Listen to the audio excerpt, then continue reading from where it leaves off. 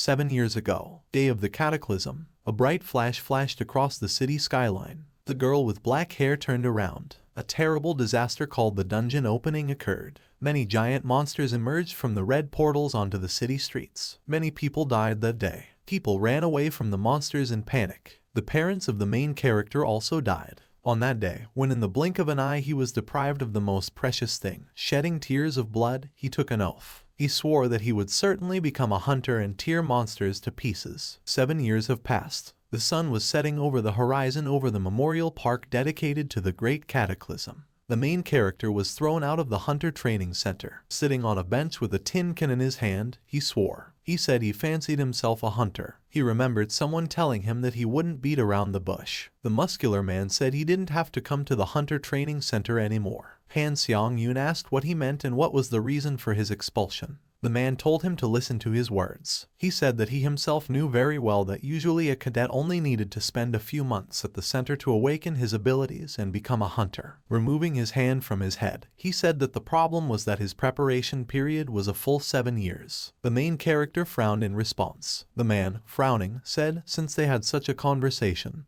he would speak frankly. He said that he is a real mediocrity. He said that if they continued to train him, the reputation of the Hunter Training Center could suffer greatly. Han Seong-yoon pursed his lips and bulged his eyes. One of the other students chuckled and said that he was amazed by his willpower when he watched him come to practice every day, and it was sad. Someone else asked what kind of pity we could be talking about, because the one who does not understand where his place is and continues to stubbornly stand his ground is the most stubborn fool. He asked if it was possible that after 7 years of hard training the stats would never improve. The main character squeezed the tin can forcefully in his hand. Biting his lip, he thought, not to mention unlocking unique characteristics and acquiring skills. How could it be possible not to raise even a single stat? He wondered how this was even possible. The woman asked her daughter if she had forgotten what she told her about how her father died. The girl, raising her fist, said that she remembered everything word for word. Putting her hand on her belt, she said that at that moment, when the monsters just attacked and their world was not ready to fight back, Dad did not run away and died, continuing to save people. The woman asked what she should do if she encountered difficulties in the future. The girl said that she should face difficulties with her head held high and never give up. These words made Han Seong-yoon's eyes widen. The woman praised the girl and hugged her. They turned around in amazement. The main character bowed before them, and the woman asked who he was. Han Seong-yoon immediately ran away. He thought that this was true because he had somehow managed to persevere during the past 7 years. He thought that that's why he couldn't leave everything like that. As he fled into the city, he thought that there was no way he could give up. It was raining heavily over the city. The main character knocked on the door. The door opened in front of him. The manager told him to leave. Han Seong-yoon asked him just one more time to help him pass the hunter exam, because he couldn't just give up. Sighing, the leader lowered his head, his face contorted with anger, and he asked why he still didn't understand what they were trying to drive into his head. The main character opened his mouth in amazement. The manager asked if he came because he felt sorry for the money invested in training. He asked if he would be happy if he gave him half back. Han Seong-yoon shouted loudly that he did not come here for money. The manager hit him in the face and his baseball cap flew off his head. The main character fell into a pile of garbage. Grinning, the leader said that he could see in his eyes that it was about money. Rainwater ran down the main character's hair, and the manager said he was trash. Han Seong-yoon was sitting in a puddle among the garbage. He wondered with a blank look if suddenly he too had unique characteristics. Lowering his head, he thought that there was not much to wish for, and if he had been given even a modicum of talent, he would not have ended up here. A drop fell into the water. The dialogue box says, "The Tower of Trials praises your unwavering will." Han Seong-yoon wondered in amazement who exactly was praising. He began to fall into a glowing puddle of water. In a panic, he asked what it was. His cries for help echoed over the residential area. Throwing open the door, the manager angrily told him to get out of here. He said that he was already tired of his tyranny. Before he could finish speaking, he discovered that he was not there. Picking up his baseball cap from the ground, he looked around in confusion. Cursing, the manager threw his cap into the trash. The main character was falling in a space full of water. Taking a deep breath into his cheeks,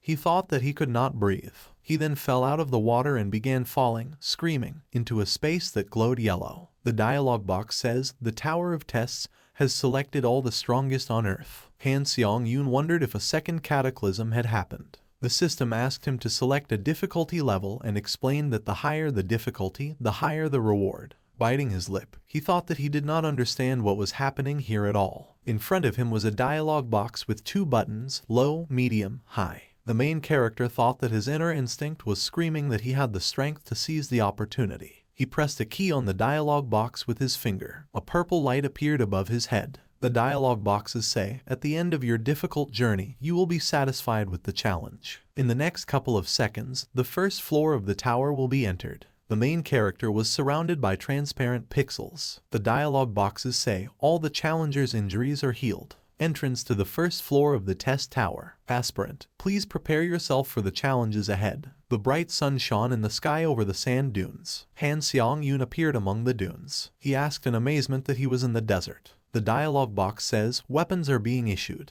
A steel sword stuck into the sand in front of the main character. The dialogue box says, "The theme of this challenge is survival. The reward for overcoming the challenge is the discovery of unique characteristics." The main character, eyes wide open, thought about the unique characteristics. Recalling his diligent training, he wondered if this meant that the unique characteristic that he had so desired to acquire for the past 7 years, working hard for it, would be given out as a reward. Smiling nervously, he thought it was a real jackpot. Walking on the sand, Han Seong-yoon said that first you need to take the sword. The sand under his feet began to move and he lost his balance. The sand rose above him, and the main character asked what was happening. The system announced the start of the training test. The main character turned around, his mouth wide open. The dialogue box says, "Challenge Tower." Selected difficulty, high. A sand golem appears. A huge sand monster towered over Seong-yoon. The main character exclaimed in shock. The system told him to survive the sand golem's attacks within the allotted time.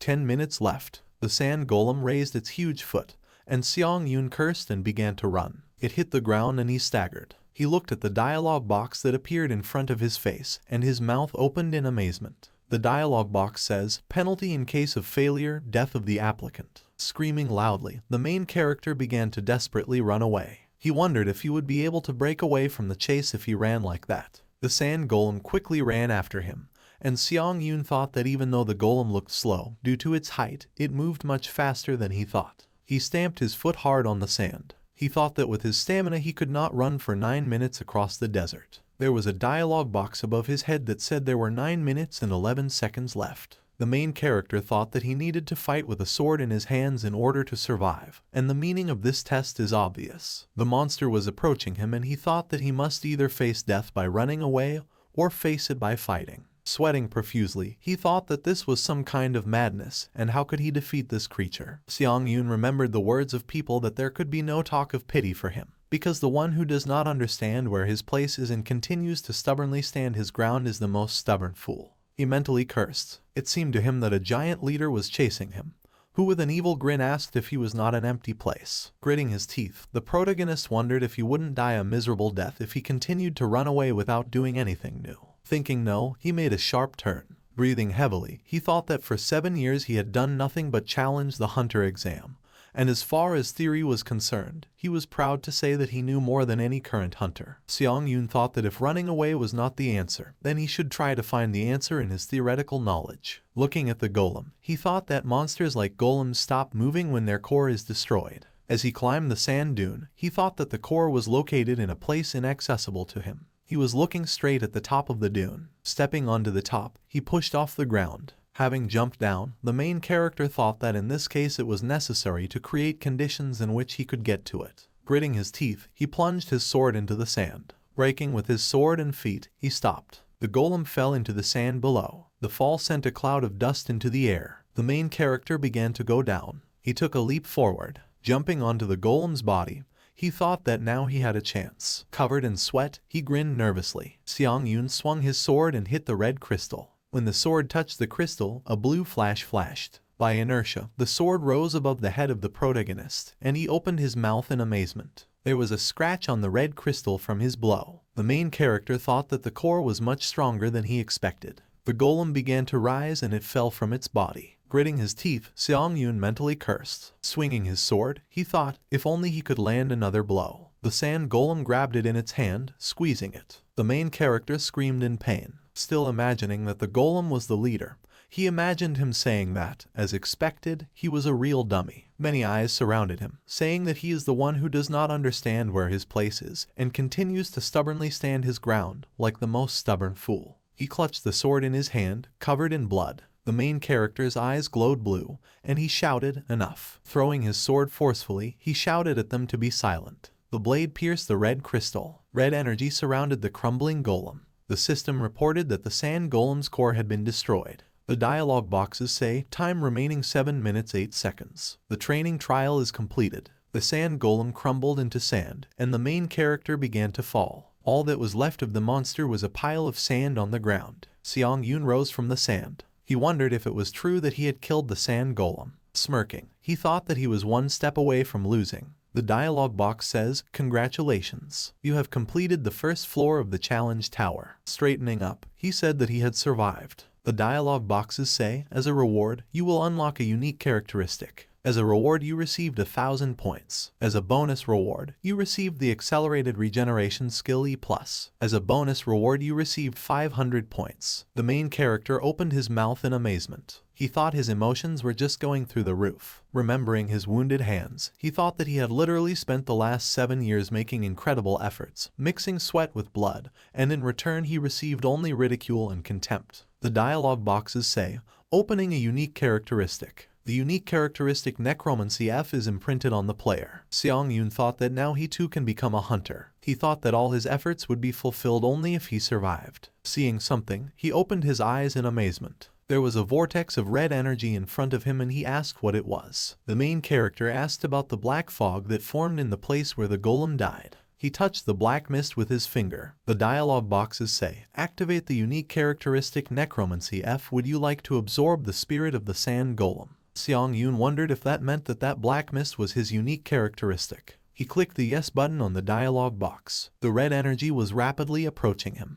The main character opened his mouth in shock. The dialogue boxes say, you have absorbed the spirit of a sand golem. Mastery increases by 7%. Black fog surrounded him. He looked at his palms in amazement. Red energy entered his chest. Soon it disappeared into his chest. The dialogue box says number of souls in possession is 1 out of 5. Seong-yoon thought he sensed the spirit of a sand golem. He wondered how storage occurs when he absorbs a ghost. Closing his eyes, he thought about how he could use it now. The dialogue boxes say, increase your stats by using the spirits you own. Strength increased by 3, endurance increased by 2. Red light enveloped the main character. He thought that he could feel his power growing. He thought his stats had really gone up. Remembering the training, Seong-yoon thought that these were the stats that had never increased during all 7 years of hard training. He thought that this meant that there was also the possibility of increasing stats. Necromancy, basic effect, you can absorb the souls of the dead and manipulate them at will. Additional effect 1, you can constantly increase your stats, and the numerical value will be directly proportional to the attribute rating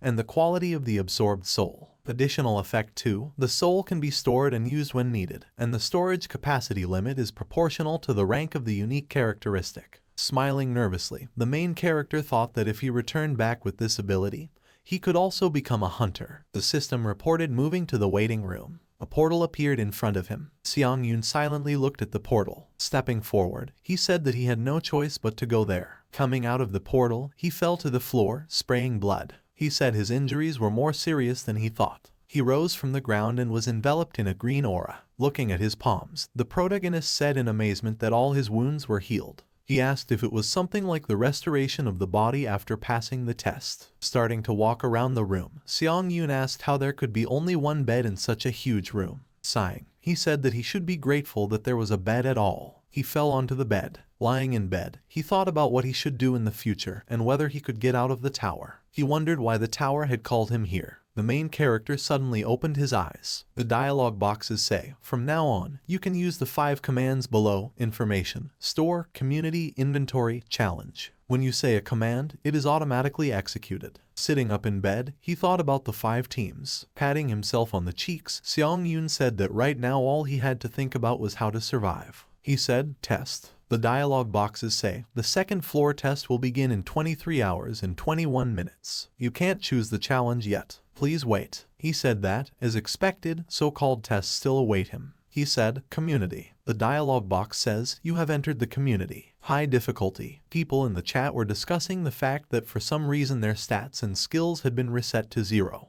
The main character thought that this was meant by community. Frowning, he thought that there was real chaos in the chats, and it seemed that not only hunters, but also ordinary people were drawn here. The system reported that an administrator has entered the chat, and correspondence is now prohibited. Seong-yoon exclaimed in amazement about the administrator. The administrator wrote that he had a message for applicants who passed the training test. The main character thought that perhaps it would also be told about how to get back, and he needed to concentrate to remember everything that would be said. The administrator wrote that he would teach them how to use the points they received for completing the training challenge. He said that points are the main currency of the tower and are mainly used in the market. He said the points can also be transferred and exchanged within the community. The administrator wrote that in the challenge tower they would not be able to get even a drop of water without points, and points could only be earned in challenges. The main character was shocked to think that points could only be earned during the test. He thought that, in a word, he must somehow adapt to life in this tower, and the words that he could not get even a drop of water without glasses meant that he had no choice but to defy and take part in the challenge to earn those points. The administrator said that this was the end of the announcements and left the chat. The ban on correspondence was lifted.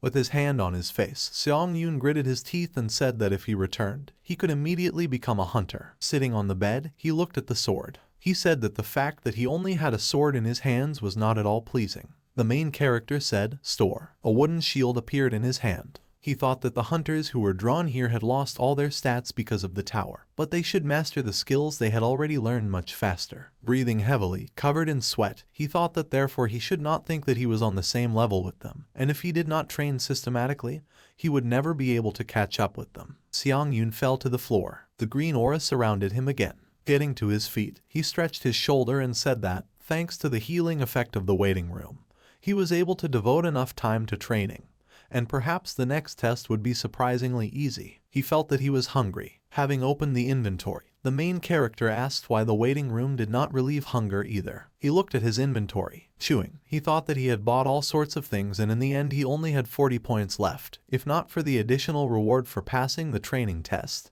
he would not have even dreamed of having a shield. The system reported that the second floor test would begin in 17 minutes and 17 seconds. He realized that so much time had already passed. Standing in an empty room, Seong-yoon thought that even in the chat window, where communication never stopped for a second, fewer and fewer messages appeared as the hour of the second test approached. He wondered if he could survive again. Frowning resolutely, he thought that he would definitely survive. The system reported that the second floor test would begin in 10 seconds. The countdown gradually reached 0. On the dialog box, "Are you ready to begin the test on the second floor?" The main character pressed the yes button. He came out of a portal in the forest. The dialog boxes say, "Entrance to the second floor of the test tower has been made. Tower of Challenges, high difficulty." The wind ruffled Seong-yoon's hair, and he asked in amazement that after the desert there was a forest. The dialogue boxes say, "The theme of this challenge is murder. Kill the orc chief within the given time." A staff-wielding orc wearing animal skins and skulls was surrounded by muscular orcs armed with axes. The main character stood on the edge of a cliff. Under the rock there was an orc settlement with wooden huts and a fence. He asked about the orc settlement. The orcs were busy with their own affairs, speaking their own language. Seong-yoon said that he must enter a place infested with orcs and kill their leader. Exclaims in their language were heard from the orcs' camp.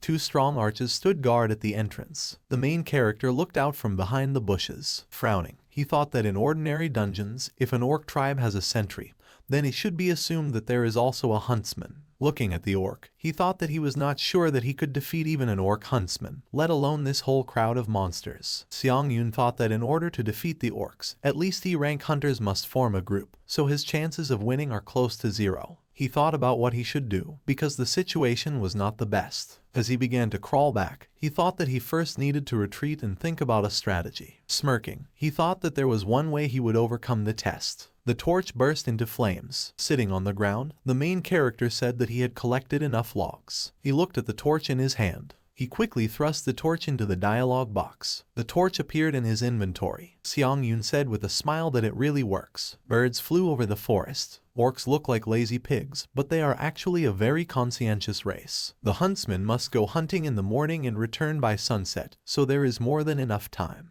The main character thought that he had only one single means that would help him break through the numerical superiority, which was the biggest obstacle to the goal of this test, and this was fire. He frowned decisively. The orc, entering the camp, said something in his own language. Seong-yoon, peeking out from behind a tree, thought that, according to the Hunters Association, the orc sentry does not stand guard all the time, but returns to the village during meals or rest breaks. Starting to run, he took out a lit torch from his inventory and threw it to the side. Then he threw another torch into the bushes. The flame of the torch spread to the bushes. Soon the orcs were running among the fires with buckets. The main character thought that when the fire completely engulfed the village, he would no longer have to worry about running into orc huntsmen returning from a hunt. The orcs were running among the trees, and he thought that before the fire consumed the settlement, he needed to catch at least 2 orc workers. The orc ran up to the shore with a bucket. He began to draw water into a bucket, and the main character appeared behind him. The orc turned around. Seong-yoon pierced his chest with his blade. The system notified that the unique characteristic Necromancy has been activated. A dialogue box asked if he wanted to absorb the orc spirit. After pressing the yes button, the main character said with a grin that this was exactly what he was waiting for. The dialogue box says, "You have absorbed the spirit of an orc." Mastery increased to 9%. Dark energy entered his chest. A huge orc with long hair appeared behind him. Turning around, Seong-yoon gritted his teeth and thought that it was a sentry. The orc made a blow, and the main character blocked it with a shield. Sweating with exertion, he activated his absorption. A blue aura enveloped him. The dialogue boxes say, "Increase your stat scores using the spirits you own." Strength increased by 4, agility increased by 2. The main character's eyes flashed blue. A huge flame rose above the trees. Red energy from the body of the orc sentry, lying on the ground with his severed head, entered the body of the main character. The dialogue boxes say, "The accelerated regeneration skill has been activated. Increase your stats using the spirits you own." Seong-yoon thought it would be risky to let his guard down. He clenched his hand into a fist, and the system notified that endurance had increased by 4, strength had increased by 2, and agility had increased by 3. He thought that the sentry had also increased his stamina, and now he did not risk dying when meeting another sentry. The main character walked among the burning trees, holding a shield and sword in his hands. The 3 orcs opened their mouths when they saw him. Frowning, Seong-yoon thought that there were 3 orc workers and 1 sentry. He thought that if he added the old leader, the total would be 5. He thought that if he carefully walked around the sentry, he could get to the leader without any problems. The leader, leaning on his staff, said something in his own language. Jumping into the attack, the main character killed 3 orcs and thought that, thanks to the absorption of the spirit of the sentry, the workers did not pose any threat to him. He noticed something among the splashes of blood. Behind the falling orc, another orc swung his club. The main character blocked his blow with a shield. A bone in his arm broke and he clenched his teeth. He thought that the sentry had moved away from the leader, and, apparently, he decided to refuse to perform the duties of a bodyguard near him. Having dodged the blow of the club, he thought that, in fact, this sentry was the last obstacle. Seong-yoon swung his sword, letting out a battle cry. He pierced the orc's body with a quick thrust of his sword. The flames swirled in the air in front of the orc leader. The main character, breathing heavily, stood on the body of a dead orc. The orc chief shot fiery magic. Seong-yoon opened his mouth and eyes wide. Gritting his teeth, he shielded himself from the strong flow of fire with a shield. The old orc chief smiled evilly. The flames dissipated, and in a cloud of dust the main character stood on his feet. The orc chief exclaimed in shock. The dialogue boxes say, "You have received the achievement He Who Withstood the Fire. Created the skill Burn Resistance."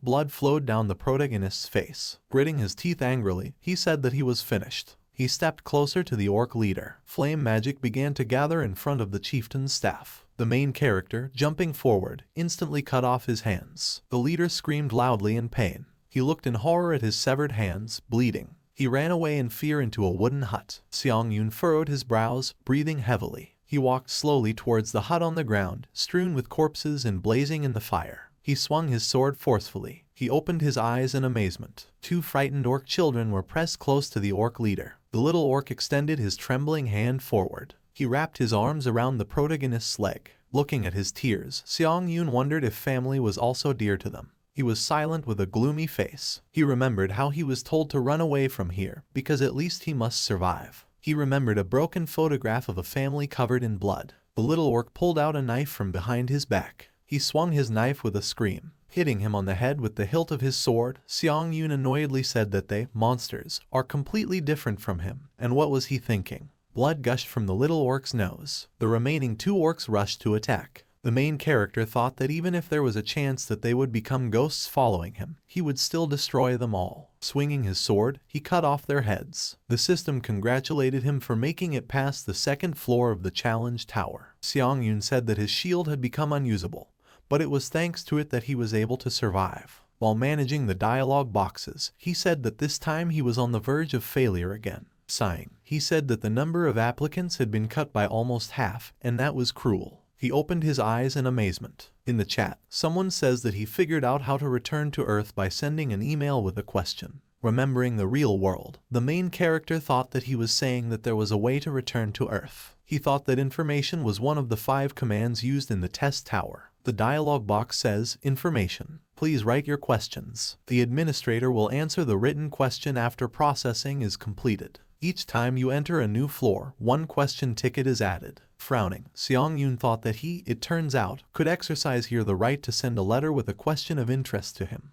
The chat naturally created an atmosphere for the exchange of information obtained while sending questions to the administrator. The main character put together the key points minus some minor details. After crossing the 5th floor, temporary return stones will be available for sale, with the help of which you can return to Earth for several days. From the 8th floor, as was said, a large-scale expansion of the system will be carried out, and items that will allow a final return to Earth will appear on sale. Seong-yoon thought that if he returned to Earth with only the skills he had now, he could become a rank hunter by improving his stats. On the dialogue box there was a description of Necromancy, the mastery of which had reached 65%. Clutching his head, he said that on Earth such abilities would be called a jackpot. Lowering his head, the main character said that he only barely made it through the 2nd floor, and he was still very far from the 8th. He said that, in any case, you need to think positively, and the characteristics that he always had at 0 were now close to the average 20 points. His status window says Strength 18, Stamina 15, Agility 19, Mana 7, Unique Attribute, Necromancy, Skills, Accelerated Regeneration E+, Burn Resistance F, Pain Tolerance D. Seong-yoon threw his torn sweater on the floor. Dark energy surrounded him, and he thought that he needed to absorb the 5 spirits that he had acquired by risking his life. The characteristics in his status window changed: Strength 27, Endurance 25, Agility 33, Mana 13. The main character opened his eyes wide. Jumping forward, he thought that the power was overwhelming him. Jumping onto the ceiling, he thought that he was beyond human capabilities, which he had previously only read about in a book. Jumping from the ceiling, he began to quickly run across the floor. Unable to stop, he screamed in confusion. A cloud of dust rose under the floor. Leaving a mark in the wall, Seong-yoon fell to the floor. Wiping blood from his nose, he said that due to rapid growth, the body was not yet accustomed to the new sensations. He opened a store. The dialogue boxes say, "Acquired Dead Giant's Shield. 21 points will be deducted." Dead Giant's Shield, D. A shield created by a dark sorcerer from a dead giant tree. The buff effect is triggered when HP decreases. Opening his inventory, the main character said that now is the perfect time to use the rewards from previous challenges. Dark Iron Sword, E+, Reaction Speed plus 5%, Attack Speed plus 10%. A sword made of black iron, imbued with dark magic. Assassin's Cloak, Desensitivity minus 10%. When agility is below 50, the corresponding ability is increased by 5. The effect of magical use increases movement speed by 15% for 1 minute. Cooldown, 24 hours. The main character equipped the newly acquired items. Exhaling, he thought he could get used to this equipment before the next test. He quickly ran forward. He swung his sword. Seong-yoon, frowning with determination, thought that he would become so strong that no one would be able to catch up with him. Water dripped from the stone stalactites. The main character came out of the portal. The dialogue boxes say, "Entered the 3rd floor of the test tower, high difficulty." The theme of this test is duel. Seong-yoon opened his mouth. Raising his head up, he asked what this cave was. The system reported that the Dark Guard would appear in 10 seconds. The main character tensed. While the system was counting down, he got into a fighting stance and thought that, like the sand golem, it could appear from anywhere, so he needed to be on guard. The system announced the appearance of a Dark Guard. Behind the main character, a dark silhouette appeared from his shadow. Seong-yoon's eyes widened. The Dark Guard struck him, shedding blood. His red eyes flashed and he grinned with huge teeth. The main character turned around and clenched his teeth. The dialogue box says, "Defeat the Dark Guard, your doppelganger." Turning around, he kicked hard. Seong-yoon and his shadow stood opposite each other. The Dark Guard stuck out his sharp tongue. The main character was sweating nervously. The system reported the activation of the accelerated regeneration skill. He thought that if he had not reacted in time,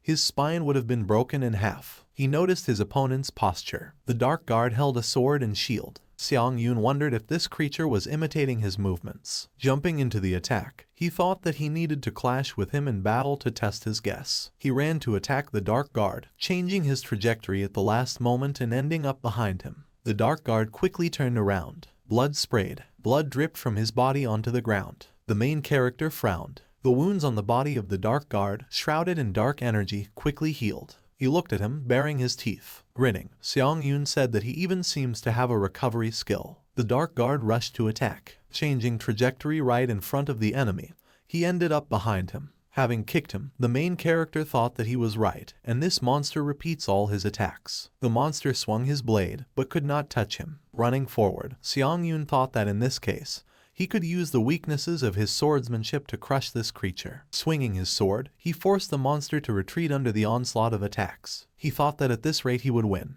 The tip of a blade appeared in front of his face. They exchanged sword blows and jumped away from each other. Blood flowed from the cut on the main character's neck, and he thought that it was now. The Dark Guard swung his sword. He began to launch quick attacks, which the main character blocked. Gritting his teeth, Xiang Yun thought that it was not his imagination that this creature had managed to become so strong in such a short period of time. The Dark Guard jumped to attack. He looked at his opponent in amazement. The main character was enveloped in a blue aura. The dialogue box says, Assassin's Cloak exclusive effect activates. Movement speed plus 15%. Frowning, he thought that if the fight dragged on, he would be in danger, and he needed to deal with it within 1 minute. The system reported that there was 1 minute left. The Dark Guard breathed through huge teeth, growling. The main character ran to attack. The Dark Guard stood motionless in place. As soon as Xiang Yun approached, the monster struck with his sword. Dodging, the main character swung his blade. The tip of the sword was approaching the throat of the Dark Guard,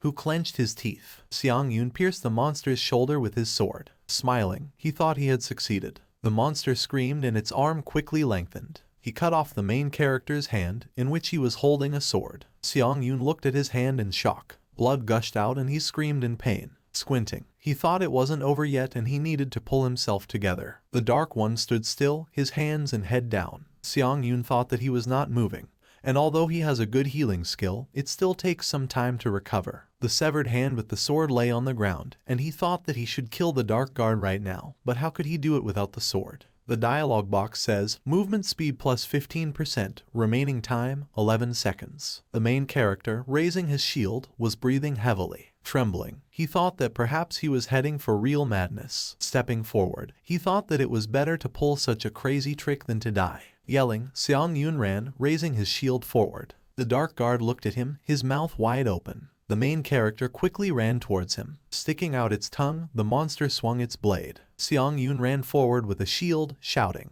He hit the Dark Guard with his shield. Hitting the walls, the monster was pushed aside and ended up falling to the ground. Black particles floated in the air. The Dark Guard, trembling and shaking, stood in an unnatural position. With eyes glowing red, he looked at the main character. Xiang Yun, standing over him, raised the shield above his head. Gritting his teeth, he mentally told him to die. He hit the monster's head with the edge of his shield. The severed half of the head flew into the air, spraying blood. The system congratulated the main character for completing the 3rd floor of the challenge tower. The dialogue boxes say, the 4th floor waiting room has been entered. You are healed of all debuffs and injuries. Shrouded in a green aura, Xiang Yun looked at his palm. Touching the wall with his hand, he calmly looked up. He punched sharply. There was a huge dent in the wall in front of him. Smiling, he said, perfect healing. The dialogue box says, number of souls in possession, 1 out of 5. The main character thought about the spirit of the double, which he got in the cave after passing the 3rd floor test. He realized in amazement that the consistency of the spirit was so dense that it could not be compared with the monsters he had absorbed earlier. The dialogue boxes say, mastery of the unique characteristic Necromancy has reached 100%.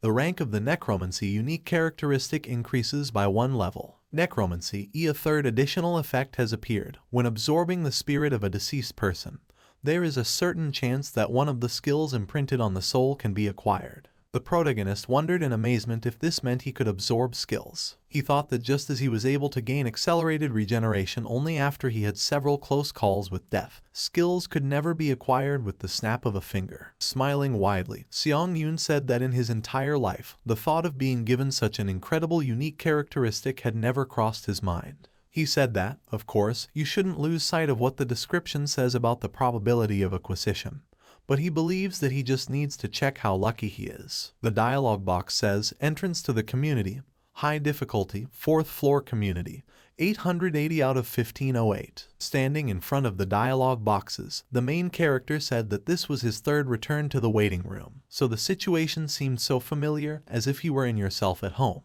He looked at the dialog boxes in amazement. He thought there was information here about the next test. People in the chat discussed that the test of the 4th floor would not be individual, but combined. Seong-yoon wondered if there would be a joint challenge and a team of players would be formed. The guy in the chat said that maybe he was exaggerating a little, but they sent him a reply saying that the theme of the next challenge would be competition. He asked, since they were talking about competition between hunters, if that would mean killing each other. The main character looked at the screen in shock. He wondered if this meant that in the next test there was a possibility that he would have to kill a person. The dialog boxes say, selection of applicants has been completed. The 4th floor test begins, time remaining, 24 hours. The condition for successfully completing the joint test is to defeat the Goblin King within the allotted time. The condition for failure to pass the test is the destruction of all applicants selected for the team, or the allotted time has expired. The penalty in case of failure is death. The main character appeared in the testing area. Several people appeared around him.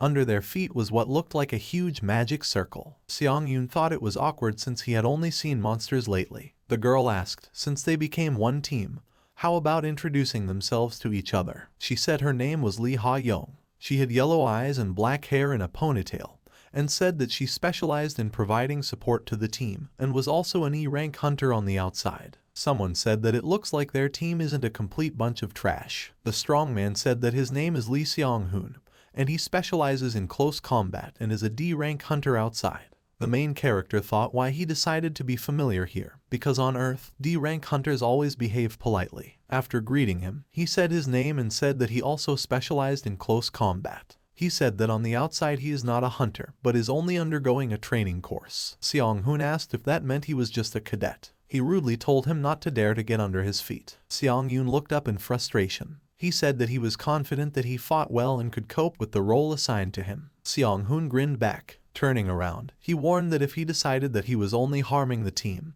he would kill him outright. The main character thought that he had long been accustomed to such views, and for a moment he forgot about that nightmare. Seong-hoon told him to just stay back and take care of the small mobs. Seong-yoon thought that not only does he annoy him, but he can also confidently say that his abilities are quite enough to more than return the words he said to him. They stood in front of a stone fortress, and he thought that in the Tower of Trials it was all about skill. The dialogue boxes say, the theme of this challenge is a 3v3 competition. Cooperate with your team members and complete the challenge before the other team. The main gates of the citadel open. 3 goblins jumped to attack. They simultaneously attacked Seong-hoon. He asked how the goblins could move in such a battle formation. He asked the main character what he was doing and if he was going to fight. Seong-yoon furrowed his eyebrows in irritation. Standing next to the dead goblin, he said that he didn't even look in his direction. Ha-young said that the spell will be completed any minute, and they need to hold on a little longer. Seong-hoon told her to stop talking and give him some kind of buff as soon as possible. Ha-young replied that she had already used all her support spells. The main character, turning to her, said that it seemed like he needed help and would leave her for a while. Ha-young asked him to wait. Seong-yoon jumped forward with lightning speed. Ha-young asked if he leaves like this,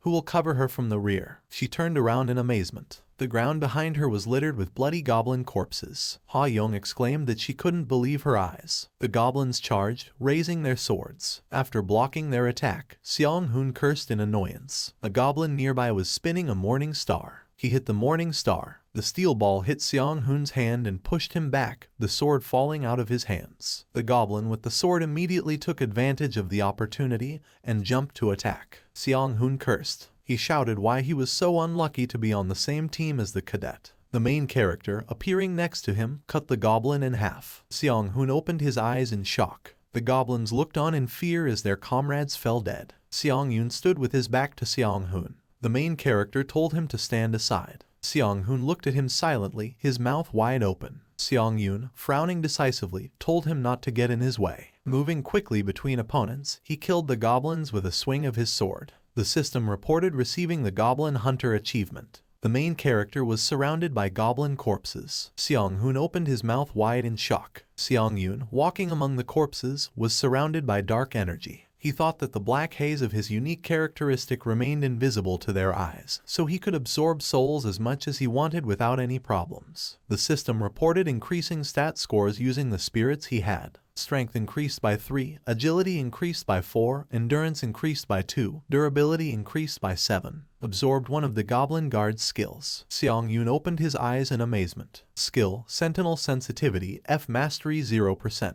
Effect, the overall field of view expands, making it easier to spot approaching subjects. The main character's eyes began to glow blue. He looked around. He thought, this is what it's like to see the world from a wider angle. Grinning, he thought it was another jackpot. The main character, Seong-hoon and Ha-young stood opposite each other. Seong-hoon, laughing nervously, told the main character that it seemed like his family's luck was on him, because he was opposed only by weak goblins. But anyway, he did a good job. Seong-yoon and Ha-young looked at him silently. The main character, putting on the hood, said that from now on he would lead the operation, moving in the vanguard. He said he thinks this formation will benefit the team the most. Frowning, he asked Seong-hoon if he had any objections. Seong-hoon frowned in response. Looking away, he agreed and asked if he had any other instructions. The main character said that he just has to protect Ha-young. Nothing else is required of him. He told Ha-young that she would need to provide support and navigation. In short, do the same thing she did before. Ha-young agreed with a smile and suggested that they work productively in the remaining time. Surrounded by green magic, she said she was resuming her search for the target. A crowd of goblins ran to attack. The dialogue boxes say, all goblin souls are consumed. Mastery is 11%. Gritting his teeth, the main character swung his sword. The goblin heads were cut off one by one. Remaining time, 14 hours 37 minutes. There was a shabby mill nearby. Ha-young said that although the goblins attacked at different intervals, things were too quiet now. Seong-yoon noticed something. He ran forward sharply. Ha-young ran after him and asked what happened. He opened his mouth in amazement. In front of them was a fountain surrounded by goblin corpses. The protagonist said that it looked like the other applicants were already here. Seong-hoon asked in amazement if they had rocket turbines instead of legs. After touching the goblin's blood, Seong-yoon thought that it was still warm and if they hurried, they would be able to catch up with the competition. He thought that if the other team won, those who failed the test would face death. He imagined the three of them falling off the chessboard into an endless abyss. Raising his head, he said that they had better hurry. Goblins with swords ran to attack. Someone hit the steel shield with a sword. A guy in armor stood in front of the goblins. Someone stepped on the goblin's shoulder. On the goblin's shoulders sat a guy with 2 daggers. He said dissatisfiedly that he was already sick of hunting goblins. He asked if this was really the last fight before going to the boss. The goblins around immediately rushed to attack. The guy jumped up, and the goblins accidentally cut off the head of the goblin he was sitting on. He grinned evilly and called them stupid. After some time, he stood surrounded by the bloody corpses of goblins. The guy told Li Xian that he did a great job. The guy with the staff said he was amazing. Xian said displeasedly that he had to do everything alone. He asked Li Jaihu if he liked getting all the cream. Jaihu smiled awkwardly and told him not to talk like that. Xian told him to forget about it and open the boss's room. The huge door had a pattern that looked like a large purple eye. Xian suggested finishing everything and getting some rest. Jaihu obeyed and said that he would open the door immediately. With a dissatisfied face, he quietly said that he was treating him as if he were some kind of dog. The dialogue boxes say, condition met. All members of the challenger team entered the Goblin King's Spire. The boss battle will not begin until only one of the 2 teams remains. A red barrier appeared in front of Jaihu. The dialogue box says, at the moment it will be impossible to get out of the current location. Xian and the guy with the staff looked in amazement at the red barrier appearing. They were surrounded by a huge cubic red barrier. Frowning, Xian asked what it was. The guy with the staff shouted at him to look to the side. Seong-yoon, Ha-young and Seong-hoon were approaching them. Their faces were calm. Xian grinned and said that he wanted to finish everything quickly. The main character said that he will fight alone. He asked Ha-young to provide him with a buff that increases agility, and she can provide all the other buffs to Seong-hoon. Ha-young said that she had the opportunity to see with her own eyes how strong he is. She said that perhaps people would be scarier than all these monsters combined. The protagonist said that he heard her, and if he judged that he was in danger, he would immediately sound the signal. He said he would count on her support until then. Energy enveloped her staff, and Ha Yong obeyed. The dialogue boxes say, agility increased by 2. The effect of the increased agility lasts 10 minutes. Yellow energy surrounded the main character. He thought that he was convinced that he had already surpassed the skill level of the average hunter. In addition to that, he had just killed more than 30 goblins. Xian said he's coming. He told everyone to prepare for battle. Rushing into battle, Xiang Yun thought that his current self was strong enough to handle this challenge. He was rapidly approaching the enemy, raising a cloud of dust in his wake. A drop of sweat ran down Xian's face. He told Jaihu to use his shield at full power. Jaihu obeyed and stood in front. Frowning, he shouted, "Activation of protection." A yellow pyramid-shaped magical barrier surrounded them. The main character jumped, swinging his sword. He struck the barrier with his sword, scattering yellow sparks. The barrier shattered into fragments. Jaihu was thrown aside. Xiang Yun, frowning, ran inside the broken barrier. Moving quickly between opponents, he struck them with his blade. Xiang Hun and Ha Yong opened their mouths in shock. The main character turned around. Xian clenched his teeth. They exchanged blows, and Xian retreated back under the pressure of his attacks. Crossing his blades, Xiang Yun thought it was strange. He thought that his skills were clearly inferior to him, but, strangely enough, he easily repelled all of his attacks. Frowning, he thought that in this case he should act more decisively. He instantly moved behind his opponent. Swinging his sword, he thought that now he was definitely finished. Repelling his attack, Xian did a somersault in the air. Xiang Yun opened his eyes in amazement. Xian clenched his teeth. Paying attention to his eyes, the main character thought that he was able to see the trace of the blade aimed at him. Xian landed on his feet. The main character threw a shield at him. Xian exclaimed that his field of vision was blocked. Xiang Yun, blue eyes sparkling, jumped into the attack. He plunged the blade into his chest under the shield. Blood gushed from Xian's mouth and he exclaimed that he was unlucky. The dialogue boxes say, "Congratulations. You have completed a special task. Bonuses will be added to the reward for completing the 4th floor." The main character stood next to a bloody corpse. His hand shook and the others looked at him in amazement. Ha Yong thought he was shaking. She asked if he was okay. Xiang Yun said with a blank look that he was fine. Ha Yong thought that he seemed to be in shock over the murder he had just committed, while she thought that he was a strong and cold-blooded person. The main character asked if it would be okay for them to go and fight the boss now. Xiang Hun said that he was ready to enter that room immediately. Ha Yong said she was in favor too. Blood gushed from the big goblin's mouth. Xiang Yun, standing on his back, took out the bloody sword from his body. The dialogue box says, "The target of the challenge, the Goblin King, has been destroyed." The Goblin King fell face first onto the floor and the protagonist landed nearby. Xiang Hun thought in amazement that he was definitely a monster. The dialogue boxes say, "Congratulations, you have completed the 4th floor of the challenge tower. As a reward for a breakthrough,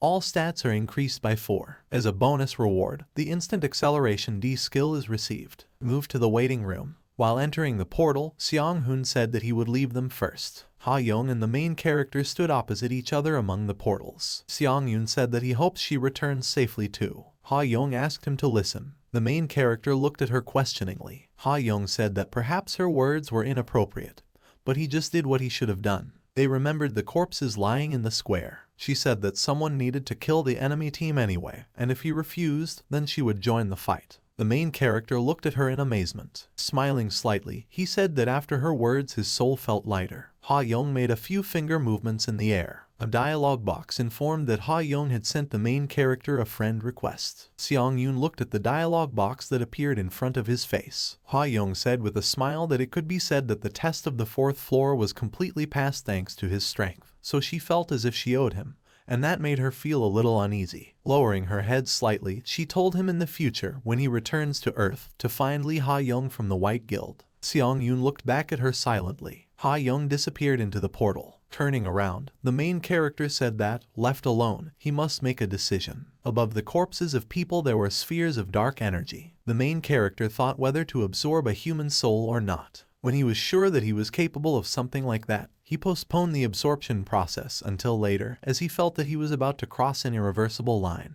Raising his palm, he thought that he had now made up his mind. Dark energy rose above the corpses. Xiang Yun, gathering dark energy in his palm, thought that although he has no intention of killing people, in a situation where there is no choice, He is willing to commit murder. In addition to his very first desire to become a hunter, new ambitions had already begun to sprout in his soul. The Tower of Challenges gave him a chance, and he will take full advantage of it. He thought that he wanted to continue to climb to the top of the challenge tower. The main character came out of the portal. The system notified the entrance to the waiting room on the 5th floor. The dialog boxes say, "System expansion begins." A system has been created for ranking applicants and summing up test results. Seong-yoon looked at the dialog box. A dialog box asked him to enter a nickname. Seong-yoon rubbed his chin thoughtfully. Clicking on the dialog box, he said that such a nickname would be quite suitable. The system notified that his nickname had been changed from Han Seong-yoon to Hunter. There were 6 names on the screen. Leafing through the list, the main character said that everything was clear here. He asked if maybe he, too,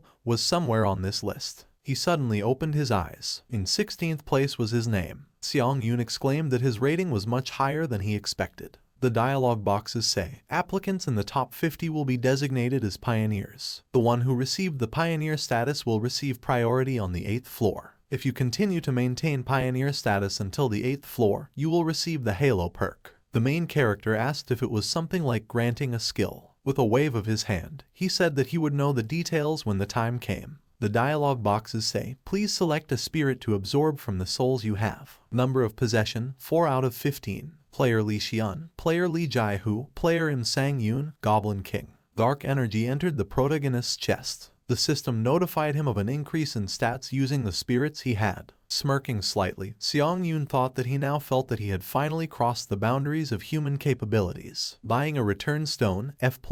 You can leave the challenge tower for 3 days and return to your original location. Holding the stone in his hand, the protagonist said that he should see if he could move with his equipment. The dialog box says, absorbing the homecoming stone, destination Earth. Smiling, Seong-yoon thought that he was returning to Earth. The dialog box says that Seong-yoon has confirmed his intention to return. He began to fall into a crater in the dark space. The dialog box says, the absorption process begins. Final destination Earth. Falling into the funnel, the main character lost his form and screamed. The dialog boxes say, Seong-yoon has returned safely to his original place of residence. After 3 days, you will be transported back to the challenge tower. The wind blew the curtains in the room. The main character was lying in bed. He opened his eyes and looked at the ceiling. He sat up in bed. There were several notes on the wall next to the computer. On a piece of paper were written 7 rules that must be followed in the dungeon. The main character thought that he had really returned. Falling onto the pillow, he asked if maybe he should get a good night's sleep first. He thought that, compared to the bed in the waiting room, his sleeping place was a real bed of heaven. When he smelled it, he wrinkled his face. Getting out of bed, Seong-yoon said that the stench was unbearable,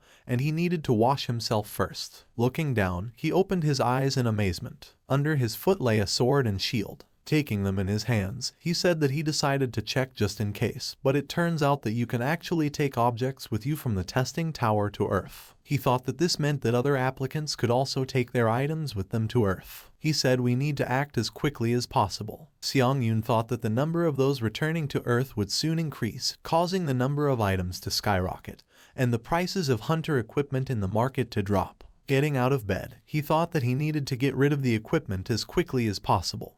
And the problem was that only those with hunter qualifications could sell items at the market. Looking at the notes on the wall, he thought that he had originally only planned to apply for the hunter exam and take it during his next return. He picked up the phone. Looking at the phone screen, the main character said that it turns out he has much more to do than he thought. 2 guys fought hand to hand. The leader oversaw the training. His phone rang and he turned around. He picked up the phone and said that Hwang Manhwa, the training center instructor, was listening. The main character, saying his name, asked if he remembered it. Manhwa rolled his eyes and said that he remembered him. He asked why not apply for a refund online. Seong-yoon said that they may not refund the tuition fees he paid. Standing in front of the mirror, Manhwa asked if he was serious and if he would regret his decision later. The main character said that he would not regret it. He said that in return he had one single request of him. Sighing, Manhwa said that if he was going to ask again to be allowed to resume training at their center, he would be refused. Seong-yoon asked him to help him pass the hunter exam. Opening his eyes, Manhwa furrowed his brows. He asked if he had already forgotten how his midterm assessment went, since he was given an F rank by a stretch. The main character said that he knows about it. Manhwa said, if the exam is taken by a person without unique skill characteristics. Seong-yoon asked if that meant he couldn't help him even though he was refusing a refund. Manhwa said that he can easily change his mind, because money is never superfluous. The main character smiled. He offered to make a deal, and all he had to do was arrange for him to test to become a hunter today. Dirty clothes were in the basket. Seong-yoon came out of the shower,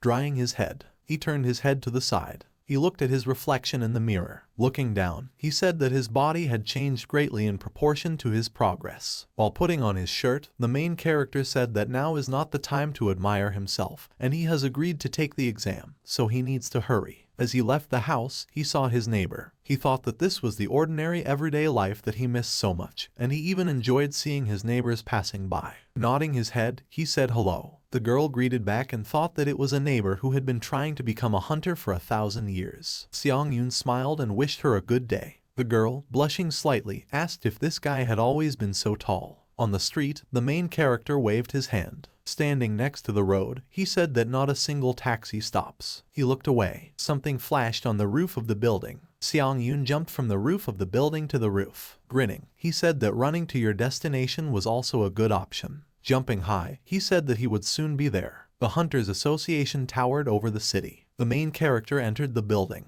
Manhwa stood opposite him, wearing a coat. Smiling, Seong-yoon said that they had not seen each other for a long time. Manhwa chuckled and said that he couldn't say that much time had passed since their last meeting. The main character said that in the last few days he had to go through so much that it felt like 100 years had passed. Manhwa asked in amazement that he had been through a lot. Seong-yoon said that the days were not easy. A man in a business suit said hello and said he was Kim In-hoo, the examiner who would be grading their test. He said that he may already know that at Manhwa's instructor's request, he will not have to take the theory test and interview. He asked if he had any further questions about the exam. The main character said that he is well aware of how the exam is going.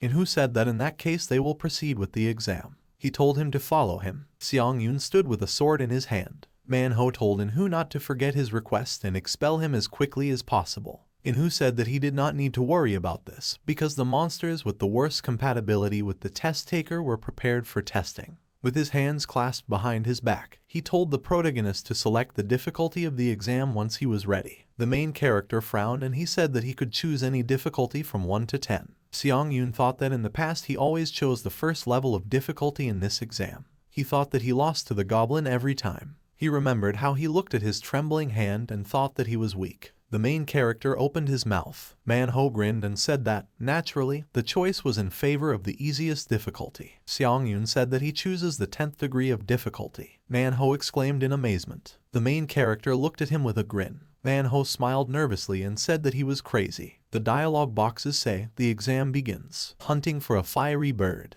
A large fire bird appeared from the blue magic circle. A red aura enveloped the main character, and the system reported that movement was slowed down by 25% due to the predator's roar skill. His sword was covered in cracks. Manhwa thought with an evil grin that this piece of trash would never pass the exam as he adjusted his weapon a little. He mentally told him, a fool who does not know his place, to drink water from the puddle. The fiery hovered in the air above the main character. It rushed to the attack. The main character's eyes sparkled with blue light. On a piece of paper it was written, the last wave of those who passed the hunter qualification exam. The final list was Manhwa. Among other people, he joyfully raised his hands in the air. Having finally become a hunter, it seemed to him that he was the best. However, gradually the gap with his peers began to widen, and he eventually gave up trying to fill the gap. The world of hunters is based on innate talent, and Manhwa accepted this fact and stopped trying to change anything. He thought that people are forced to give up when they feel a wall in front of them that they cannot overcome. Raising his head, he thought that everyone did this, not just him. Looking at the main character standing in front of the firebird, he thought that it was time for him, Seong-yoon, to give up too. The bird broke the sword in his hands. The main character looked at the broken blade. Jumping back, he thought that even if it was a low-level weapon, there was no way it could crack so easily. Frowning, he looked to the side. Manhwa watched with a grin, leaning his hands on the railing. Smiling widely and narrowing his eyes, He mentally asked what he was going to do with the broken sword now. The fiery bird rose higher, enveloped in flames. It shot out a fireball with a menacing roar. Squinting his eyes, Seong-yoon thought that he was actually glad that things had turned out this way, and this was the perfect situation to test the skills he had managed to acquire on the 4th floor of the test tower. He activated instant acceleration and was enveloped in a blue aura. Pushing off from the ground, he jumped up. Landing on the ceiling, he left a dent in it. Smiling widely, the main character thought that this was much better than increasing movement speed when using the assassin's cloak buff. Flames gathered in front of the firebird's beak. Pushing off from the ceiling, the main character shot himself at the monster. He plunged his sword into the eye of the firebird. Blood gushed from the bird's eye and it screamed loudly. Upon landing, Seong-yoon said, as expected, the sword is too short. He picked up a stone tile from the floor. Swinging strongly, he threw it at the monster. The stone slab smashed the monster's head in half. Having flown through, it broke the railing and crashed into the wall, flying between In-hoo and Man-ho. Man-ho cursed and asked in fear what he was doing. The bird fell to the floor, spraying blood, and a voice congratulated him on completing the exam. The main character, laughing, asked if they were okay, because he did not expect the tile to reach them. Man-ho didn't answer and he smirked. A girl with black hair, giving the main character a badge, congratulated him on successfully passing the exam. Seong-yoon thanked her, and the girl said that since he was registered with the Hunters Association, he could now officially engage in hunting activities. The main character asked if she meant entering the dungeon and selling items. The girl said that everything was correct. Man-ho slammed his hand on the table. He asked In-hoo to explain to him how this could even happen. He said that he would fail within 10 seconds, but in the end he passed the test in that time. Pulling back his tie, In-hoo said that he really knows how to joke. He said that he did his best, and based on the stated data, Cadet Seong-yoon would never have been able to pass this test. Man-ho asked if he couldn't have at least been given a lower rank. In-hoo asked where even lower because he killed a monster in 10 seconds, which is aimed at cadets who received a D rank at the intermediate certification, and if he assigned him a D rank, he could appeal. Upon entering the room, the main character said that he had received a hunter's license. In-hoo congratulated him. Seong-yoon stepped forward. Standing over Man-ho, he said with a smirk that he didn't look very good. He asked if something had happened to him. Man-ho grinned and congratulated him, calling him a cadet, then corrected himself and called him Hunter Seong-yoon. The main character said that, if his memory serves him correctly, before he retired, he reached the rank of C. Man-ho. After a moment of silence, asked what exactly he wanted to say. Looking away, Seong-yoon said that he accidentally remembered him saying that he thought he was trash. He said that the thought suddenly crept into his head that perhaps he really was that same trash. Man-ho looked at him with contempt. Jumping up from his seat, he asked if he had completely lost his fear. His fist was approaching the protagonist, and he thought that, contrary to his expectations, he easily fell for his provocation. Dodging, he swung his fist. Seong-yoon punched Man-ho in the stomach. He said he was now acting in self-defense. Slapping him in the face, he said with a smile that this was his response to his aggressive actions. While falling, Man-ho wondered where C rank got such strength. The main character and In-hoo stood opposite each other on the street. Seong-yoon asked if he was offering him a job as a direct employee of the Hunters Association. In-hoo said yes. He said that his salary will be 1 billion won. If he wants more, they can discuss this matter. He said that if he accepted his offer, he would only benefit. Looking at a piece of paper, the main character said that 1 billion is a good start. In-hoo said with a smile that he simply saw his potential. Seong-yoon said that it seems that the difficulty level of the exam was adjusted arbitrarily. In-hoo's eyes widened. Turning around, the main character said that he would not make a big deal out of this, but it was not in his rules to make a deal with someone in whom he did not have the slightest bit of trust. He threw his business card on the ground. 2 days later, the newscaster said that there are rumors that recently there has been a mysterious phenomenon among hunters called the Tower of Trials. Closing the laptop, the main character said that everyone had finally learned about the test tower. Looking at the phone screen, he said that he got rid of the equipment at a very good price, and these 3 days were spent very productively. He said it looked like his time on Earth was coming to an end.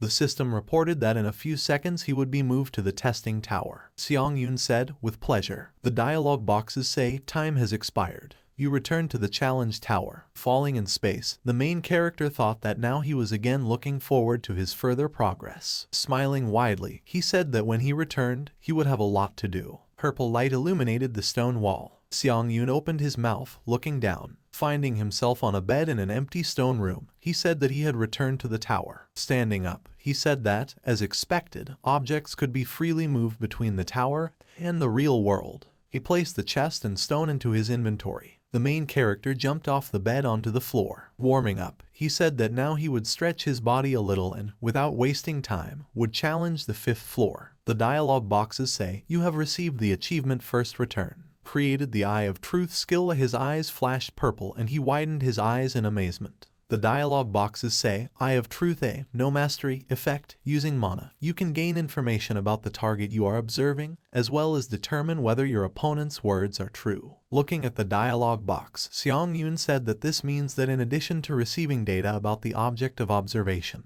he is also able to distinguish between what is false and what is true. He smiled and said it was a jackpot and he was very lucky. The dialogue boxes say, Thunder Sword C purchased, 55 points will be deducted. Acquired Hunter Scout Shield D+, 38 points will be deducted. Swinging his sword, the main character said that although he gave a lot of points for the sword, he really liked its options. Sword effect, 10% chance to apply lightning when hitting an enemy. Seong-yoon said that it would definitely be useful with such options. Standing in front of the dialogue box, he said, Test. The system asked if he was ready to begin the test on the 5th floor. Jumping into the portal, he said that after so much time he would begin the test. The dialogue boxes say, entered the 5th floor of the test tower, high difficulty. The subject of the test is hunting. The remaining time is 24 hours. The condition for successfully completing the boss is to defeat the werewolf boss in the Wolf Gorge. The condition for failure to pass the test is the death of the applicant or the expiration of the allotted time. Reward for successful breakthrough.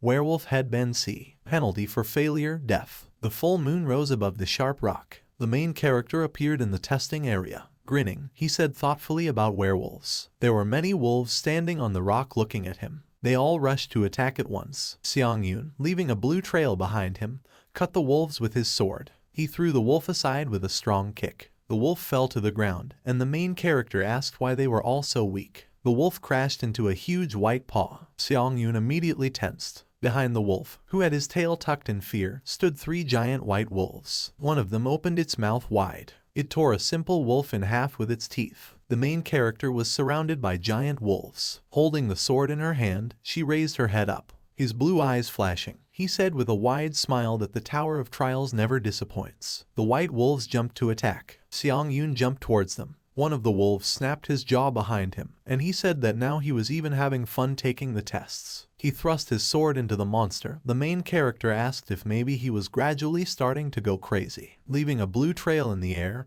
he cut down the white wolves. The dialogue boxes say, Hunter Dagger E skill mastery has reached 100%. The Hunter Dagger skill has been increased to rank E+. Accelerated regeneration skill increased to rank D. Seong-yoon landed on the ground. Looking up, he thought that the Hunter Dagger skill he obtained on the 3rd floor had also almost reached its growth limit, and he needed to gain a new fencing skill. 2 wolves jumped at him from behind. Turning around, the main character told them to attack without stopping. A dark fog rose into the air above the corpses. Raising his palm, Seong-yoon thought that he had already hunted 3 times, and it turns out that the sword lightning effect appears even less often than he thought. Many windows appeared, signaling the absorption of the spirit of the mad wolf. Skill increased by 16%. Looking at the dialogue box, the main character said that the skill of the unique characteristic was also growing steadily, and if he gave 100%, he would be able to achieve an increase in the rank of his unique characteristic. Walking forward, he said that he had almost reached the middle of the Wolf Gorge. Suddenly he opened his eyes wide. There were many corpses of wolves around him, and he asked what they were, and whether there had been a conflict in the pack. Looking at one of the corpses, Seong-yoon thought that, judging by the clear cut, the blow was struck by a sword. Looking at the scratched stones, he thought that the footprints left nearby only confirmed his assumption. He activated the Eye of Truth. The scratch in the stone glowed purple. The dialogue box says, or a trace, a trace left after a rather skillful or a carefully split a wall. The main character wondered if this was also one of the skills. He thought that there were too many nuances that could not fit into his head, and he felt uneasy. There was a loud sound. Frowning, Seong-yoon said that it was somewhere nearby. He quickly ran forward. Noticing something, he opened his mouth slightly. Looking at the cave ahead, the main character said that the roar was coming from there.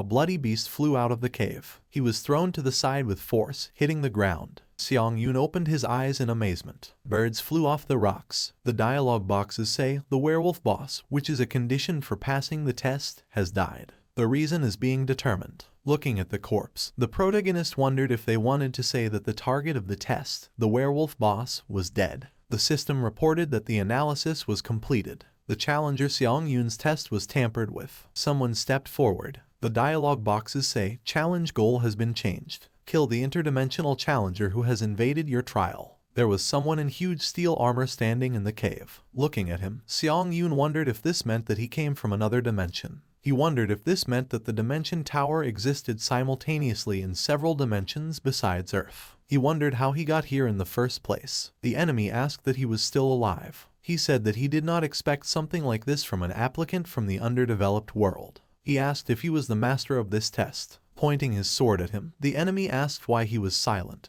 and whether he was paralyzed by fear of impending death. Smiling nervously, the main character thought that he, too, had gone crazy. They stood opposite each other. Seong-yoon thought that he could not have imagined that such a situation would arise where the target of his test would be killed by an intruder from another dimension. A bead of sweat ran down his face, and he thought that, nevertheless, he was very lucky that the test had not failed. The opponent, shrouded in a purple aura, grinned and asked if he was so scared that he could not say a word. He said that in this case he would end his suffering right now. Frowning, the main character thought that he was advancing. The enemy rushed to attack. He left a trail of purple energy behind him. The main character kicked the werewolf's corpse. He kicked the corpse towards the enemy. The corpse was approaching the enemy. Swinging his sword, he cut it in half. He looked away with violet eyes. Leaving a blue trail behind him, the main character ended up behind him. Swinging his sword, he said that he was caught. He hit him with his sword, but the blow only sparkled. Seong-yoon opened his eyes in amazement. He thought that he was planning to cut the armor in half. The opponent in front of him raised a sword shrouded in purple energy and said that he was indeed caught. He struck with his sword, and the main character covered himself with a shield. His shield shattered into fragments. Seong-yoon was thrown aside by a strong blow. When he hit the rock, he left a dent in it. Blood sprayed out and he clenched his teeth in pain. Kneeling, he held his broken arm with his hand. The enemy exclaimed that he had blocked the aura, and if he allowed himself to be cut in half, he would have met a quick and painless death. The main character asked that the system recognized him as an intruder. He asked what this meant, since he had never heard of anything like it. The enemy asked how the barbarian could know what floor penetration is. Cursing, Seong-yoon asked why something like this happened in his test. The enemy told him not to hold a grudge, because the tower was originally such an unpredictable place. He said it was time to stop talking long and hard. The main character shouted to him to stop. He asked if he would tell him what floor implementation was. The enemy looked at him silently, narrowing his eyes. He said that he could tell him, because he was already dead anyway. He said that among the system's options, which expand from the 8th floor, there is the so-called floor implementation. And if you buy a ticket for floor implementation in the store, you can get the opportunity to interfere with other people's tests. The main character added that he called this place an underdeveloped world. He asked if that meant he came from another dimension. The intruder asked if he thought he came from some other world. Seong-yoon, rising to his feet, replied, "It seems so." Frowning his brows, he activated the Eye of Truth. The system reported that his opponent's words were true. The main character thought that he had not lied. Pointing his sword at him, the intruder said that he had just committed an extremely unpleasant action. He asked how he dared to judge his words and actions. Seong-yoon grinned and said that he couldn't help it. The intruder asked what the barbarian brat dared to insolently do to him. The main character asked if maybe he should also share one fun fact with him, because he had obtained information. Holding his broken arm, he said that thanks to the pain tolerance skill, his injured arm hardly bothered him. In other words, he was not holding it because he was in unbearable pain. He let go of his hand. The system reported the activation of the accelerated regeneration skill. Seong-yoon said that if he let go of his hand, it would be automatically healed by the accelerated regeneration skill. But he felt that he would only share the information with him if he looked pathetic. The intruder opened his eyes in amazement. Raising his sword, he asked if he knew that he was testing his healing skills. He said that, be that as it may, if his strength lies only in what he has demonstrated previously, then he cannot escape death. Throwing the sword off the ground with his foot, the main character asked what he should do. Catching the sword in his hand, he said that his strength continued to grow rapidly. The system reported increasing stat scores using the spirits he had. Strength increased by 2, agility increased by 3, endurance increased by 3, mana increased by 5, durability increased by 7. The main character was surrounded by blue energy. The intruder asked that, in addition to the healing skill, he also had a unique characteristic. The dialogue boxes say, the exclusive Assassin's Cloak effect has been activated. Movement speed plus 15%, remaining time 1 minute. Xiang Yun stepped forward. His eyes flashed blue and he furrowed his brows as he activated instant acceleration.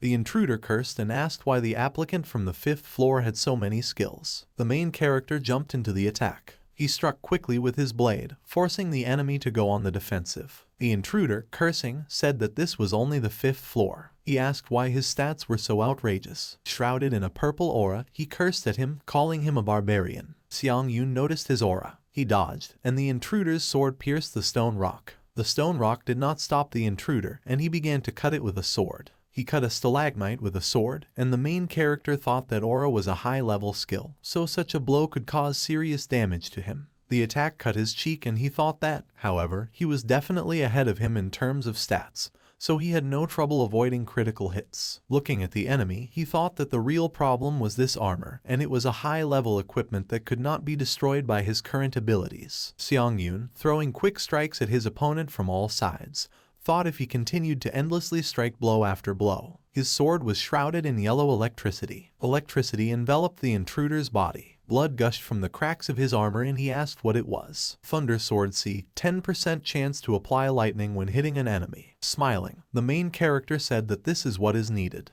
The intruder fell to the ground. The main character watched as he coughed up blood. He thought that if the armor had a lightning rod function, it would add to his troubles, but, fortunately, his risk was justified. The intruder, trembling, tried to get up. Unable to cope, he fell back. He said that initially he should have won. He asked how this was possible, since in front of him was just an applicant from the 5th floor.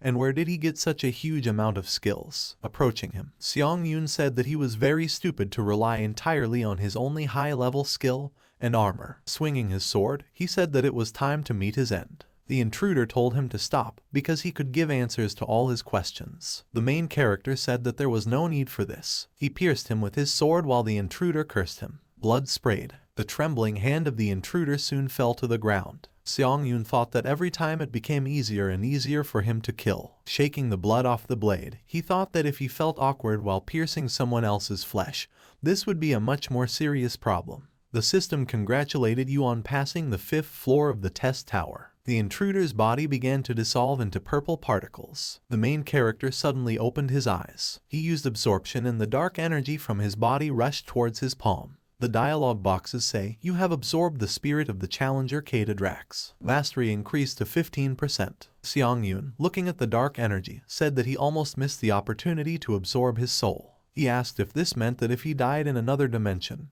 he would simply dissipate like a mirage. After a short silence, he asked why the reward message was not coming. The dialogue boxes say, difficulty level and reward do not match. The content of the reward has been completely revised. The main character raised his head in amazement. The dialogue boxes say, received the 3 absolute skill as a reward for the breakthrough. As a bonus reward you received 75 O points. As an additional bonus reward you received 35 O points. Xiang Yun thought that instead of the promised C rank reward, he received an A rank reward. Smirking, he thought that the invading knight must have been quite strong if the system considered the difficulty of the test he passed to be much higher than originally stated. He said that, however, he still can't believe that he was able to hit the jackpot in the form of an A rank skill. The dialogue boxes say, the 6th floor waiting room has been entered. You are healed of all debuffs and injuries. Applicant Xiang Yun's information will be displayed on the test results board. The main character came out of the portal. Taking off his jacket, he opened his inventory. The sword, broken shield and cloak were moved to his inventory. Sitting on the floor, he thought that, one way or another, he was faced with an invasion from another dimension.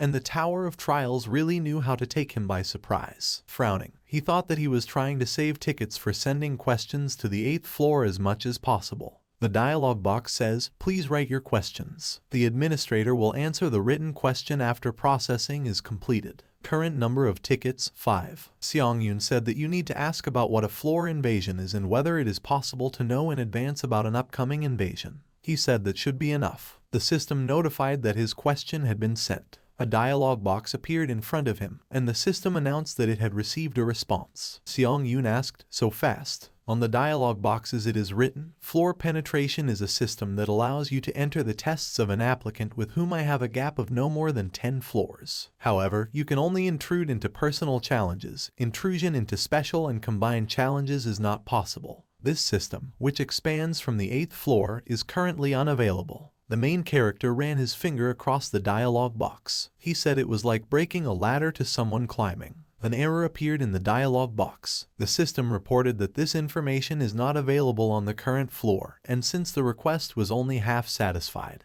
the ticket to submit the question will not be used. Seong-yoon said in amazement that the ticket for sending questions is also not omnipotent. After dismissing the dialogue box, he thought that he was nevertheless glad that his ticket was still intact. Smirking, he said that now it was time to use the items he had taken with him from Earth. Opening his inventory, he stuck his hand into the interface. A chest, a stone, and a broken shield appeared in front of him. The dialogue box says, "Use the Kroken Magic Tower Restoration Chest to restore the Arcane Hunter's shield." The remaining number of uses of the Kroken Magic Tower Recovery Chest has been exhausted. The shield was restored and the protagonist exclaimed that the performance exceeded all expectations. The system notified about the use of the Purity Stone. The stone in Seong-yoon's hand began to glow pink. He said that, to be honest, buying a Purity Stone may seem like a waste of money. With shiny skin, he said that he believes that for the feeling of freshness and vigor that appears after swimming, it would not be a pity to pay a couple of thousand won. The system reported that the 6th floor test would begin in 1 hour and 12 minutes. The main character said that he still has time. He asked if maybe he should check out the challenge board and look into the community. He opened the summary of the tests. Seong-yoon took 3rd place. He opened his eyes in amazement. He said he had moved up quite well from 16th place. Rubbing his chin, the protagonist asked if this would get him any closer to gaining first mover advantage. He said he would have to go all the way to the 8th floor to find out about those same benefits. The dialogue boxes said, "Entering the community, high difficulty. I will sell a method for obtaining the mental resistance skill, which will be very useful for murders and robberies. If you have the mental resistance skill in your arsenal, you can earn achievements related to murder, robbery, and betrayal, while receiving good rewards." The main character was amazed at the state of the chat. People in the chat were aggressively discussing the effectiveness and morality of achievements associated with killing. Seong-yoon thought that this was a field of chaotic madness, and in front of him there was literally chaos and disorder. He wondered what had happened here. Frowning, he thought that the mental resistance skills that are now being actively traded have the attractive effect of reducing some mental shock. But at the same time, they are like a double-edged sword, and even if you use the skill every time to let go of mental pain, the essence it won't change the problem. Noticing something, he looked up. Someone asked if they knew that the scoundrel who suddenly revealed information about the tests on the 4th floor had changed his name to Sudi Gong-yu. The protagonist remembered the man asking, since they were talking about a competition between hunters, if that would mean killing each other. He asked if this was the same applicant who had ruined the atmosphere in the 4th floor community chat. He said he remembered feeling as if he was deliberately inciting everyone to fight each other. Frowning his eyebrows, Seong-yoon asked if it would be the same this time. After removing the dialogue box, he said that first you should remember the nickname Gong-yu well. The system asked if he was ready to begin the test on the 6th floor. A blue portal appeared. The dialogue boxes say, 6th floor challenge begins, high difficulty. The topic of this test is occupation. The remaining time is 50 minutes. The condition for successfully passing the test is to capture one of the strong points in any direction within the allotted time. The condition for failure to pass the test is the death of the applicant or the expiration of the allotted time. The reward for a successful breakthrough is a random chest. The penalty for failure is death. Seong-yoon came out of the portal. Before him was an endless sea. He asked that this time the location was the sea. The dialogue box says, selection of applicants has been completed. Work together with your teammates to pass the challenge. The main character looked at the portal. He asked why his team members were taking so long to show up and if they had fallen asleep there. A spear appeared from the portal at high speed. Seong-yoon caught the spear with his hand. He pulled out a guy with dark hair from the portal. He opened his mouth in amazement. The guy fell to the floor. The main character said that this is an attack from his own team. He asked what he was doing. The guy, cursing, said that if he entered the community, he should already know what was happening. He said that killing is the easiest way to get achievements. Seong-yoon opened his eyes in amazement. He asked if he wanted to say that the main thing for them is to earn as many achievements as possible, and at whose expense this is done is not important to them. The guy, grinning, said that his hypocrisy goes beyond all limits, but before he begins to play the role of a conscientious and honest person, he better look around. The guy, falling to the ground, said in fear that they were one team. The guy, killing his ally, said that he was not guilty of anything, and if anyone should be blamed, then only the tower. The guy with a crazy smile said to rather die and give him the opportunity to earn the achievement. They were surrounded by screams, and the guy asked if he understood now. The main character was silent and he called him a hypocrite. Someone raised his sword. People were killing their allies everywhere. Someone, shaking hands, suggested joining forces in such a difficult situation. The fat guy with sparkling eyes said that he was glad that he had met a person who was of the same opinion as him. A girl with short black hair, looking around, said that this was a disgusting betrayal. The guy said with a smile that they should come to their senses. The girl, plunging a knife into his chest, said that he needed to assess the situation with a sober mind. With an evil smile, she asked that he, without even understanding the situation, shook hands with his opponent without a drop of regret. She asked how he was going to draw his sword now. The system reported obtaining the Vile Killer achievement and increasing durability by 1. The guy fell to the ground. The guy suggested that the main character be honest with each other. He said that he also wants to achieve achievements. The main character didn't look at him, and the guy told him to stop pretending to be a saint. Frowning, the guy squeezed the hilt of his sword and thought that he was distracted. Hitting him with his sword, he told him to die. The tip of the blade was approaching the protagonist's face. Dodging, Seong-yoon ended up behind him and pierced his body with a spear. Blood gushed from the guy's mouth, and he wondered what kind of lightning-fast movement this was. The system reported receiving the traitor achievement and increasing strength by 1. Blood splashed in front of the calm face of the main character. He thought it was weak. Turning around, he thought, the special test and the combined test are just empty big words. But at the same time, this test can safely be called a kind of event especially for him. Seong-yoon thought that here he could improve the mastery of his unique characteristic, and with luck, maybe gain a couple of new skills. However, he is not going to specifically attack to kill other applicants. Frowning resolutely, he thought that he would simply comply with the conditions of the test and fight whoever decided to attack him first. The guy raised his sparkling hand. He used an iron dome. The magical dome around him was rapidly expanding. Laughing madly, the guy said that this was an ideal test for him, who had studied water magic. Noticing something, he turned around. The main character quickly ran across the bridge. Pushing off from the wooden planks, he jumped up. He jumped forward, sword in hand. He furrowed his eyebrows, under which his eyes glowed blue. The guy asked in amazement who this crazy man was. Seong-yoon kicked the magic barrier. The guy, laughing, shouted that it was an impenetrable iron dome. The main character broke through his barrier and kicked him in the face. The guy flew to the side. He fell to the floor, blood splattering. Upon landing, Seong-yoon thought that although his actions were a little cruel, it was the end result that mattered. The guy turned around and asked if it was a rancor. He suggested taking a different path. The guy with blonde hair said that he really looks like a monster. The main character, sitting in the center, thought that with his actions he could instill fear in his rivals. And to be honest, although he wants to earn achievements, he still does not want to commit unnecessary kills. The dialogue boxes say, a strong point has been captured. The capture is interrupted if someone from the other team is on your territory. Don't let your opponent capture your stronghold. Remaining time 9 minutes 59 seconds. Sitting on the floor, Seong-yoon asked if that meant he only had to hold out for 10 minutes. He thought that the high-ranking applicants who had immediately confirmed on the 5th floor to participate in the next trial without using the hearthstones must already be outside the 6th floor, and most of the people around him were low-ranking applicants, so perhaps breaking through the trial would be easier. Then he thought, the test on the 6th floor gives us a lot to think about. Distrust of others is the reality of a low-ranking applicant. Darkness and gloom, nurtured by the Tower of Trials. The main character thought that contrived sympathy was real hypocrisy, and even if he managed to discourage his rivals from himself by switching their attention to another strong point, in the end, someone would die anyway. The dialogue box says, the enemy has entered the territory of your stronghold.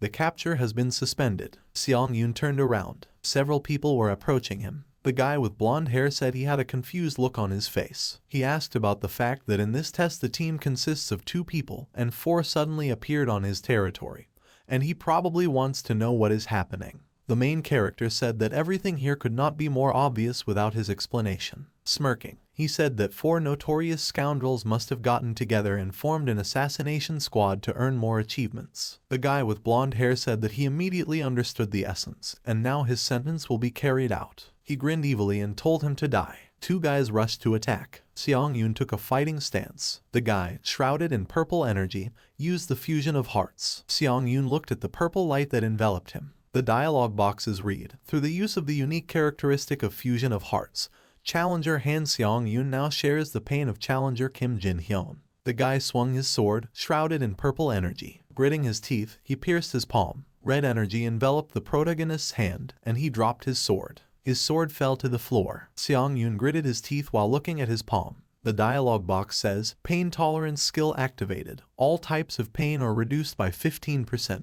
A bald guy, holding a helmet with water in his hand, was approaching him. He threw water at the main character. Seong-yoon, covering his face with his hands, asked about the sea water. The dialogue box says, you have touched the water of the 6th floor of the challenge. Strength reduced by 10, agility reduced by 10, endurance reduced by 10, penalty duration 3 minutes. Opening his mouth, the main character thought that a fine was imposed for contact with water. He was surrounded by enemies and thought this was a truly terrible situation. The bald guy swung his sword, jumping at him to attack. Smiling widely, the main character thought that this was a terrible situation, of course, for an ordinary player. The brown-haired warrior makes a slashing attack on the protagonist. He attacks the protagonist from the side. The main character concentrates red energy in his hand and tells his enemies that the strategy of depriving the enemy of weapons and reducing his characteristics, admittedly, is quite good.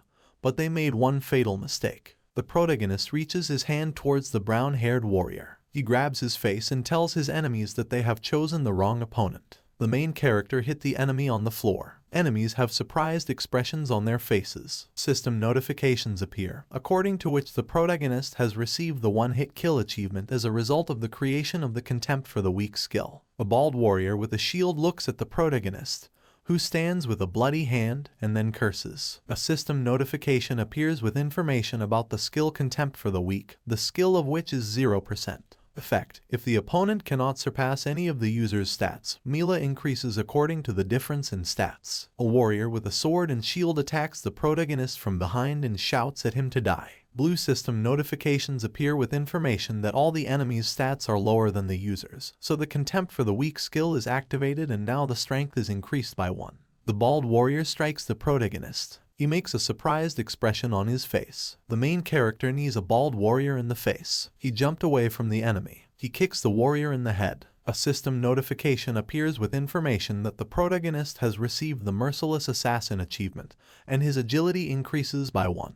The main character smiles. The defeated warrior falls to the ground. The blonde man with yellow eyes clenched his teeth in anger. The main character heads towards the remaining players. A black-haired guy in a black and purple robe asks the blonde guy if they will attack at the same time. The blonde hit the black-haired guy on the head with his sword. The black-haired guy has a shocked expression on his face. Violet energy emanates from the place where the cut is made. Pink energy appears on the protagonist's leg. He kneels. Drops of sweat are running down his face and he thought that literally they share only one pain between them. But, fortunately, there is no real damage. He adds that the only problem is that this pain limits his actions. The black-haired guy calls the blonde guy a worm. He screams and asks him how else he considers himself a human being. The blonde man stabs the black-haired guy with a sword. He takes out his sword and yells at the black-haired guy to stay back. The main character holds onto his leg, which hurts him. A blonde man with an angry expression on his face shouts to the protagonist that if he takes one more step in his direction, he will cut this idiot's throat. The main character looks at his leg and thought that thanks to the pain tolerance skill, he is able to move at least somehow. But the catch is that at such a speed it is difficult to properly react to the enemy's attack. The main character gritted his teeth and thought that, as expected, there was only one answer. The black-haired guy is coughing up blood, and the protagonist thought that he should kill the challenger who activated the Merge of Hearts as soon as possible. The main character throws his throwing knife. It hits the black-haired guy in the neck. The main character feels pain on his neck. Red energy has appeared there. The main character sits down on his knees. The blonde swings his sword and thought that if not now, then there will be no other chance. The blonde makes a dash towards his enemy. The main character blocks the sword with his palms. Sweat runs down his face and he tells the enemy that the feeling of literally having his throat cut permeates his entire being. He asks him if he is curious about what it is. The blonde smiles maliciously and tells the protagonist that he is frostbitten. Seong-yun breaks the blade of the enemy's sword with a sharp movement. He puts the broken part of the sword blade in front of his hand. The protagonist's eyes glow blue. The blonde's head flies off his shoulders from a powerful attack and he calls the protagonist a psycho. The main character leaves the enemy's body behind him. The protagonist's face is stained with blood. System notifications appear, according to which he received the Cold-Blooded Slasher achievement and earned 15 points. A system notification appears saying that the time has expired. Another notification appears where it says that the strong point has been captured. The purple-haired guy raises his fist above himself and with a joyful expression on his face shouts that he survived. Two black-haired guys hug and one of them exclaims that they did it. Another says that he is dirty. The protagonist wonders if this was instigation, since so many people were excited about the killing at the beginning of the trial. The girl raises her fist up and jumps with happiness, and the guy next to her raises his sword and shield and exclaims that he is alive. The protagonist thought that in the end, the final winners were those who saved the team.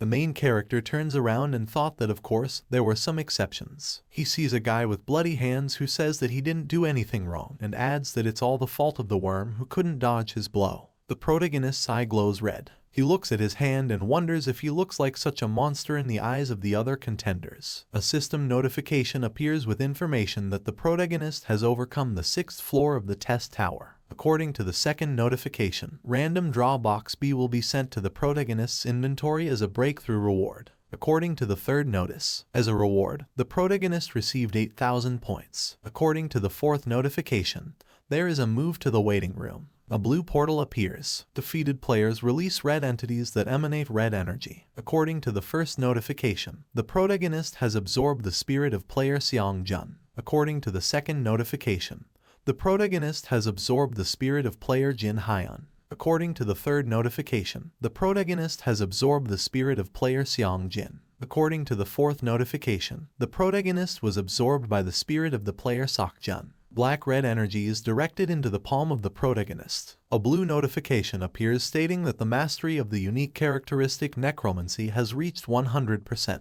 The second notice says that the rank of the unique characteristic Necromancy is increased by 1 level. Necromancy is equal to rank D. A blue notification appears saying that you have entered the waiting room on the 7th floor. A system notification appears saying that the achievement viewing function has been activated. The main character stands in front of the system window and asks what kind of achievement system this is. He looks out the window with a list of achievements. S-Class achievements, First Return, Achieving Class A No, Achieving Class B No, Class C achievement, One-Hit Kill, Class D achievement, Cold-Blooded Shredder, Achieving Rank E, He Who Withstood the Fire, Merciless Killer, Goblin Hunter, Traitor. Class F achievements, No. The main character notes that he even has an S-Class, and then adds that, as he thought, First Return was not a simple achievement. He presses the button and says that we need to look in more detail. The system window contains information about the one-hit kill achievement of Class C. The achievement is awarded for killing an enemy with 1 blow, and as a reward the player receives the Contempt for the Weak skill of rank F. A system window appears with information about the Ruthless Assassin achievement of Class E. The achievement is awarded to those who complete consecutive kills of challengers without hesitation.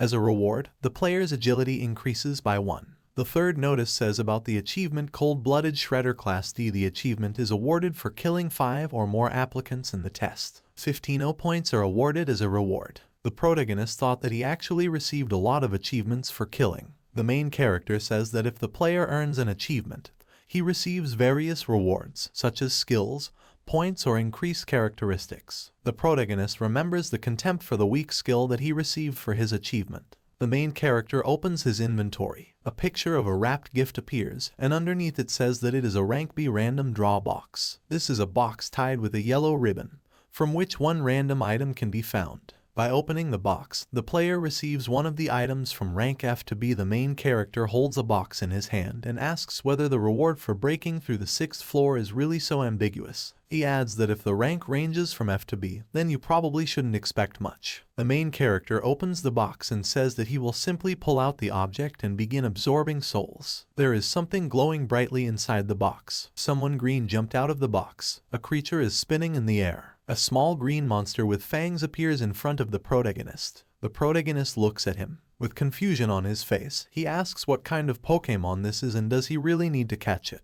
The monster looks at the protagonist warily. The main character makes a dash towards the monster and puts his hand forward. He tries to catch it, but the monster dodges by jumping away from the protagonist's hand. The monster dodged the protagonist once again. The main character tries to catch the monster in a jump, but it unexpectedly falls down. Seongyun tries to catch the green monster on the ground, but it jumps back. The protagonist jumped off the ground again. He grabbed the green monster with both hands. The main character with a wide smile on his face tells the monster that he was caught. The green monster opens its mouth wide. He bites the main character's hand. The protagonist cries due to pain. The monster jumped away from the protagonist and landed on the ground. The little monster trembles a little with a wary expression on his face. The main character, who smiles evilly, is enveloped in a red aura and he tells the little monster that he is quite cute, so he tried to be gentle with him. The main character jumped on the monster and tells him that he can expect no mercy. The green monster jumped straight up. The main character looks at him. The protagonist jumped higher than the monster. He is above him. He swings his fist. The main character punches a small monster. It deforms his head. A notification appears indicating that the protagonist has scored a critical hit. The monster has a serious red wound on its head. It shatters into many pieces. He had a necklace inside. The system congratulates the protagonist for drawing the item corresponding to the highest class in the random draw box. The main character, with a surprised expression on his face, asks if this is really a Class B item in front of him, since they are talking about the highest class. Blue energy envelops the pendant. According to the system window, this is a Grade B wrought iron pendant. A steel pendant imbued with the soul of a forge that has spent a lifetime working with iron. Increases the effects of the metallurgy and sword skills by 7%, and when mana is introduced, the exclusive effect Steel Defense is activated, and since activating the exclusive effect consumes mana, there is no recovery time. The protagonist takes the pendant in his hand. He looks at it and wonders what kind of steel defense it is. The main character says that he will see what this effect is. Streams of blue energy emanate from the pendant. A system notification appears where it says that the wrought iron pendant of rank B activates the exclusive effect Steel Protection. According to the second notice, the skin absorbs 10% of all physical damage. Blue energy emanates from the main character. The protagonist is surprised by the effect. He thought that the effect of the sword skill was increased by 7% and also absorbed 10% of physical damage. The protagonist thought that this pendant had much better parameters than most A-class items. The pendant glows bright blue. The main character thought that this pendant is equipped with both attack and defense. This is truly a fraudulent item. The protagonist with a smile on his face says that he did not expect anything from this prank, but in the end he hit the jackpot. Smoke comes from the protagonist. A notification appears indicating that all mana has been depleted and the exclusive effect of the Grade B wrought iron pendant Steel Protection has been disabled. The main character with a dissatisfied expression on his face says that this is really an exclusive effect that absorbs mana at the speed of light. The main character hides the pendant under his clothes and thought that he should save mana in order to use the pendant at a critical moment. The main character looks at the system window and says that he needs to check the status window of a unique characteristic that was recently assigned rank D. The system window asks whether the protagonist is ready to begin the test on the 7th floor. A drop of sweat runs down the protagonist's cheek and he wonders what it is and isn't there usually a waiting time before the next floor is challenged. The main character says that if there is an opportunity to start the test a little faster, then he doesn't see anything wrong with it.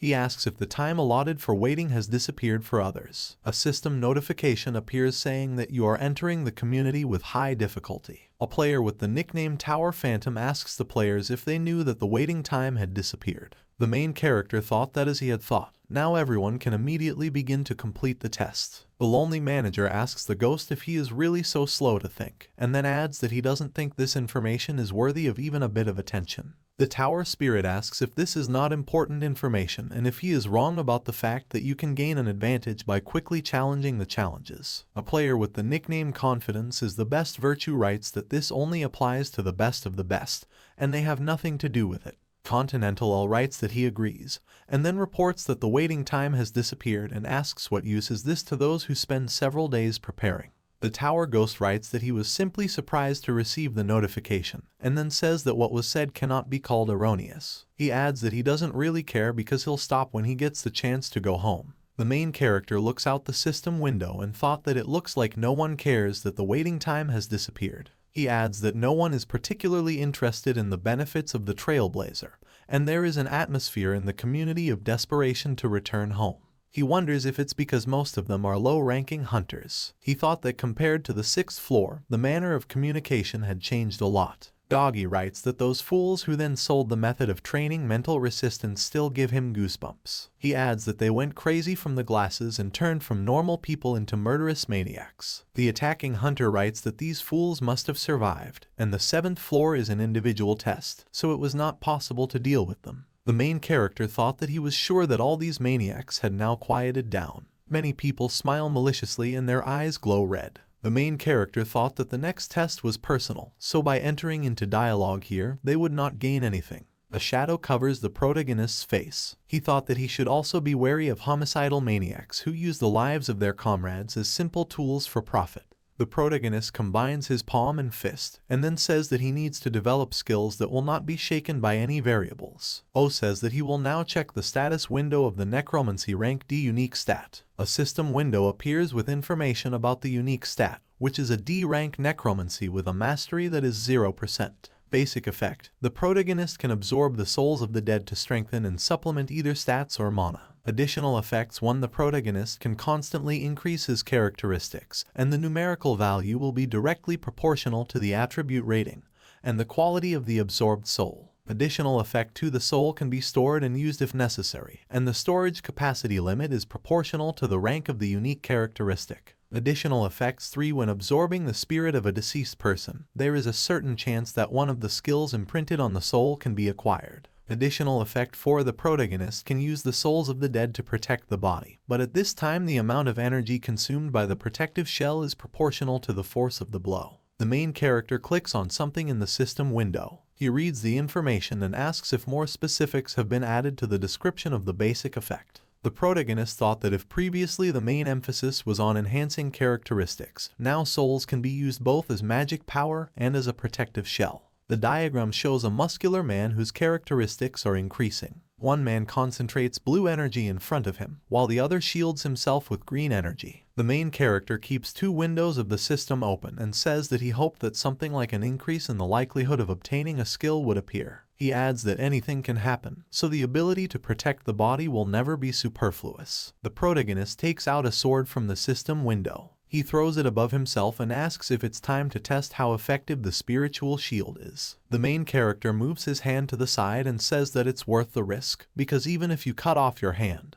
the waiting room is in any case equipped with a healing boost. The sword flies straight towards the protagonist's hand. The sword almost reached the protagonist's hand. The blade touches the protagonist's hand and red energy emanates from it. A system notification appears informing you that the spirit has absorbed the damage dealt to the user. A system notification appears with information that the soul of the player Xiang Jin has disappeared, and now the number of souls in possession is 3 out of 30. Black and red energy gathers around the sword. Black and red energy emanates from the protagonist's hand. The main character smiles and asks if the efficiency has exceeded all expectations. He says that it is better not to absorb all the souls, but to always have a couple in reserve to ensure your own protection. The system notification says that the soul is in possession of 3 out of 30. The main character asks the system to open a board summarizing the results of the tests. A system window appears, where the test results of the 6th floor are indicated. In first place is Sun Hong with SS ranks, in second place is Chun Seok with rank S+, in third place is a player with the nickname What is a Nickname Change with rank S, in fourth place is a player with the nickname Hunter with rank S, in fifth place is a player with the nickname Gong Yu with rank A, and in sixth place is a player Frog with rank A. The main character says that he has slipped to fourth place, and then says that it is a little unfortunate, but not so critical, because to receive the title Pioneer, he only needs to be among the top 50. The main character leans to the side and says that he was tired while checking this and that, and then adds that there is no time to pull the cat by the tail. The protagonist says it's time to challenge the next challenge, and a blue portal opens in front of him. System notifications appear, where it is written that the test of the 7th floor with high difficulty is starting, and the topic of this test is proof with the remaining time of 40 minutes. The condition for successfully passing the test is to complete 3 tests within the allotted time. The condition for failure to pass the test is the death of the applicant or the expiration of the allotted time. Lastly, notifications appear, where it is written that the reward for a successful breakthrough is the skill win grace of rank A,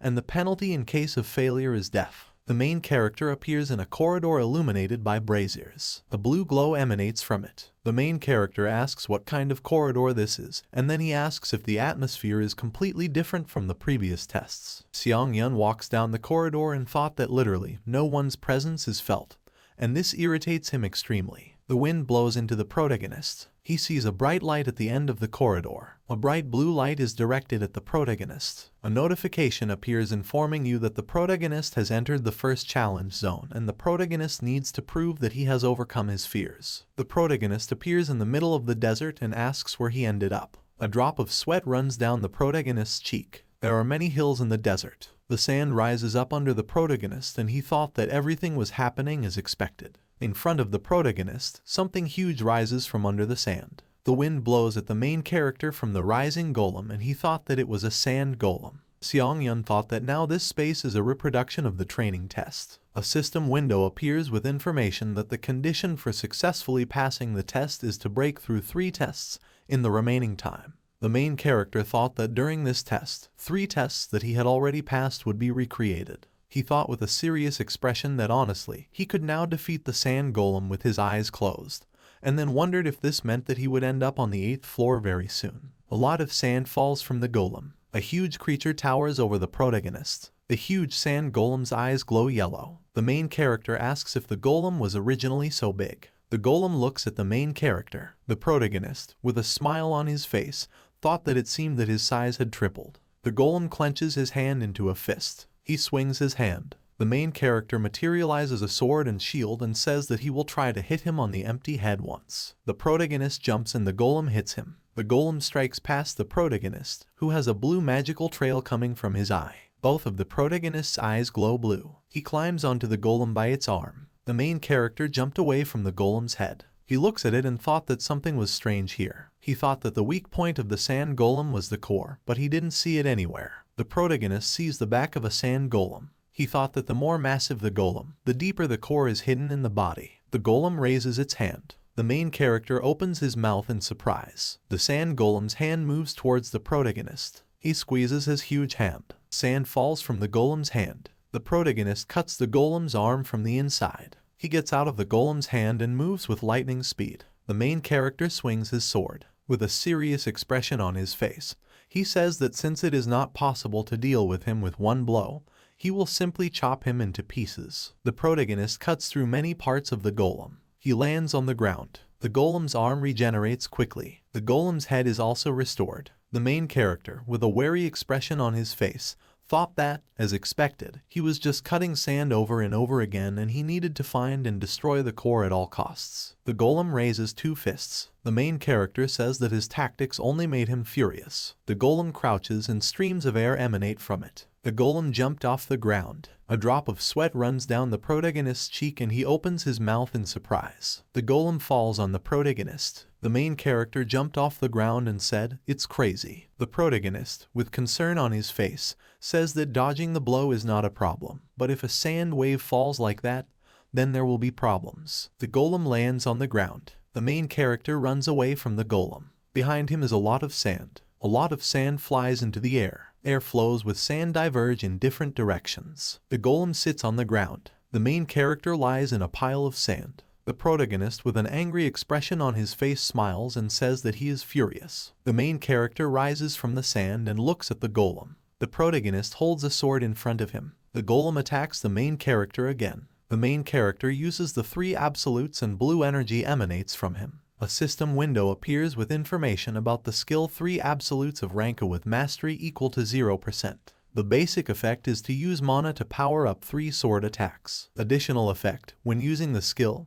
each attack increases the cutting power of swords, first by 1.5, then by 2.0, and then by 2.5 times. The main character makes a cutting blow to the golem's hand. The golem's hand falls to the ground. He takes another hit to the arm. The main character, with a surprised expression on his face, notices that he took off his hand with one blow. The protagonist remembers the knight who emanates purple energy and thought that when he encountered the so-called floor intruder, he was angry, but now he should probably thank that knight for intruding on his test. The main character smiles smugly. He thought that although this stupid golem is restored with the help of sand, nevertheless, he must continue to strike with his sword until he finds the core. The sand golem's arm is restored again. Seong Yun tells the golem to try to recover from this now. The golem runs towards the protagonist, and the protagonist runs towards him. The protagonist makes a cut and cuts up parts of the golem's case. He makes another cut. The main character tells the golem that he will cut it into pieces, and then inflicts cuts on the golem's arms and legs. The sand golem tries to repair the damage. Drops of sweat run down the protagonist's face, and he says that this golem is annoying, and then asks where its core is. The protagonist touched something. He looks at the golem and asks him when he became so cute. The golem looks at the protagonist. The golem's cheeks turned red due to the fact that for the first time he heard that he was cute. The main character thought that it seemed that the resource called sand, which made up the golem's body, could not be extracted from the environment indefinitely, which is why it apparently decreased in size so much. The golem was greatly reduced in size compared to what it was before. The shadow covers the protagonist's eyes. The main character with a malicious smile and glowing red eyes takes a fighting stance, and then asks the golem if he wants to die a little. The golem opens its mouth wide. The protagonist jumps towards the golem, and the golem swings its fist. The fist almost reaches the protagonist. The protagonist hits the golem's fist with his foot. He clenched his teeth. He makes several attacks on the golem and cuts it into two parts. The sand golem falls to the ground. The golem lies trembling on the ground. The golem shrinks greatly and a red stone is visible on its back. Steam comes out of the golem's mouth. The main character sees a red stone and thought that he had found it. The main character stands opposite the golem and thought that he had a core on his back. He adds that the body was covered with a thick layer of sand, so getting to it was extremely easy. The main character, with a serious expression on his face, thought what he was thinking. About 10 minutes had already passed. Only 40 minutes were allotted to complete the test of the 7th floor, and it would probably be better to speed up. The golem's fist is directed towards the protagonist's face. The main character dodges the enemy's blow. He dodges another attack from the golem and tells it that after the intensive diet he has become much more agile. He dodges 2 more attacks and looking at the golem says that this is funny. He tells the golem that he would like to play with it longer, but he does not have time for this. The protagonist appears behind the golem. He pierces the red stone on the golem's back with his sword. The sand golem opens its mouth wide and the stone on its back glows red. The red stone breaks into many pieces. A notification appears with information that the protagonist has proven that he has overcome his fear. The protagonist looks at the collapsing red stone. A system notification appears saying that the first test has been successfully completed. The red stone has disappeared and the sand golem crumbles. A bright blue light appears. A bright glow appears behind the protagonist. He turns around and thought that it was the spirit of the golem. Red-black energy is directed into the protagonist's hand. The protagonist moves away from the red-black energy. The flow of energy gradually disappears and a system notification appears with information that the absorption of the spirit has failed. The protagonist asks what the hell with a dissatisfied expression on his face, and then says that the skill increase failed. A system notification appears stating that the protagonist has entered the second test zone. The second notice states that the protagonist must prove that he has become wiser. The main character looks at the location and wonders what is happening. On the ground next to him lies the corpse of an orc. The main character examines the location. He sees a burning settlement of orcs in front of him and thought this is the same location of the second test, an orc settlement, and, as he thought, the previous tests are repeated. The main character leaves the orc house. He noticed something in front of him. He sees 7 orcs in front of him, one of whom is bending over another dead orc. The main character looks at the orcs and thought that they were really orc huntsmen, and then adds that during the test on the 2nd floor he destroyed the orc village, and it turns out that now subsequent events are unfolding in front of him. A defeated orc with black hair lies on the ground. Orc rangers look at the protagonist. The red-eyed orc looks at the protagonist and says something in the orc language. Blood pours from his eyes. The protagonist thought that this was really an attack of rabies. Orcs scream loudly. The protagonist thought that this was a phenomenon often observed in monsters overcome with anger. The main character stands in front of the orcs and thought that the RK in a state of rage is no longer a pitiful monster like E-rank. He adds that he is unlucky. Orcs run towards the protagonist and scream loudly. They have almost reached the protagonist. The main character, with a surprised expression on his face, tells the orcs that they, monsters, should not show pain from the loss of a family member. A system notification appears indicating that the instant acceleration skill has been activated. According to the second notification, the 3 absolute skill has been activated. The main character makes a dash towards the orcs and says that at least they should not show this in front of him. The orc drops to his right knee. He leans on his sword and says something to the protagonist. Steam comes out of the orc's mouth. Many defeated orcs lie on the ground. The main character asks the trembling orc if it's a disgusting feeling, standing and just watching your family die, unable to do anything. The orc begins to scream loudly. The orc swings his sword at the protagonist. Seong-yun dodges the orc's attack. Blue energy emanates from the protagonist's eyes. With a lightning strike, the protagonist cuts off the orc's head. A notification appears with information that the protagonist has proven that he has become wiser. According to the second notification, the second test was successfully completed. Drops of sweat flow down the protagonist's cheeks. He turns around and thought that this time there was no time to hesitate. The souls of the orcs are absorbed by the protagonist's hand. Many streams of black and red energy flow into his hand, and a blue glow appears behind the main character. According to the first notification, the main character has absorbed all the spirits of the orc rangers. According to the second notice, his skill has been increased by 6%. According to the third notification, the number of souls in possession is 19 out of 30. The main character, with a smile on his face, clenches his hand into a fist and says that this is great. A system notification appears indicating that your mastery of the E+ rank Hunter's Dagger skill has reached 100%. Now the skill Hunter Dagger has been upgraded to rank D. The mastery of the skill Instantaneous Acceleration of rank D has reached 100%. And this skill has now been upgraded to rank D+.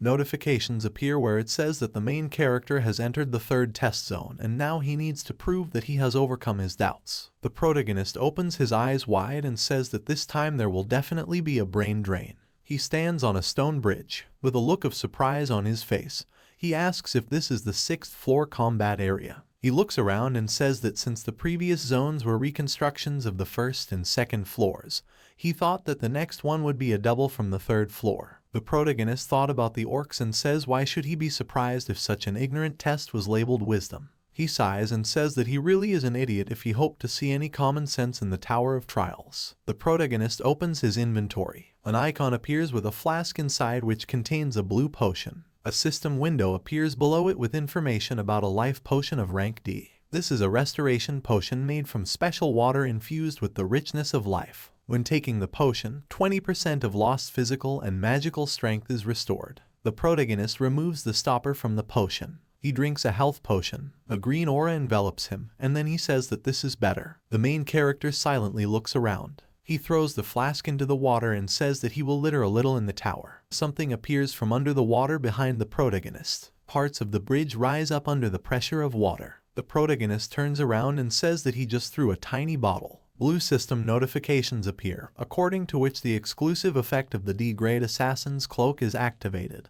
thanks to which the movement speed increases by +15. According to the blue system notification, the remaining time is 59 seconds. The main character quickly runs across a bridge while its segments are destroyed behind him. The shadow of the hair covers the protagonist's eyes. He thought that the tests that had been played so far were repeating the existing rules. He adds that to pass this test, he needs to find and occupy the red strong point tile. The protagonist thought that until then he should under no circumstances come into contact with the local water. The water rises high. The protagonist is running fast and thought that his speed is higher and at least the wave cannot catch up with him. The protagonist says that's great, all that remains is to move in the same direction, and then makes a surprised expression on his face. The bridge segment under the protagonist rises up under the pressure of water. A system notification appears indicating that the protagonist has touched the test water. The main character with a serious expression on his face says, "Damn." According to system notifications, strength, agility, and endurance are reduced by 10, and the duration of the penalty is 2 minutes and 59 seconds. More and more tiles rise under the pressure of water. The protagonist thought that when even the thought that the tiles would remain in the same order, there was a kind of hope that in the Tower of Trials, after all, there was at least some common sense. The protagonist is in the air. The main character grits his teeth and uses instant acceleration. The protagonist landed on a stone tile and then quickly jumped away from it. He jumps from one tile to another. He gritted his teeth and said that he never expected that he could die in such a place. The protagonist continues to deftly jump from one tile to another. He destroys one of the tiles with a sword strike and then jumps to the next one. The main character looks at the red platform and thought that he had found it. He looks at it and thought that it was a red strong point tile. The protagonist gritted his teeth and thought that soon this annoying ordeal would finally end. Streams of water swirl into a whirlpool. Streams of water are directed directly at the protagonist, who is jumping on the tiles. The water has almost reached the protagonist and he says that now the Tower of Tests has decided to finally go crazy. The main character dodges streams of water. He says with a smile on his face that there is just a little bit left. The protagonist runs along the tiles to the strong point. He notices something behind him. A stream of water pushes the protagonist from behind. The main character opens his mouth and coughs. A system notification appears stating that the exclusive effect of wrought iron pendants B-rank steel protection has been activated. According to the second notice, the protective layer absorbs 10% of all physical damage. Black and red energy protects the protagonist from attack. She fights off the stream of water that pushed the protagonist. A notification appears stating that the spirit has absorbed the damage inflicted on the user, and the soul of the Orc Ranger has now disappeared. A notification appears stating that another soul of the Orc Huntsman has disappeared. Red-black energy beats back the flow of water. The main character turns around and thought that he definitely felt the shock wave, but right before the blow could do any damage to him, the shield blocked it. The protagonist falls onto stone platforms. He lands on his feet and runs towards the stronghold. He jumps straight onto the red tile. According to the notification, the remaining time is 0 seconds. A system notification appears indicating that the D-rank Assassin Cloak's exclusive effect has been disabled. The protagonist emits a blue aura. The main character, with a tired look, thought that now his mana was already at 0 and if instant acceleration still failed, then he would be finished. Streams of black and red energy gather into a single hole in the palm of the protagonist. He directs a ball of energy into his mouth. He eats a bunch of energy. A notification appears indicating that the protagonist has replenished his mana using the spirit of an Orc Ranger. Streams of red energy emanate from the protagonist's chest and he thought that his strength had returned. Swirling streams of water are directed towards the protagonist. The main character makes a jump. He thought that there was just a little bit left. Stone tiles rise up directly in front of him. The protagonist has a surprised expression on his face. The protagonist stands on the last stone tile. He crosses his arms and shouts loudly. He makes a high jump. He jumped straight into the water, the stream of which rose up right in front of him. The main character got out of the stream of water and coughs. Red-black energy emanates from it. A system notification appears with information that the soul of the Orc Huntsman has disappeared. The protagonist is high above a column of water. It falls straight onto the red tile. The main character screams loudly as he falls down. The main character screams loudly and covers himself with his hands. He had almost reached the red tile. It falls directly onto the tile, destroying it. A notification appears twice indicating that the Orc Huntsman's soul has disappeared. According to the following notice, the shower is in the possession of 12 of 30. There is a lot of smoke on the red tiles. The main character lies on the red tile and clenches his teeth in pain. He opens his eyes and opens his mouth. Swirling streams of water rush towards the protagonist. They almost reach it, but stop at the last moment. A system notification appears informing him that he has proven that he has overcome his doubts. According to the following notification, the third test has been successfully completed. The swirling stream of water loses its shape. Water pours directly onto the main character. With a frustrated expression on his face, he thought that the damned test was over, but for some reason he had to suffer until the last second. A system notification appears, according to which the protagonist has overcome the 7th floor of the challenge tower and 15,000 points are awarded as a reward for the breakthrough. A system notification appears, which says that speed boots of rank C+ will be sent as a bonus reward for breaking into the protagonist's inventory. The system notifies the protagonist that he needs to go to the waiting room. The main character stands in front of a blue portal. Blue energy is concentrated in the portal. The system notifies the protagonist that they are moving to the waiting room. The back of the main character is illuminated. He stands silently and thought that during this test he was close to failure. The protagonist has a serious expression on his face. He clenched his teeth and thought that in the current situation he was a little anxious about immediately going to the 8th floor. He adds that he doesn't think he'll continue to be so lucky in the future. The main character looks around. He receives system notifications with information that the number of applicants who have passed the test on the 7th floor has exceeded 1,000 people, and therefore the expansion of the system begins. The store is open. The test creates an intersection point. Permanent returns possible. The floor penetration system has been activated.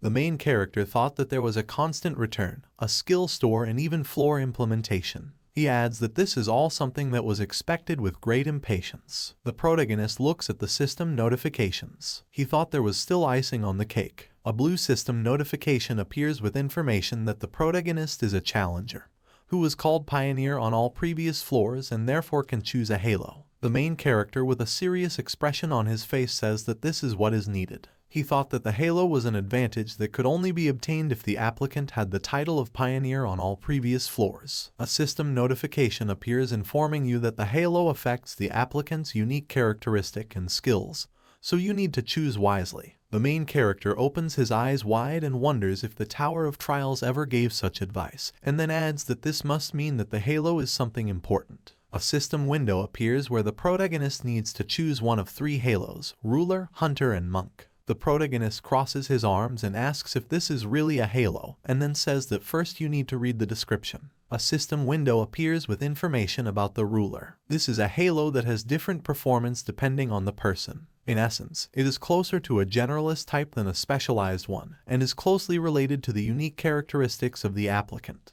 The potential is greatly increased for abilities such as combat, growth, support, and production. Unique power skill synthesis. This is the most suitable halo for the current challenger Seong Yun. The main character, with a look of surprise on his face, says that it affects all skills and even a unique characteristic. He thought that the Tower of Tests was openly saying that this was the most suitable halo for him. The system window says that this is the most suitable halo for the current contender Seong Yun. He presses his finger on the system window and says that you need to check out the other halos. The system window contains information about the Hunter. It's a halo that anyone can easily adapt to, closely related to improving stats and skills. The halo effect greatly increases your skill level and stats. Unique power level up. This halo suits the current contender Seong Yun perfectly. The main character notices that this halo is also not bad. A system window appears with information about the Monk. This is a halo that is strongly influenced by talent and perseverance. The longer you invest in it, the stronger it becomes,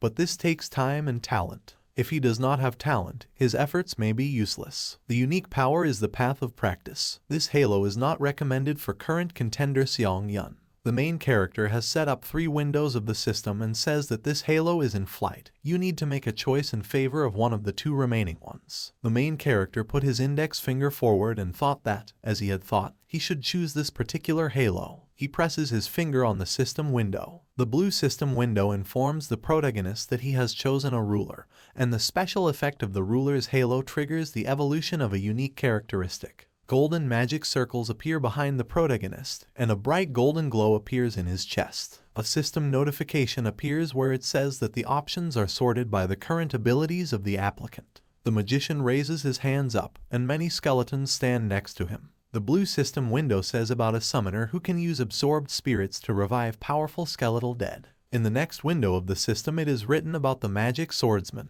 whose talent for sword and magic increases, and the ability to acquire the corresponding skills increases 3 times. In the last window it is written about the creator, whose talent for creating objects increases, and the ability to acquire skills related to production increases by 3 times. The main character reads the text and wonders if this is the effect of the ruler's halo. The main character clicks on one of the system windows and says that there is nothing to think about. According to the system notification, the summoner attribute has been added to the unique characteristic Necromancy. The next system notification says that some effects have been modified, and new detailed effects have been added. The protagonist opens his eyes wide. A system notification appears saying that a unique ability synthesis of skills has been created. A system window appears with information about the protagonist. Now it says that the protagonist has a ruler halo. His stats are as follows: strength is 55, stamina is 51, agility is 56, and mana and toughness are 43. The protagonist's unique attribute is D-Ranked Necromancy. His unique strength is skill synthesis. The protagonist rises into the air and red-black energy emanates from him. He lowers himself to the ground and thinks that the halo has finally been created. The main character's eyes glow red. The main character presses his finger on the system window. A blue system window appears with information about the unique power skill synthesis effect. You need to choose 2 necessary skills and combine them. If skill levels differ during the use of an effect, the skill of the higher rank becomes the center of synthesis. The main character, with a surprised expression on his face, thought that by combining useless skills, you can create something new. The main character thought that this was really a jackpot. A system notification appears asking the protagonist to view a list of skills. The next system notification says that you need to select a material for synthesis from the currently available skills. A system window appears with many skills: Accelerated Regeneration rank E+,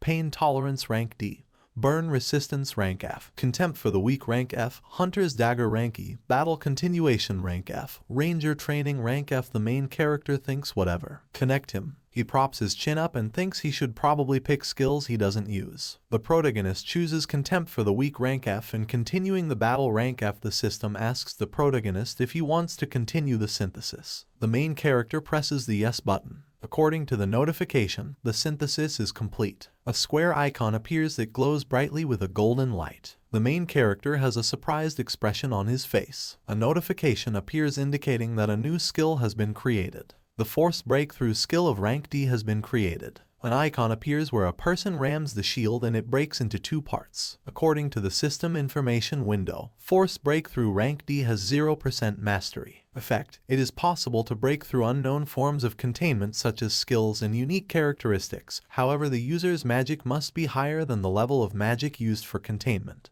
The protagonist asks how this happened. He thought that he could breathe a sigh of relief if he got at least a skill of rank E, but now he has a skill of rank D. The main character smiles and says that this is really a mind-blowing skill. He presses his finger on the system window and asks if it's worth trying again. A system notification appears with information that the protagonist needs to view the list of skills and select material for synthesis from the currently available skills. The protagonist selects the skills Ranger Training rank F and Burn Resistance rank F. The protagonist clicks on the yes button in the system interface, where he is asked if he wants to continue the synthesis. The system icon lights up brightly and a notification appears informing you that skill synthesis has been completed. The main character looks out the system window and says that he is wondering what the result will be this time. A notification appears saying that the Strong Eye skill of rank E has been created. Under the icon where an eye is drawn inside a triangle, a system window appears with information about the Sharp Eye skill of rank E. The effect is that you can provide yourself with some visibility even in poor conditions, due to which your vision will become sharper. The main character says that it turns out that the skill created now turned out to be only 1 level higher than those that were chosen for synthesis. He thought that he was guessing what the reason was. He thought that the previously synthesized Contempt for the Weak and Continuing the Battle went well together. However, the combination of the Ranger Training and Scorch Resistance skills turned out to be not the most successful. The protagonist thought that at first glance it was clear that they were completely incompatible with each other. The protagonist lies down on the bed.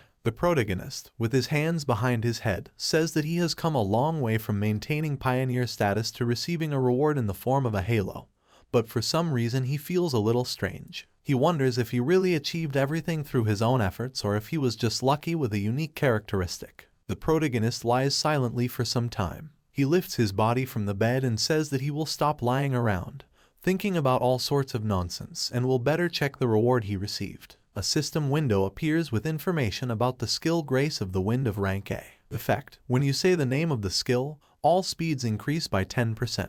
This effect can be cumulative. This ability can be played up to 7 times. However, when the limit is reached, a 24-hour cooldown is automatically activated. The protagonist notices something. He says that increasing all speeds by 10% is amazing. The protagonist looks at the system window with the skill and wonders if he can stack this skill 7 times. Blue-pink rays appear behind the protagonist. He thought this meant he could increase any speed by 70%.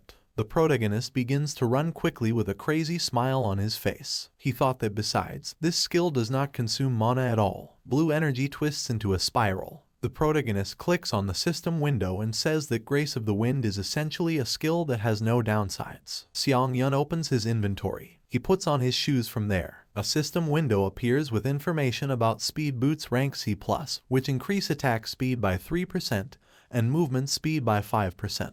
Boots made with magic, with small wings that increase speed. When exceeding a certain speed, the speed instantly increases. The main character looks at his new shoes and says that all the rewards on the 7th floor are related to speed, and this situation makes him incredibly happy. A notification appears indicating that you have entered the skill store, which displays a list of skills available for purchase. The list includes the following skills: D-Rank Enhance, E-Rank Resilience, F-Rank Monster Hide, E-Rank Weapon Enchant, D-Rank Instant Acceleration, D-Rank Magic Chain, E-Rank Mana Barrier, and F-Rank Visual Acuity Enhancement. The light from the system window illuminates the protagonist's face. He says that, contrary to his expectations, the quality of the store leaves much to be desired. He thought that the prices were also high. He clicks on the system window and asks if they are offering him 8 grand for instant acceleration. He clicks on the buy button and says that, nevertheless, he needs a skill related to magic. Many gold coins fall to the ground. According to the first notification, the protagonist purchased the Magic Chain skill of rank D. 15,000 points will be debited from the protagonist's account. Notifications appear informing him that he has purchased the skill Magic Resistance rank D, and 12,000 points will be deducted from his account. A system window appears with information about the Magic Resistance skill of rank D. Effect: resistance to magic is created throughout the body, which increases resistance to other people's magic. But if you do not have the Magic Chain skill, the effect is significantly reduced. He imagines a man joining his hands in a triangle, within which violet energy appears. The protagonist, with a serious expression on his face, thought that now that he had the Magic Resistance skill, he would not be caught off guard by something like the Heart Fusion unique characteristic that had given him a hard time in the past. A system window appears, where it is written about the skill Magic Chain of rank D. Effect: mana in the body is collected in a chain, increasing the efficiency of using mana. Red energy emanates from the protagonist and red lines appear on him. According to the system notification, magic chains are engraved on the user's body. The main character gritted his teeth in pain, and then thought that his whole body was on fire. The protagonist's body begins to glow brightly red. Due to the enormous amount of energy, the curtain moves. The curtain stops moving. The main character puts his feet on the floor and says that he feels such lightness. He looks at his hand. The main character gets out of bed and goes somewhere. He stood in the middle of the room. He lowered his gaze. He lifts his leg and blue energy emanates from it. He kicks the ground. The main character made a surprised expression on his face. Many cracks appeared on the ground.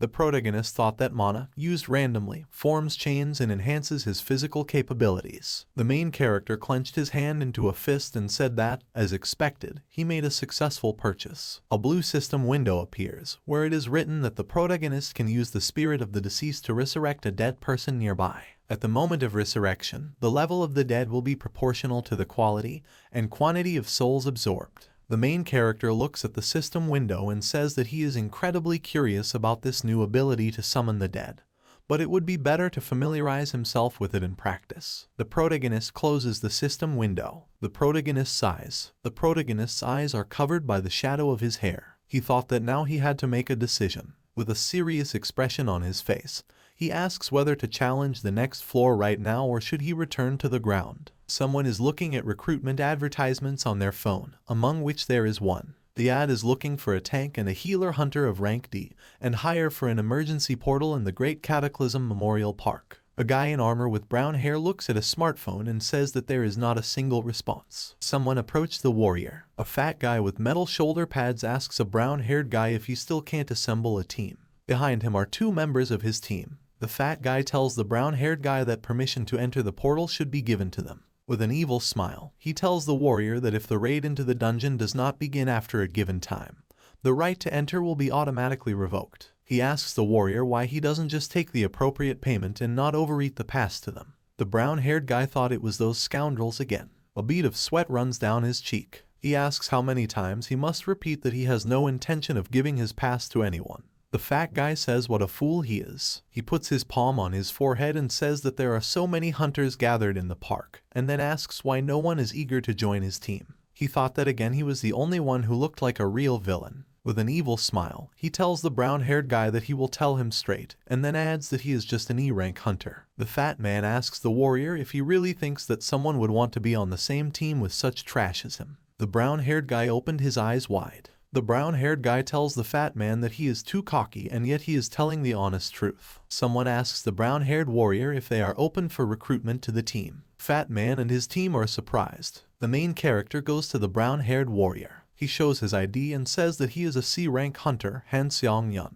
With a serious expression on his face, he asks if this is enough to join their team. The brown-haired guy gets up from the bench and tells the main character that he fully meets all the requirements. The fat guy puts his hand on the protagonist's shoulder and asks him if he sees a line of people waiting or if he doesn't understand what's what. The main character smiles smugly. The main character asks the fat man why he doesn't also apply for the Call 1 team if he's dissatisfied with something. The fat man shouts and asks the protagonist what he just said. The protagonist with red eyes looks at the fat man and tells him to quickly remove his arm from his shoulder before he breaks it.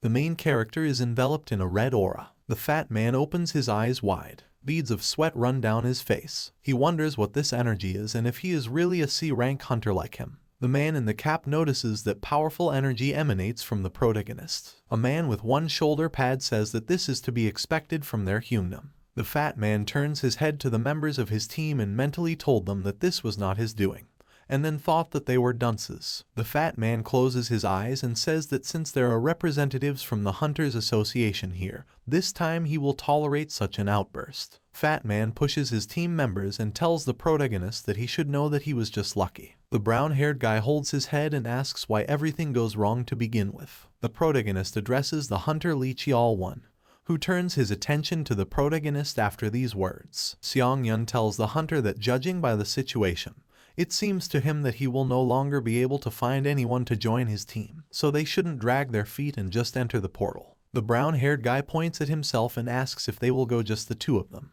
The main character and Call 1 exit the portal. The brown-haired guy with a sword in his hand looks around and says that they actually went inside. The protagonist looks at his partner and tells him that they don't need to worry too much and he can deal with most D-rank monsters. A bead of sweat runs down the brown-haired guy's cheek. He's wary. Call 1 respectfully addresses the protagonist and asks him if he himself said that this was his first time in a dungeon. The protagonist replies that this is all true and wonders if the challenge tower and the dungeon are one and the same. A brown-haired guy with concern on his face tells the protagonist that at first glance his words may seem tactless to him, but their lives are at stake, so he should listen carefully. He asks the protagonist what he thinks has the highest death rate in the dungeon, an E-rank hunter or a C-rank hunter. The protagonist listens carefully to a group member. Call 1 says with a serious expression that at first glance it may seem that an E-rank hunter is more likely to die, but in reality, C-rank hunters have a higher mortality rate. He reports that E-rank hunters are extremely careful because they know they are weak. He imagines a hunter scanning the land. He imagines a hunter running headlong towards the enemy. He reports that while C-rank hunters are too confident in their abilities, the C-rank hunter was stabbed with 2 spears. Call 1 reports that therefore the likelihood of death among C-rank hunters is extremely high. He reports that the same can be said about driving, because the more self-confident the driver, the higher the likelihood of getting into an accident. He imagines himself sitting in the passenger seat while the protagonist drives carelessly. The brown-haired guy looks down and says that the place called the dungeon is much more dangerous than the protagonist thinks. He puts his hand forward and tells the protagonist that since he dared to enter the dungeon without a tank and a healer, he became even more worried about his self-confidence. The protagonist tells the group member that there is logic in his words. The brown-haired guy says that although he is an E-rank hunter, he has a lot of experience in dungeons, and then asks if he can take on the role of leader of their group. The main character thought that, in fact, he wanted to be in charge. The protagonist agrees, and the brown-haired guy bows and thanks the protagonist for his understanding. He adds that he is doing this for everyone's safety, so he hopes that his proposal did not spoil the protagonist's mood. He says that we must continue on our way. In the cave, stalactites hang from the ceiling. The protagonist thought that he would trust him first. A humanoid reptile appears with a spear in his right hand and a shield in his left hand. Call 1 notices that it is a lizardman. He grits his teeth and says that the lizardmen are known for their skill in using various types of weapons. He adds that it's bad that he was their opponent. He squeezes the sword in both hands and says that first, he will draw all the attention of this creature to himself, and the protagonist, on a signal, will attack him as soon as he opens his back. The main character replies that everything is clear to him. The main character looks at his partner and thought that he would see how an experienced hunter would fight such a creature. The lizardman with his mouth open makes a dash towards the hunter. Call 1 clenches his teeth and screams loudly. He makes 2 hits and shouts loudly, and the lizardman shouts questioningly in response. The brown-haired guy swings his sword and continues to scream. The protagonist wonders if they are now measuring their strength of spirit. The protagonist watches the confrontation. Drops of sweat flow down the protagonist's cheeks. He thought that the temporary return to Earth took only 3 days, and now he had to lose valuable time because of some insignificant lizardman. The protagonist begins to walk, and the brown-haired guy pays attention to him. The main character goes to the lizardman and apologizes to his partner, and then says that he is forced to intervene. The brown-haired guy tells the protagonist that if he intervenes so suddenly, he will be in danger. The main character makes a dash towards the enemy. He hits the lizardman several times. Call 1 has a surprised expression on his face. The lizardman is cut into several parts. The protagonist says that he intervened because he was in a hurry. He adds that he thanks his partner for his understanding. The brown-haired guy says that he understands everything perfectly, because the protagonist may have his own reasons for this. The protagonist asks if he can voice one of his proposals. Call 1 nods his head and says that of course, the protagonist can say whatever he wants. The protagonist points his thumb at himself and says that from now on he wants to take on the role of leader. Many lizardmen run towards the group. The protagonist moves with lightning speed from one lizardman to another and inflicts deep cutting wounds on them. 2 lizardmen attack the protagonist from behind. The main character jumps and is now above the lizardmen. The protagonist jumped on one of the lizardmen and pierced him with a sword from the back. Call 1 opened his mouth in surprise. He thought that the main character was simply committing a unilateral massacre. The protagonist's eyes glow blue. He quickly moves towards the lizardmen and immediately makes a cutting blow to one of them. He makes another powerful blow. He cuts off the lizardman's head. The protagonist's partner, with a surprised expression on his face, thought that perhaps he was now witnessing the battle of a super rookie who would shake the hunter industry in the future. The protagonist removes his sword from the lizardman's body. He picks up the green gem from it. A system window appears with information about the received item, Mana Stone of Rank D, a magical stone containing murky magic, collected from the heart of a lizardman. Depending on its use, it can be of great assistance in metallurgy and alchemy. The protagonist puts a mana stone into his partner's backpack, where there are already many stones inside. Call 1 says that he asks to forgive him, because besides playing the role of a porter, he is of no use. He tells the protagonist that he won't say a word if he wants to make more profit. The protagonist is about to say something about profit, and is attacked from behind by a lizardman. He makes a stabbing attack with his sword, but the protagonist dodges. The main character raises his hand to strike. He hits the lizardman and he flies up. The lizardman hits the ceiling. A lot of stone debris falls near the protagonist. Call 1 holds his head as rocks fall to the ground.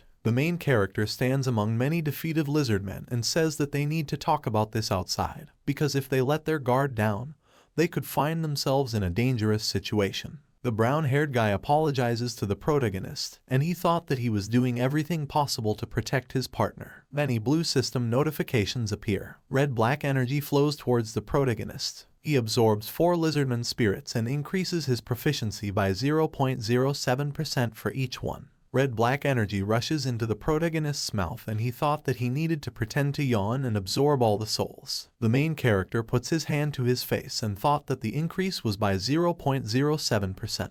He adds that with D-class monsters, it will take a very long time to improve the mastery of his unique characteristic. A large red portal appears. The brown-haired guy thought that if it was just the 2 of them, they could get to the portal leading to the boss's room. The protagonist looks at the portal and thought that it seemed to be a portal leading to the boss's room. Call 1 smiles and thinks that he didn't even think about raiding the boss. He adds that no, or rather, he thought from the very beginning that it would be a great success if they overcome at least half of the dungeon. The main character, with a serious expression on his face, thought that it seemed to him that the person in front of him was quite capable of completely clearing the dungeon. He looks at his partner and tells him that they are about to invade the boss's room, and then asks if they are happy with this arrangement. Call 1 says yes, he's fine with it, but he thinks he should take a break. The main character says that there is no need for this, because he is completely fine. The protagonist's partner says that then you should enter the portal. Black energy circulates around the red portal. The protagonist and his partner stand in front of a red lizardman who sits on a throne. A red lizardman with blue eyes rises from his throne.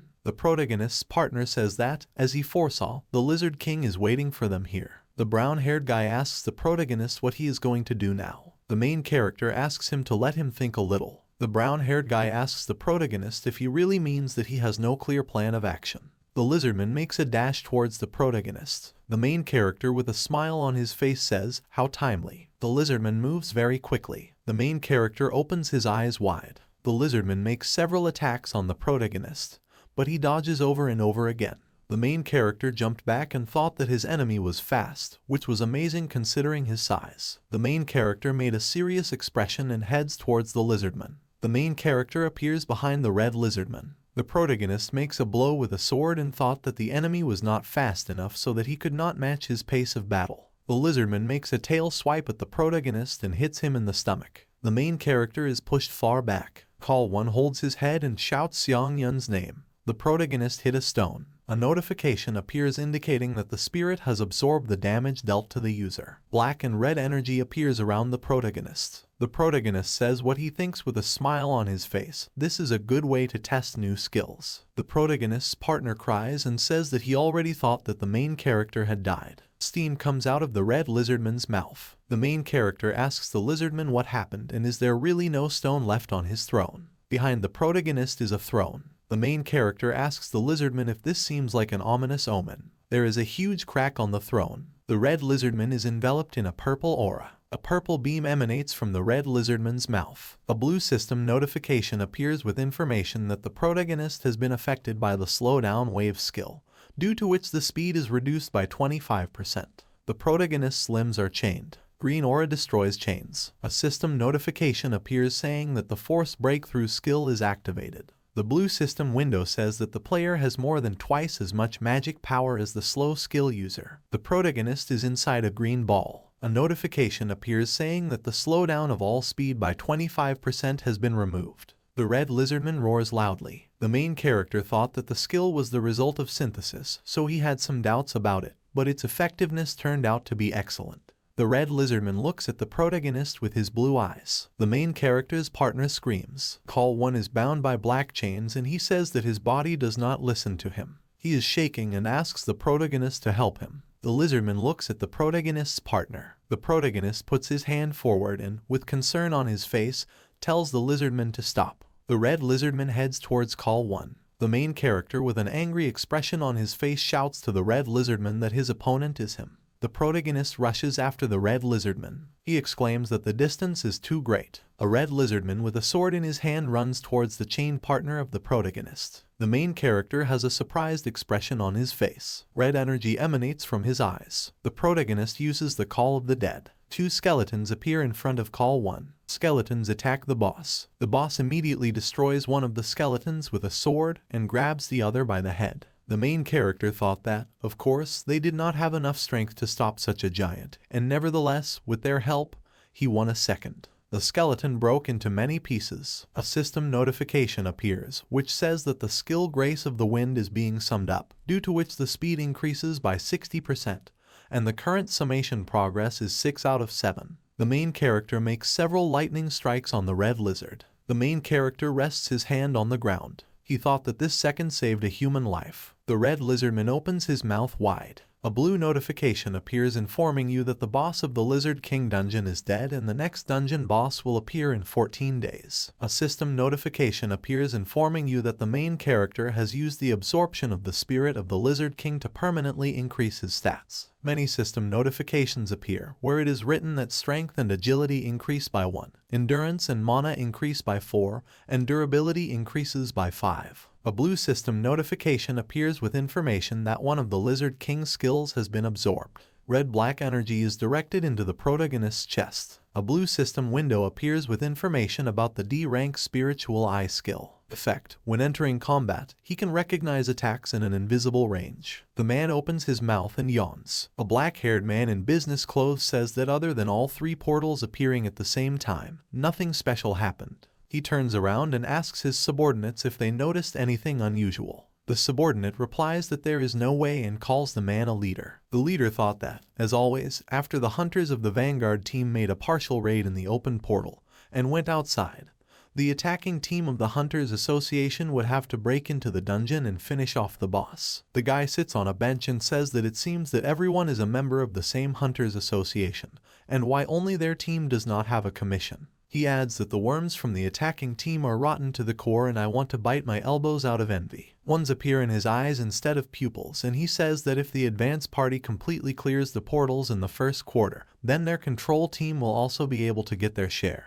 He made a serious expression on his face. He closes his eyes and thinks that this is only possible if there isn't a rank hunter, and then wonders if there is even one high-class hunter who will pull such a crazy trick. The protagonist and his partner emerge from the portal. The subordinate leader announces that the advanced squad of Portal 3 has completed the cleanup. The manager, with surprise on his face, asks if everything happened so quickly. He asks what kind of nonsense this is and adds that they really went on a raid in the dungeon, just the two of them, and adds that this group could not go half the way. The leader's subordinate accompanies the protagonist and call 1. The leader looks at the portal. The blue portal closes before his eyes. The leader, with a shocked expression on his face, thought that the portal that had become colorless meant that the boss's room had been completely cleared. The brown-haired executive smiles. He runs towards the protagonist. He asks him if he really completely cleared the dungeon. The main character apologizes and then asks him who he is to ask such questions. The manager straightens his tie and says that he forgot to introduce himself. He reveals that he is Shim Woo-jin, the leader of the portal control team from the Hunters Association,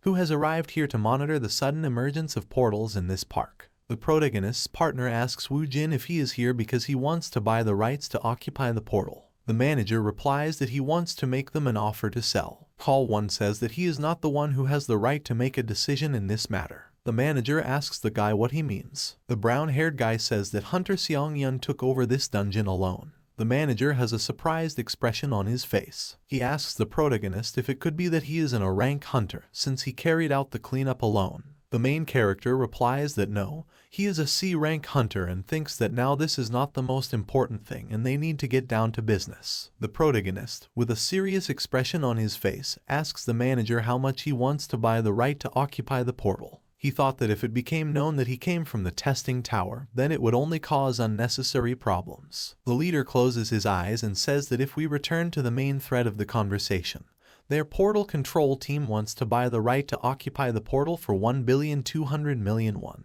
The main character opens his eyes wide in surprise. He thought about the price of 1,200,000,000 won. Someone puts a lot of magazines stacked on top of each other on the table. The black-haired girl leans on stacks of books and says that it's hard for her, because after returning from the tower, all she does is work like a horse. The black-haired girl lowers her gaze. Someone calls her on the phone and he holds it in his hand, and then asks who is calling him at such a late hour. The girl has a surprised expression on her face. The girl turns back. There is a sign on the table that says that this is the place of leader Lee Ha-young from the team monitoring the applicants from the testing tower. She remembers how 3 men in glasses were sitting at the table in front of her and said that without a doubt, this incident would lead to revolutionary changes. He thought that everyone upstairs was really alarmed in earnest. She puts her hand to her head and with her eyes closed says that even if the applicants hide their identities, she still never thought that recruiting them would be so difficult. With a frustrated expression on her face, she thought that she had not even managed to recruit 10 people, and all these applicants were of low complexity, which was not enough to satisfy the top management. She looks at the city through the glass wall and says that if she thinks about it, she has no idea what that man is doing.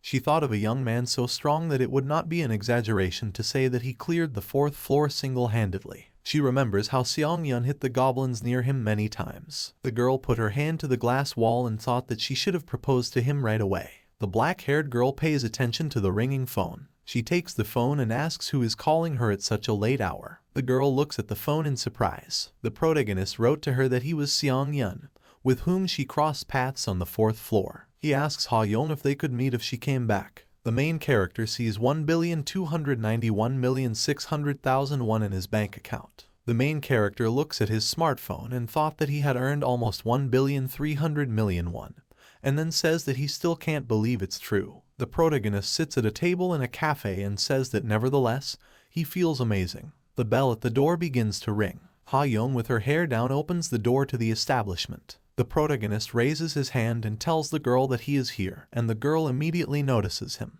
The main character wondered if she really ran with all her might, and then tells her that she didn't have to be in such a hurry. Ha-young crosses her arms and tells the protagonist that he didn't even respond to her message. She tells him that she has been waiting for his answer for a long time. The protagonist's cheeks turned red. The main character apologizes with concern on his face, and then says that apparently he didn't read it because he was in a hurry. The girl with a smile on her face points her index fingers at the protagonist and tells him that then he needs to treat her with a cup of coffee and cheesecake. The protagonist tells the girl that she can order whatever she wants. The girl takes her cup of coffee. Ha-young asks the protagonist if he is going to continue climbing the test tower. The protagonist replies that no, he is going to continue his ascent into the towers of trials, and to be honest, he contacted her because he has one request for her. The main character tells the girl that he needs to join some guild and then he will have the opportunity to attack the dungeons during his short return from the trial tower. He adds that he will name the conditions now. The girl has a surprised expression on her face. According to the first condition, he must have the right to refuse in order to appear at the guild. He imagines many people in combat gear. According to the second condition, non-interference in the protagonist's affairs related to the Tower of Trials must be observed.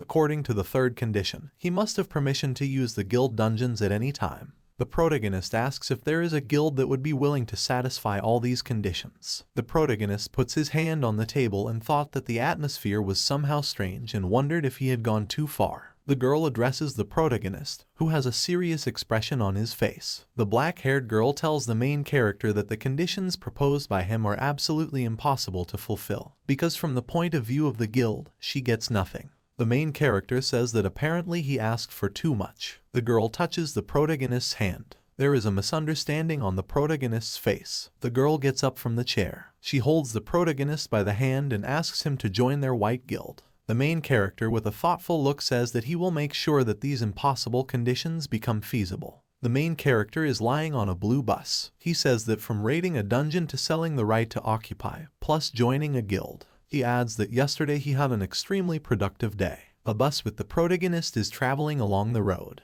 The main character, with a serious expression on his face, thought that in order to join the guild, there was only one task left to complete. Ha-young tells the protagonist to clear a C-class dungeon alone. The black-haired girl tells the protagonist that he must demonstrate his abilities so that it will be easier for her to convince senior management. She adds that the privilege of free use of guild dungeons is not available to everyone. The protagonist thought that her words meant that not everyone can bathe in cream using the dungeons of the White Guild. He adds that this, at a minimum, must be either a rising star or a hunter on whom high hopes are pinned. The main character with a serious expression on his face asks the girl to prepare everything necessary for clearing a C-class dungeon. They shake hands and the girl says that she will make sure that she never regrets her decision. Uijeong Nakiak-dong District, Chungbo Mountain. Sunlight illuminates the street. The protagonist raises his torso and says that as a warm-up he thinks it's worth starting a run from here. He rests his hand on the roof of the bus. He pushes off the bus with his foot. He makes a swift jump. He moves very quickly in the air. Ha-young approaches the blue portal. With a smile on her face, she greets one of the association workers, who reports that her attendance has been confirmed. He puts his hand to the side and tells the girl that there is still a lot of time left, so she needs to sit under this canopy for now. The girl thanks the association worker. The protagonist lands next to her and notices that Miss Ha-young is already here. A strong wind is blowing behind the protagonist. The wind blows towards the association worker and Ha-young and blows away the furniture. The main character puts the chair in place and asks for forgiveness with concern on his face,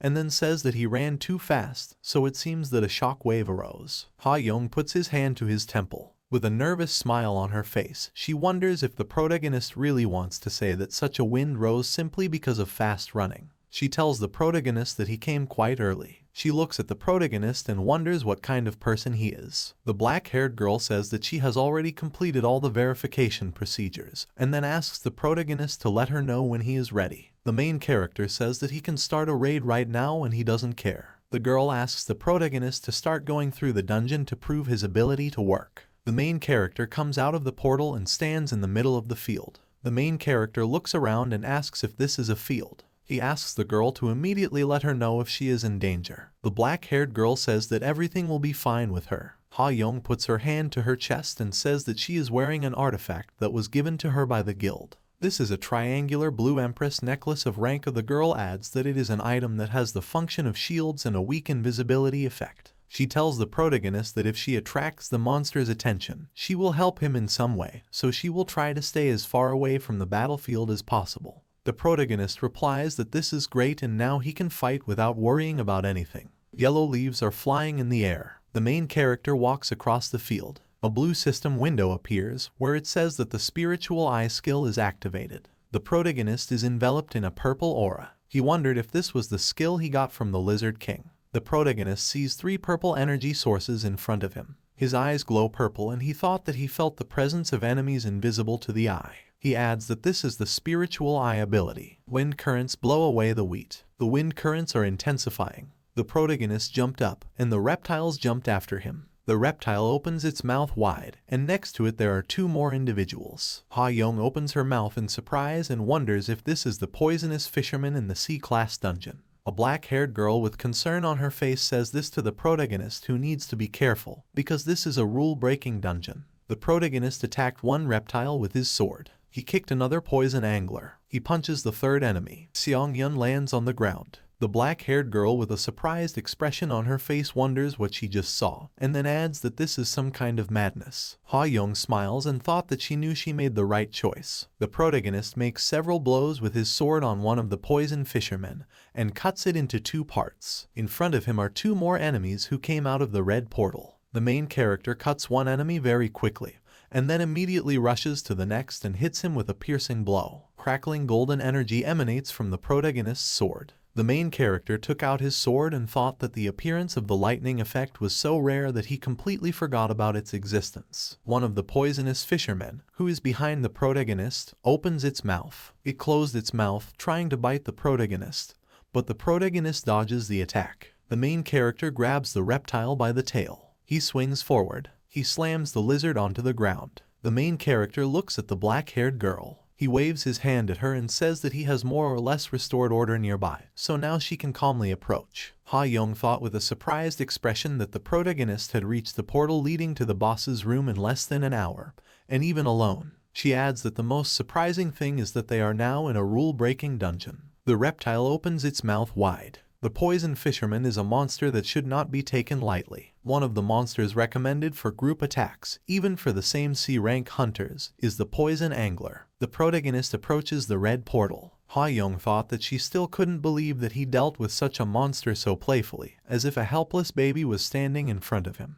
The protagonist stands in front of the red portal and thought that this is far from the limit of Mr. Seong Yun's growth. The girl looks at the protagonist from behind and thought that what he will show in the future is impossible to even imagine. A system notification appears saying that the protagonist used absorbed spirits to permanently increase their stats. The protagonist's strength and endurance are increased by 4, agility is increased by 3, mana is increased by 6, and durability is increased by 7. Black energy flows towards the protagonist. The main character thought that with such a level, even the boss would not pose much of a threat to her. The protagonist says that he is going to the boss's room. The red portal swirls inside. The main character and Ha Young are walking along the gorge. The black-haired girl looks at the roots growing along the gorge and says that it is a little strange. She says that they have come this far, but the presence of the monster is still not felt. Blue energy is directed towards the protagonist and the girl. Blue energy flies straight towards the black-haired girl. The main character looks up and thought that it was very dangerous. A huge monster with a long tongue appears. He makes a powerful strike to the ground. The monster glows with blue energy. The protagonist takes the girl with him. Ha Young looks at the main character with flushed cheeks. The boss opens his mouth and concentrates a ball of blue energy there. The boss directs a powerful stream of blue energy at the protagonist and the girl. Ha Young points his finger at the beam of blue energy and says that the monster is attacking from behind.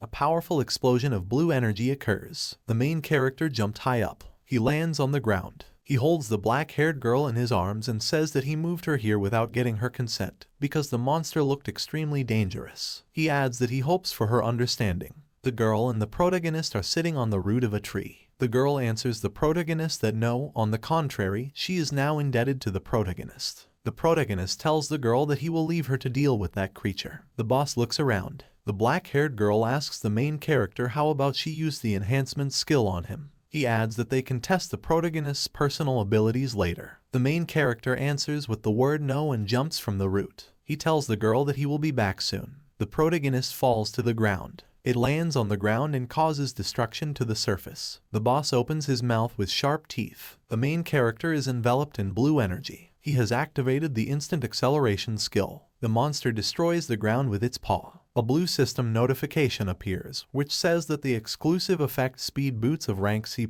has been applied, which instantly increases speed. System windows appear, where it says that the Face of the Wind skill is activated, due to which the entire speed is increased by 70%, and the current summation progress is 7 out of 7. A lot of blue energy emanates from the boss's mouth, and the protagonist is quickly approaching him. The protagonist jumped off the ground and flies towards the enemy. The main character came close to the enemy. The monster looks at the protagonist and growls questioningly. The main character inflicts cuts on his paws and tail. He hits the monster in the torso. He makes a cutting blow to the boss's neck. The monster, cut into pieces, falls to the ground. The protagonist leaves behind a defeated enemy. A notification appears that the dungeon boss Blue Flame Fisherman has been defeated. A black-haired girl sits on a root and watches the protagonist. A blue notification appears saying that in 3 hours the dungeon will collapse. Ha-Yeon laughs with a surprised expression. She says that she is completely confused and does not understand who the monster is here. The main character stands among the monster's body parts and wonders if he cut him up too much. A large red portal appears. The black-haired girl and the protagonist exit the portal. The girl sighs and says that she never expected that the main character, being a C-rank hunter, would clear the dungeon so quickly. She holds her hands behind her back and tells the main character that he has passed the test and can now use the dungeons of the White Guild.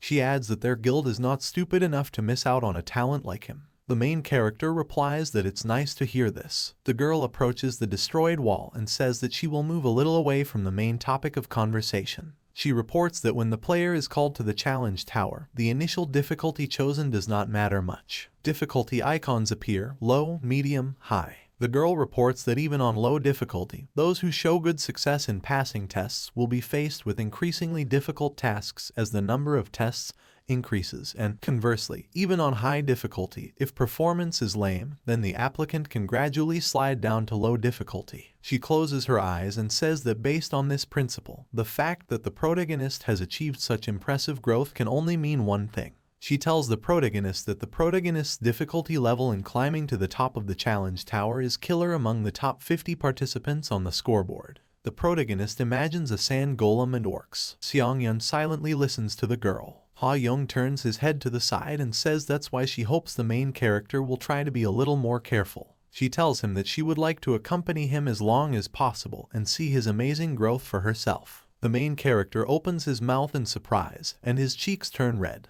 The main character sits on the roof of a building. He is eating a red apple. A system notification appears saying that in 5 minutes the protagonist will be moved to the test tower. Seong-yeon smiles and says that over the past 3 days he has really been spinning like a squirrel in a wheel. The shadow of the hair covers the eyes of the protagonist. He thought that thanks to this, both his characteristics and his self-confidence increased. A blue system notification appears saying that the time has expired. A blue notification appears, which says that the protagonist is returning to the Tower of Trials. A portal appears in the sky. The protagonist smiles smugly as he is sucked into the portal. He thought that he was returning to the Tower of Trials again. He appears in the middle of a white room with a bed. The system asks the protagonist if he is ready to begin the test on the 8th floor. The main character presses the yes button. A blue window appears where the system allows you to select the intersection point of the test: tactics, combat, capture. The main character, with a surprised expression on his face,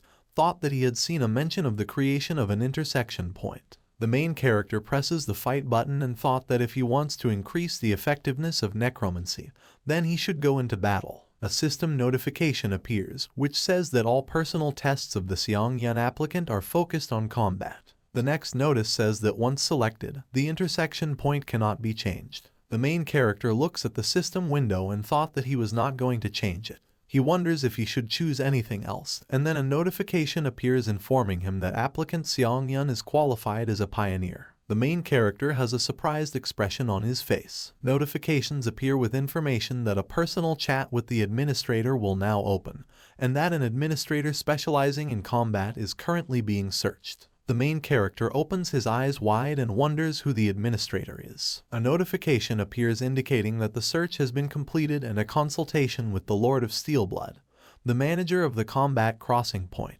begins. Blue particles appear near the protagonist. It's snowing in the location. The main character appears in the middle of a field where there are many swords stuck in the ground. He asks with a serious expression where he is. A notification appears indicating that the protagonist has entered the world of Steelblood. The sword field is located in the middle of the forest. The eye uses the Eye of Truth and now his eye glows purple. A blue notification appears saying that the Eye of Truth skill has been activated. Another system notification appears, containing information about the world of Steelblood. This is a space created especially for her, the administrator of the Lord of Steelblood. This is a place where uninvited guests cannot enter. The main character smiles and thought that such a place also exists. The protagonist receives a system notification, which says that the administrator Lord of Steelblood is unhappy that someone is making inquiries. The protagonist is surprised by this notification. He looks at the notification and wonders if administrators can communicate their intentions through direct messages. Behind the protagonist, a sword rises into the air, shrouded in fiery energy. A blue system notification appears, where it says that the administrator tells the protagonist to stop suffering from nonsense, and asks him to follow the sword. The main character goes after a flaming sword. The main character is silent, and steam comes from his mouth due to the cold. The main character walks among many swords. The main character stopped between the trees. He looked at something. The protagonist approaches a wooden house. He opens the front door. A blue system notification appears, where it says that the Lord of Steelblood is looking at the protagonist. The main character has a surprised expression on his face. In the room there is a large chandelier with candles on it. A girl with pink hair sits on a chair, who tells the protagonist that he has finally arrived, and then tells the main character that she welcomes him. The girl with a smile on her face says that she is the administrator who was appointed to conduct a consultation with her, the same Lord of Steelblood. The girl crossed her legs. The main character took a closer look at her and thought that outwardly she looked like a foreign beauty. He sees a red aura emanating from the girl and thought that in fact in front of him was a creature who exercises control in the Tower of Tests. The girl approached the protagonist's face. The main character sees a girl taking a jug from a shelf and wonders when she managed to end up here, because he was constantly looking at her. The girl says that she was curious what this monster looks like, and then adds that it's pretty good. The main character asks the girl if she knows him. The pink-haired girl replies that of course, and then adds that the test on the 4th floor was quite impressive. The protagonist asks the girl if she has really been watching his trials all this time. The administrator pours a drink from a jug into a glass, and then says that she only knew about what happened from the data in the final report, because it is impossible to observe the tests of applicants below the 8th floor. The main character opened his eyes wide and wonders if she really can't watch the test, even though she is an administrator. The pink-haired girl spins the glass and tells the protagonist that judging by the expression on his face, she thinks that he misunderstood something, because administrators are not omnipotent beings, like the same gods, and they do not control the tower at all. The main character asks the pink-haired girl what this nonsense is. The Lord of Steelblood drinks the drink and says that the protagonist should rather see the administrators as beings subordinate to the tower, so he should not be too nervous in its presence. She reports that as long as she obeys the tower, she cannot harm him. The main character silently listens to the girl's words. The pink-haired girl looks at the protagonist and says that they will leave this chatter, and then adds that this personal consultation is an advantage earned by the protagonist, and if there are any questions, then he should not hesitate to ask. The main character, with a satisfied expression on his face, thought about the advantage, and then adds that he definitely doesn't feel any hostility. He asks the girl if she can explain what this personal consultation is. Near the house there are swords stuck in the ground. Through the window of the house, the administrator is visible, who tells the main character that, as mentioned earlier, personal consultation is an advantage that the pioneer will receive. She adds that the protagonist does not need to use questions to get comprehensive answers to their questions through the administrator. The main character remembers an enemy in armor and with purple eyes and says that on the 5th floor he almost died at the hands of the challenger from another dimension. He asks why he came to him and is it really possible that floor-level implementation can be carried out from this world too. The administrator smiles and says that there is no special reason. She looks at the protagonist and says that this is due to the fact that when entering a certain floor in another world, the intruder can not only steal the reward for testing that floor, but also get more advantageous benefits. The girl leaning on the table says that applicants from other worlds come from where the tower has existed for decades, and they are well aware that the reward for harming an applicant from another world is incredibly high. And they also know that the tower of this world will someday be united with towers of other worlds. The main character asks the girl what she means, and the girl replies that everything is as she said. The girl reports that starting from the 20th floor, the focus is on combined tests rather than personal ones, and then the protagonist will have the opportunity to meet applicants from other worlds. The diagram shows an arrow where, as the trials progress, incursions into another dimension occur. The main character, with a serious expression on his face, wonders why this looks like a desire to eliminate in advance a competitor whom he will have to meet one day. The administrator puts a glass on the table and asks the protagonist if she satisfied his curiosity. The main character tells her that if we ignore the last question, then we can say this. He asks what the Tower of Tests is with a stern expression on his face. The administrator lowered her gaze and remained silent. She tells the protagonist that she herself would like to know the answer to this question.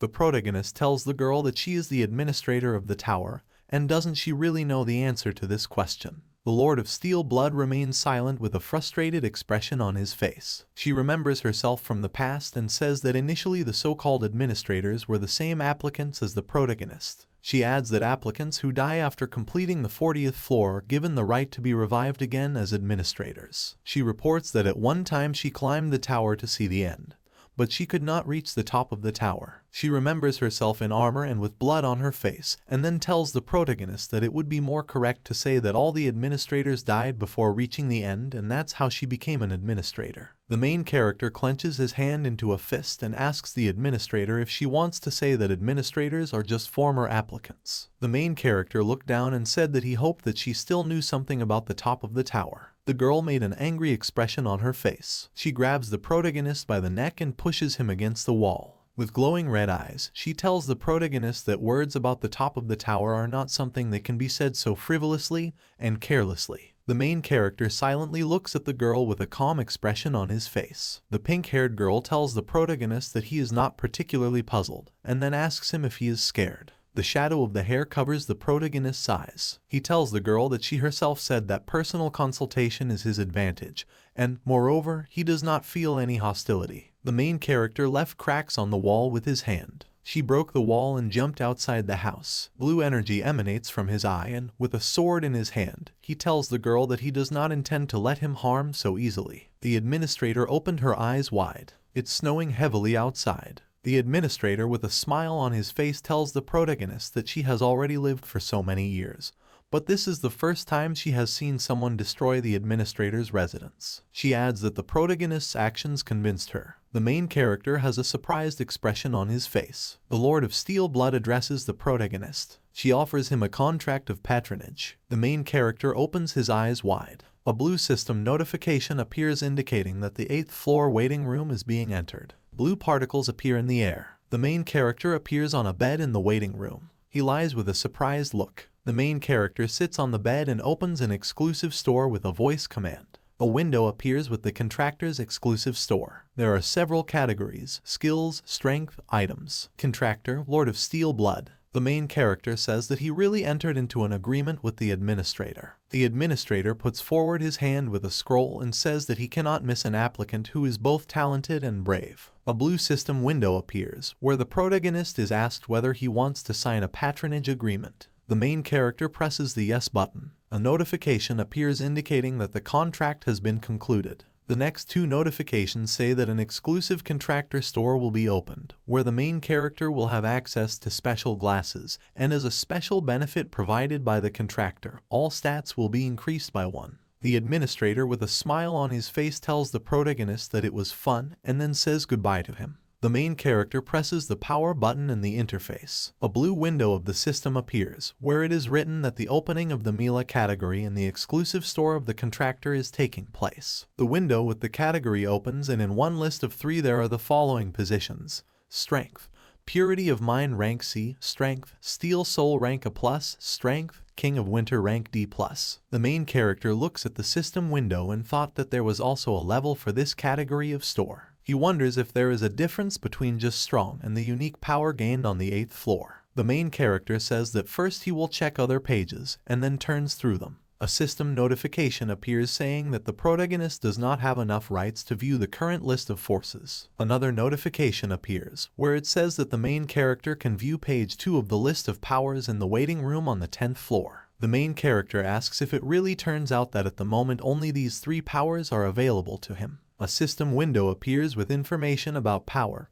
Purity of Mind Rank C, which costs 1,000 special points. Description: you will be capable of rational thinking in any situation. Status anomalies such as anger and confusion are halved during combat, and combat immersion is increased. Another system window appears, which contains information about strength. Steel Soul Rank A+, which costs 65 special points. Description: this is the soul that some lords were born with, who are said to have neither blood nor tears. Increases the skill of all types of weapons by 2.32 times. All newly learned combat skills start at 10% mastery. In another window of the system it is written about strength. King Winter of rank D+, which costs 800 special points. Description: this is a power often obtained by the rulers of the north. In cold conditions, stats will temporarily increase and the player will not suffer from the cold. The main character, with a thoughtful look, thought that this was somehow ambiguous and that it was probably better to save up some special glasses. He thought that he shouldn't and pressed his finger on the system window. The main character bought power, purity of mind, and 1,000 special points were debited from his account. The protagonist thought that this is a power that allows one to reason sensibly in any situation.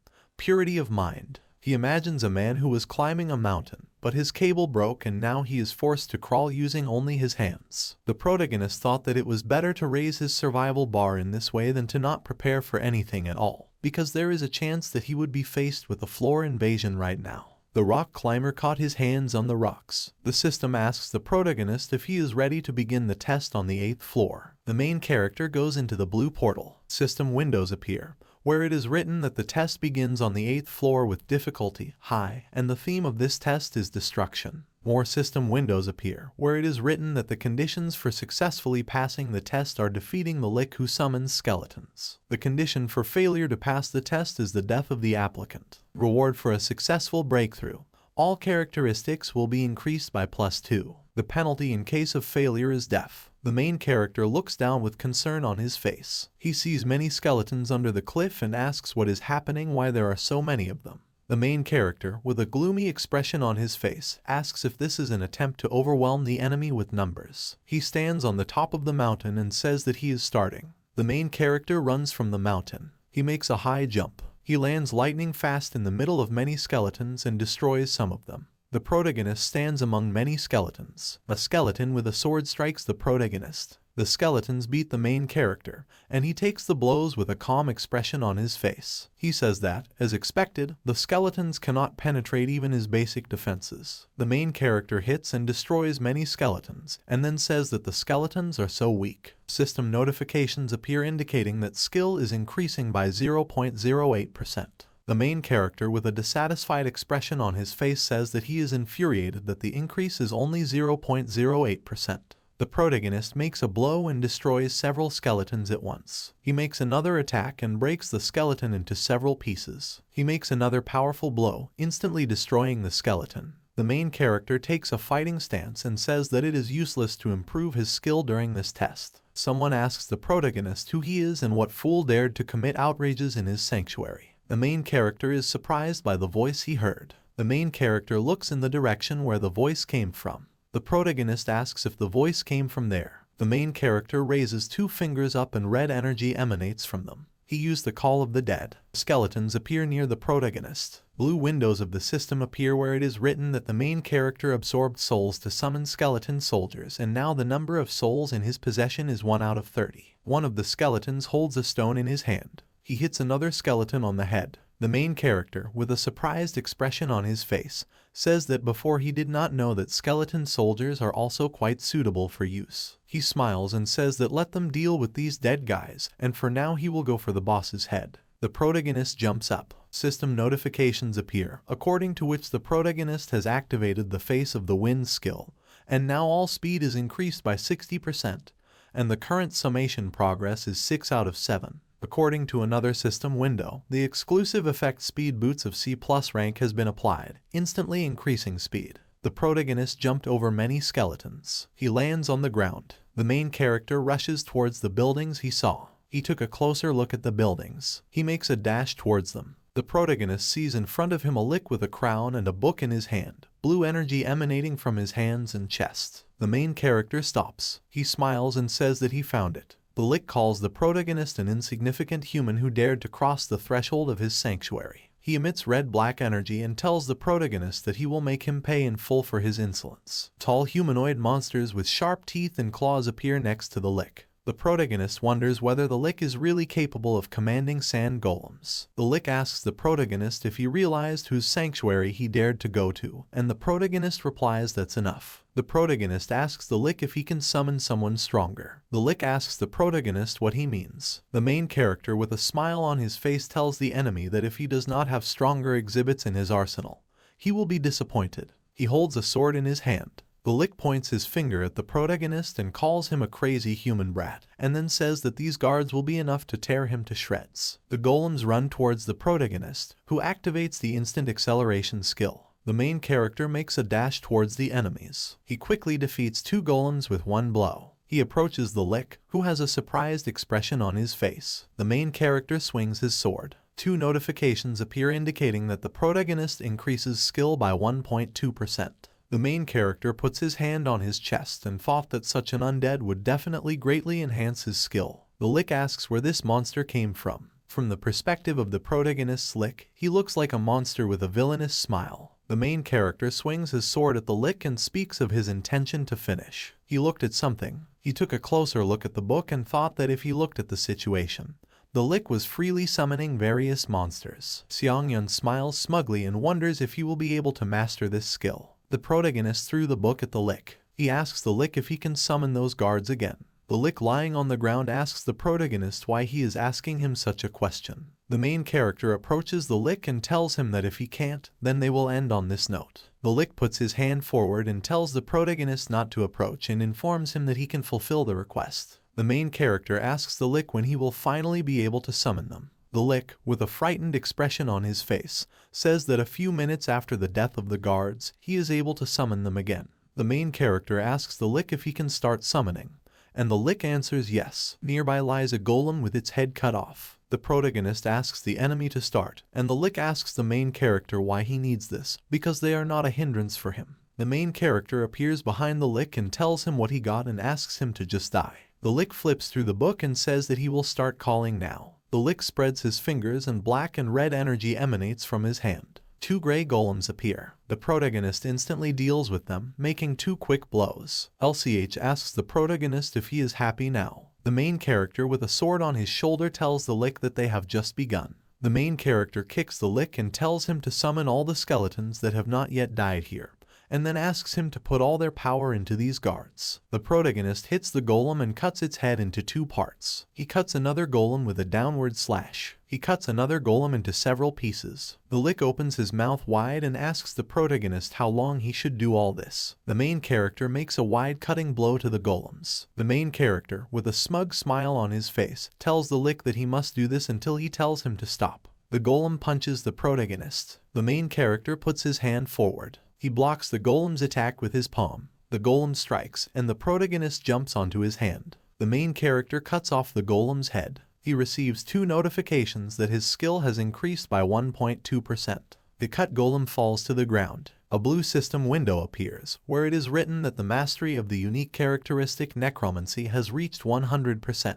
The next notice says that the rank of the unique characteristic Necromancy is increased by 1 level. Blue energy emanates from the protagonist's chest. The main character smiles and thought that now Necromancy is also getting a C rank. The Lick calls the protagonist a crazy fool. The main character turns to the Lick. Smoke floats in the air. The Lick tells the protagonist that he is a scoundrel that would make even the devil tremble. He adds that he will curse him even after death. Red energy emanates from the Lick's eyes. The main character goes to the Lick and thought that the fact that with each call he has more and more cracks speaks of his imminent death. The main character swings his sword and says what a pity, because he wanted to use it longer. The Lick's head tells the protagonist that meeting him was the most disgusting thing that happened to him. The main character cut off the Lick's head. A system notification appears, where it is written that the protagonist has received the achievement Personality Who Outdid the Devil, due to which his agility is increased by 1. A system notification appears, according to which the protagonist has absorbed the spirit of the lick and now his skill is increased by 17.4%.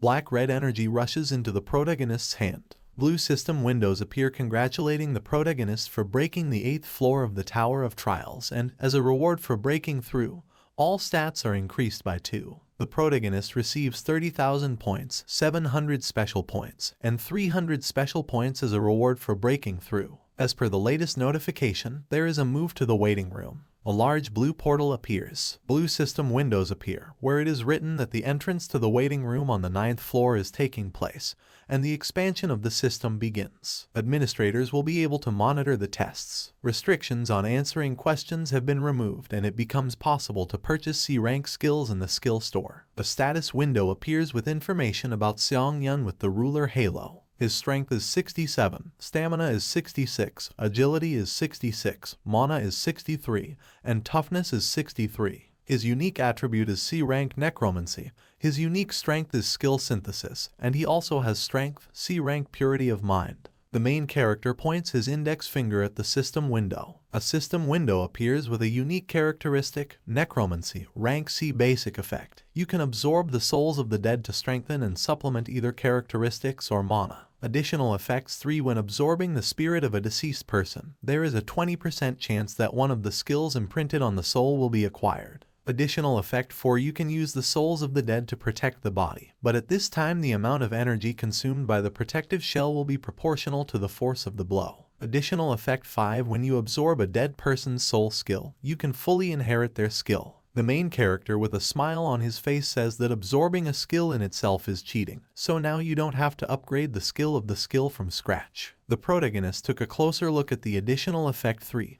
and thought that the possibility of absorbing the skill was open. The main character closes the system window and says that the test on the 8th floor ended quite smoothly, but there is no guarantee that the test on the 9th floor will be the same. He adds that he clearly needs to prepare carefully for the next test on the 9th floor. Seong-Yun raises the sword above himself and says what he thinks. The sword can still be used, but there is a problem with the shield and skills. A blue system window appears, where it is written about the Hunter Dagger skill of rank D with maximum skill. Description: a practical dagger technique created by hunters for effective hunting. Effect: when using a dagger, the cutting power of the weapon increases by 2.5 times and knowledge of how to work with a dagger increases. The main character thought that since he had maxed out the skill, he had come to the point where he needed a replacement sword skill. A blue system window appears, where it says that you have entered the skill store. Another system window appears, where it says that this skill store displays a list of skills available for purchase. The main character presses his index finger on the blue system window. With a serious expression on his face,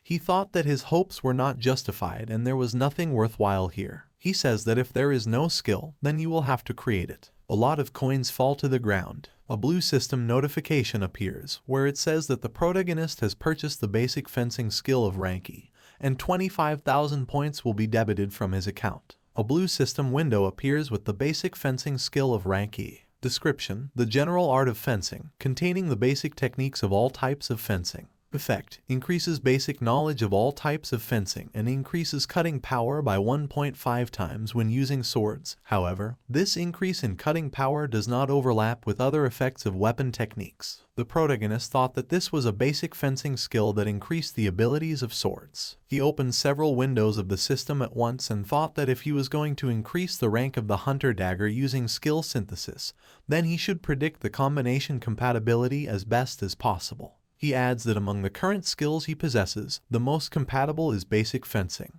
The protagonist chooses D-rank Hunter Dagger and E-rank basic fencing. Blue system notifications appear, where it is written that the ranks of materials for synthesis do not correspond to each other and the synthesis will be centralized around the Hunter Dagger skill. Currently, there is a 75% chance that a higher level skill will be synthesized. The system asks the protagonist if he wants to continue the synthesis. The main character clicks on the yes button in the interface. Skill synthesis is completed and a new skill is created. A golden icon appears. A skill was created, Demon Slayer rank C. The main character, with a surprised expression on his face, asks what kind of Demon Slayer this is. The icon depicts a skull pierced by swords. A blue system window appears with information about the C-rank Demon Slayer skill. Description: a hunting fencing art designed to kill demons. The main effect is to increase basic knowledge of all types of fencing and increase cutting power by 3 times when using swords.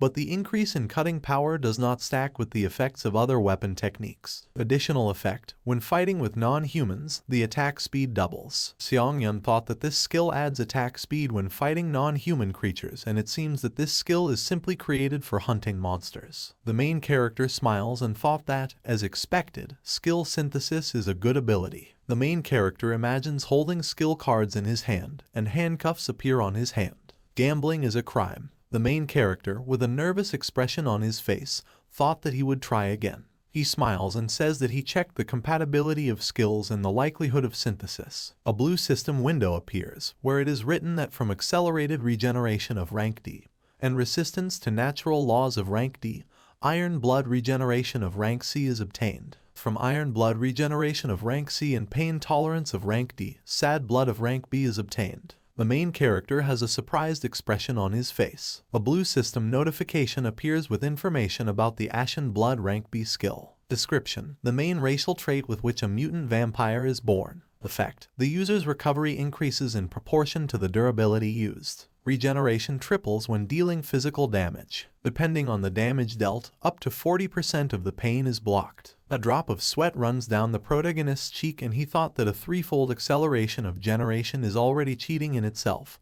and this skill also blocks pain. The protagonist clutches a sword in his hand and says that since the waiting room is equipped with healing, he will not be able to properly test this skill. He thought that. Nevertheless, 100 points was not a burden to him at all. Blue system windows appear, where it is written that the waiting room regeneration effect has been removed and 50 points will be debited from his account. Fatigue will accumulate and the protagonist will not recover from physical damage. Seong-yeon swings his sword and thought that since all the spirits were absorbed, the shield would not be activated. He makes a strike and thought he would start a check. He moves his sword behind his back. The main character cut off his own hand. He cut off his hand many times. Seong-yeon's arm quickly regenerates and green energy emanates from him. A drop of sweat runs down the protagonist's cheek and he thinks that this is an amazing ability, and then adds that even when he is outside the waiting room, it is essentially as if he is under eternal healing. The protagonist rolled up his sleeves and thought that in addition to this level of regeneration, he also had a spiritual shield. He adds that, to be honest, now he no longer needs this tin called a shield. The main character says that however he must use it until it breaks. He opens the system window and says that it seems there is nothing here that deserves his attention. He reports that the time spent in the waiting room is coming to an end, so there is no point in stalling. The protagonist goes to a large blue portal. Many blue system notifications appear, where it says that you have entered the 9th floor of the test tower with high difficulty. The theme of this test is fight. The remaining time is 1 day. The condition for successfully passing the test is to kill all the monsters on the rental within the allotted time. The condition for failure to pass the test is the death of the applicant or the expiration of the allotted time. The reward for a successful breakthrough is the skill Animal Instinct rank C. The penalty in case of failure is death. The protagonist has a surprised expression on his face and a system window with an exclamation mark appears in front of him. The system window says that Seong-yeon's test on the 9th floor is currently unsafe. The floor implementation of the applicant from the world of Murim has been confirmed.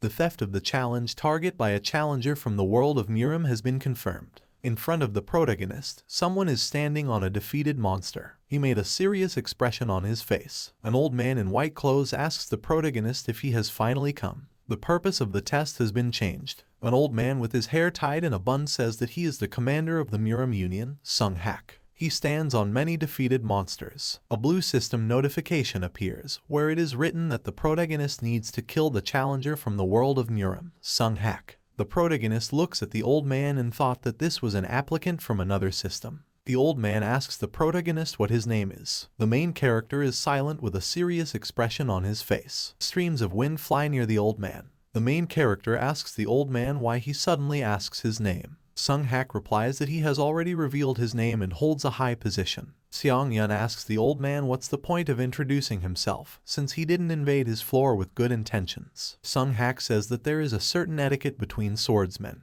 but the protagonist's thoughts are clearly limited. The protagonist, with a serious expression on his face, thought that he had no words, and then wondered how it happened that among the applicants from other systems there was not a single normal warrior. The old man takes out a sword and tells the protagonist that since he wants to hide his name, then nothing can be done. Sung-hak makes a jump. He swings his sword. He makes many stabbing attacks on the protagonist. Blue system notifications appear, according to which the Wind's Grace skill is activated and all speed is increased by 30%, and the current summation progress is 3 out of 7. The main character has a stern look. He repels enemy attacks with his sword. The old man jumped back from the protagonist. Sung-hak pulled his sword aside and tells the protagonist that it turns out that there is such an experienced warrior in this dimension. He apologizes for looking down on the protagonist. There is smoke floating near the protagonist. He opens his mouth and sighs. He tells the old man to stop being a hypocrite. He stands opposite the enemy and tells the old man that he is here to kill the protagonist and steal his reward. With a gloomy look, he asks the old man why he pretends to be polite and then says that it is disgusting. The old man opens his purple eyes and tells the protagonist that this is probably because they are from different worlds and they cannot understand each other. Sung-hak raises his sword above him and it begins to glow golden. It emits purple smoke. Purple smoke envelops the old man and he tells the protagonist that he may rest in peace. Purple smoke is directed towards the protagonist. A blue system window appears, where it is written that due to the unique characteristic of the light of the sword, the protagonist was blinded for 5 seconds. A drop of sweat runs down the protagonist's cheek. The main character is in complete darkness and wonders if he can't see anything. System notifications appear informing you that the magic resistance skill has activated and the duration of vision loss has been reduced to 2.5 seconds. The main character stands in a fighting stance. He stands with a sword in his hand and activates the spiritual eye skill, thanks to which he can recognize attacks in an invisible range. Purple energy emanates from the protagonist's eyes. A sword rushes at him from behind. The main character grits his teeth and dodges the sword. System notifications appear, where it is written that the protagonist has received the achievement Avoiding Blindness, thanks to which his agility is increased by 2. The main character makes a cutting attack, but does not hit the enemy. According to the notice, the dimming effect of the unique characteristic of sword light has ended. Sung-hak jumped back from the protagonist's attack. The old man moved his hand to the side. A system window appears, where it says that the Ashen Blood skill is activated. Drops of sweat were running down the protagonist's cheeks and he thought that his throat had almost been cut. The old man asks the protagonist how he calculated the trajectory of the sword. A notification appears informing you that the instant acceleration skill has been activated. The protagonist also activates the skill Wind's Grace, the entire speed of which is increased by 50%, and the current summation progress is 5 out of 7. The protagonist rests his hand on the ground. He makes a dash towards the enemy. Sung-hak gets into a fighting stance. The swords of the protagonist and the old man clashed. Sparks come from the swords. The main character swings his leg. The old man repels the protagonist's attack with his foot. He attacks the protagonist's leg with his sword. The protagonist removes his leg and also attacks the enemy. The old man grabs the main character's hand. The main character tries to kick the old man. Sung-hak repels the protagonist's attack with his sword. The old man clutches a sword in his hand and tells the protagonist that he is using some strange techniques. A drop of sweat runs down the protagonist's cheek and he thought that he was a little puzzled, and even despite his incredible height, his characteristics were essentially on the same level. The main character jumped away from the old man. The old man opens his eyes and says that from now on he will be serious. He swings his sword and a lot of purple smoke appears. A blue notification appears informing you that due to the unique characteristic of sword light, the protagonist was blinded for 5 seconds. Smoke is directed towards the protagonist. The main character stands in the middle of the darkness. System notifications appear informing you that the magic resistance skill has been activated and the duration of vision loss has been reduced to 2.5 seconds. The spiritual eye skill is activated. The old man makes 4 quick strikes on the protagonist. The main character swings his sword and thought that the speed of the old man's blows had increased.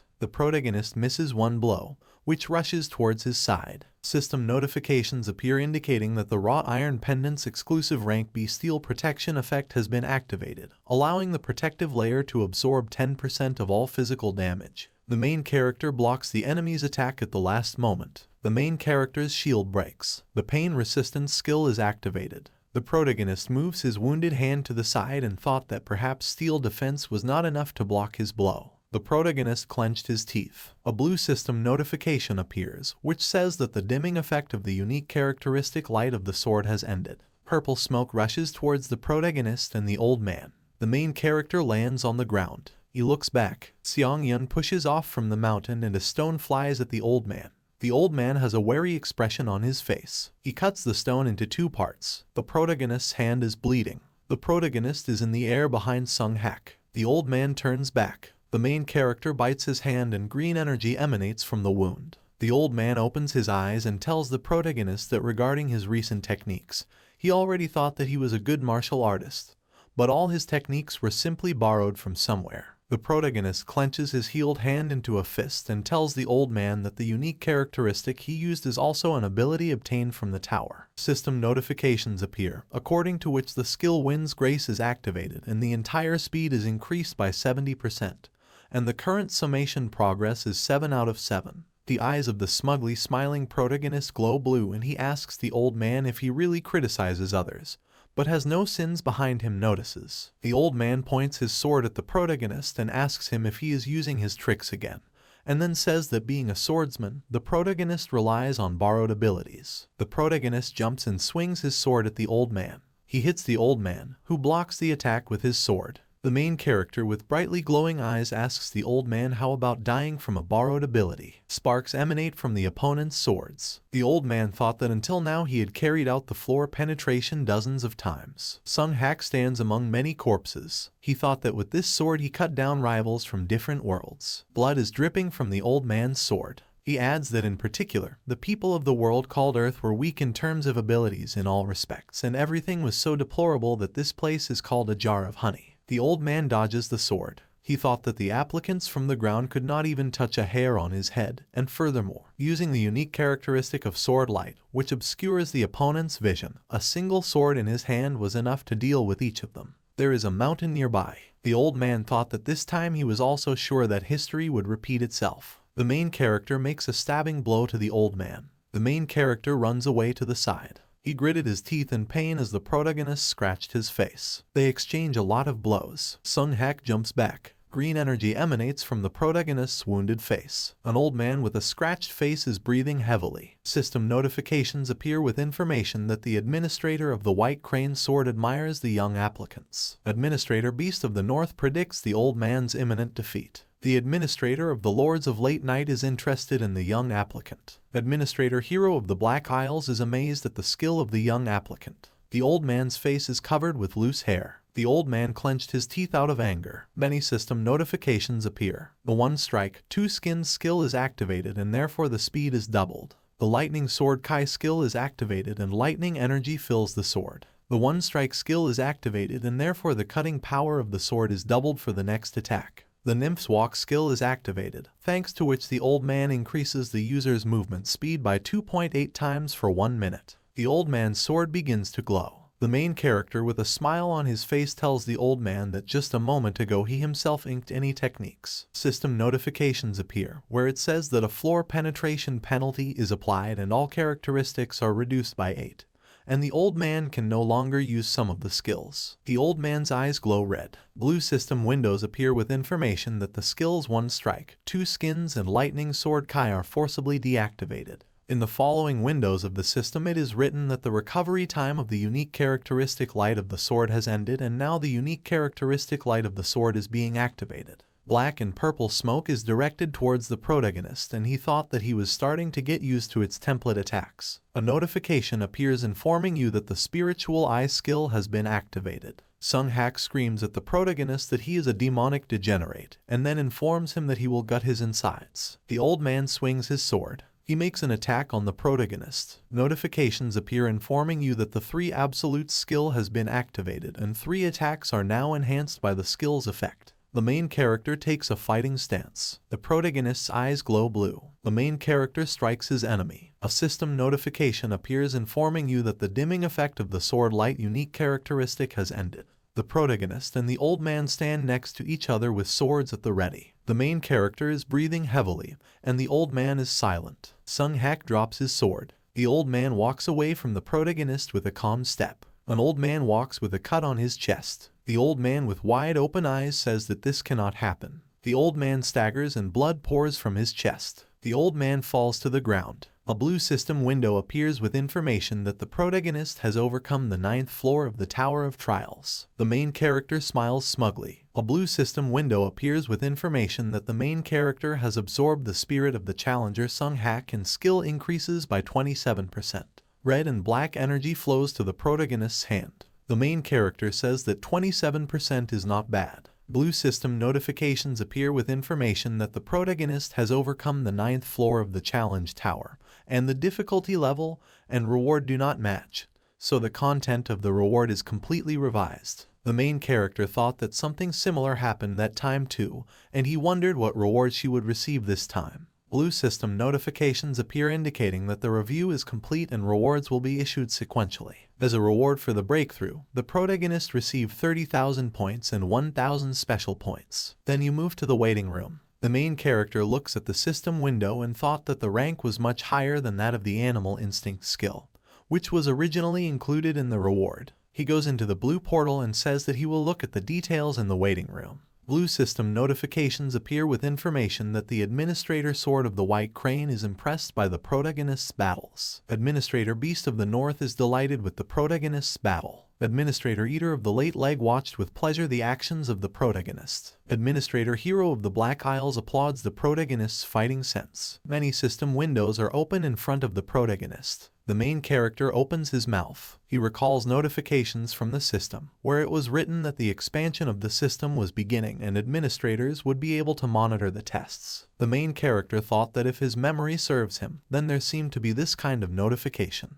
He smiles and thought that one way or another, many administrators were delighted with his fight. He adds that he feels a slight satisfaction that he has received at least some recognition. 2 more notifications appear. The first one says that the Administrator Lord of the Steel Blood condemns excessive interest in the contactor. In the second it is written that the Administrator Lord of the Steel Blood tells the contractor not to become obsessed with increased attention. The main character looks at the system windows with a dissatisfied expression on his face. 2 more notifications appear. According to the first, the Administrator of White Crane's Sword wants to add strength to the exclusive contractor store. In the second notification, the system asks the protagonist if he is ready to accept the offer. The main character thought about the White Crane's sword with a surprised expression on his face, and then asked what it meant and whether the administrator was just giving powers. A blue system notification appears, where it is written that the Administrator Lord of the Steel Blood says in a dissatisfied tone that he can accept power. The main character asks if he can just accept. The next system notice says that the Administrator Lord of the Steel Blood says that there are cases where a force is sponsored in order to gain the favor of a contractor. The main character looks out the system window and wonders if there is any benefit to the favor of the applicant who has already concluded a contract. He asks if there will be situations where they will have to face each other. A blue system notification appears, where it is written that the Administrator Sword of the White Crane laughingly says that in the future there will be a lot of such situations. The protagonist silently looks at the notification. Another notice appears, where it says that the Administrator Lord of Steel Blood says that the power provided will be so excellent that he feels some kind of burden.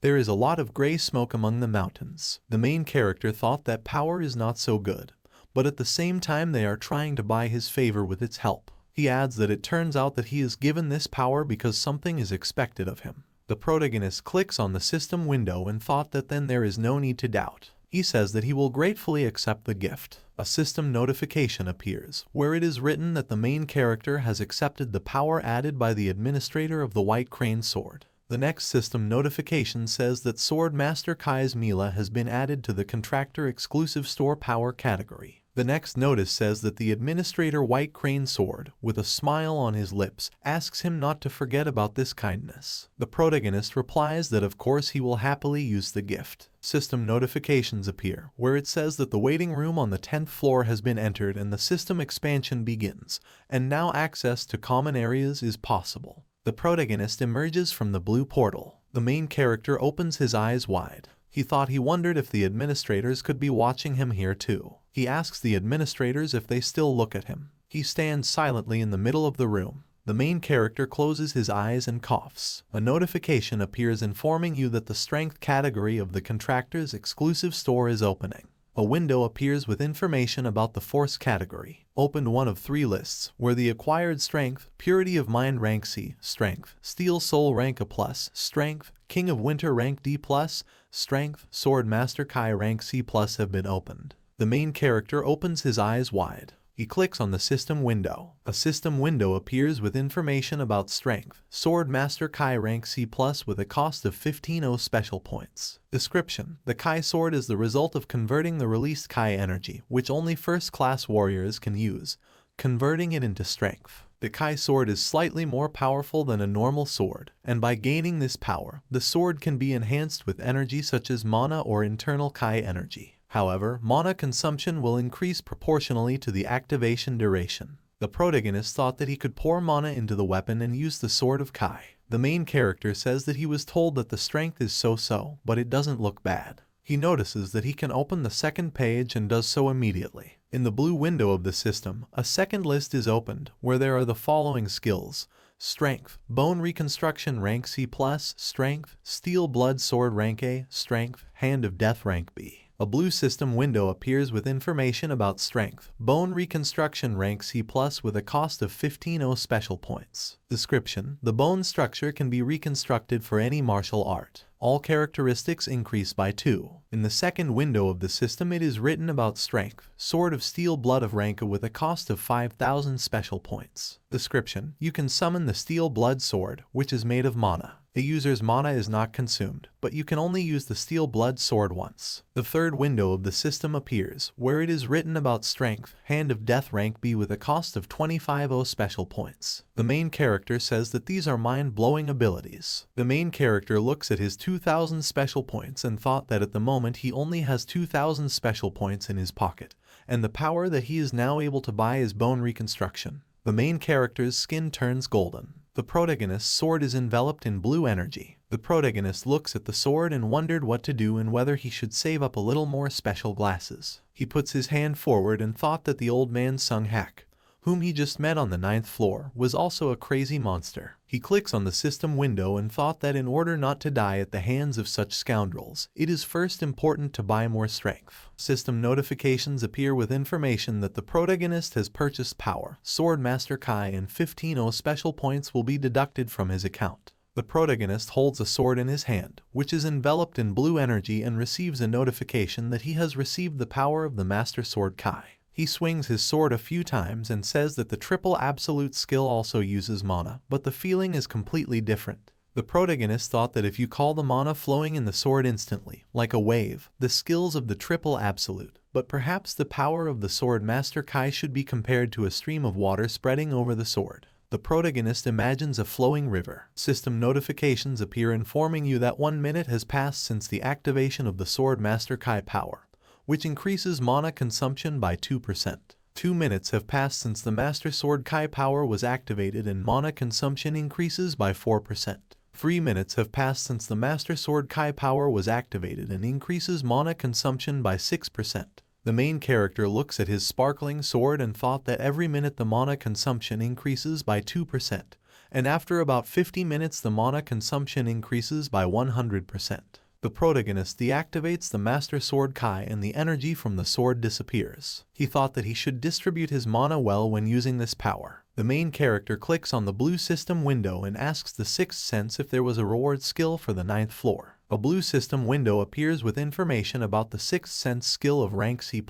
The effect is that your instincts are sharpened to such an extent that they become a sixth sense through which you can make complex conclusions. The main character asks if this means that his sense will improve. He rests his chin and says with a thoughtful look that being able to draw conclusions based on instinct seems like a pretty useful skill. The protagonist opens the system window with the community and thought that now he needs to check if there are any mentions of common areas. A blue system notification appears with information that you have entered a high complexity community. 10th floor community 721 out of 1321. Lots of users posting. Susie writes that she went to the common area, and there were a lot of foreigners there, so she thinks the common area is a common space with people from other countries. The max level swordsman writes that he just got here, and then asks what kind of place this is and for what purpose it was made. Chon Sok asks if this is an exchange between the applicants, and then says that the first thing to note is that foreign speech is automatically translated. Awesome Life writes that this is some kind of madness and he seems to have seen an S-rank hunter from Japan, and then asks what the hell is happening here. Nonsense asks if the S-rank hunter was also dragged into the tower, and then adds that his hopes were dashed. The martial artist says that he has a little insight into what the common areas are for, and then adds that as soon as he arrived here, he was bombarded with messages from the administrators. Brad asks the martial artist why only he was bombarded with messages. The master asks Brad that maybe this is all because he occupies 371st place in the ranking. Brad calls his interlocutor a scoundrel. The main character clicks on the system window and thought that there were a lot of comments about the common areas that were added on the 10th floor. He noticed something. A max-level swordsman writes that just in the common area, a foreigner asked her if she wanted to exchange power with his administrator. The main character, with a surprised expression on his face, asks if it is possible to exchange forces. The protagonist flips through the system window and says that there is an opportunity to see many applicants in person,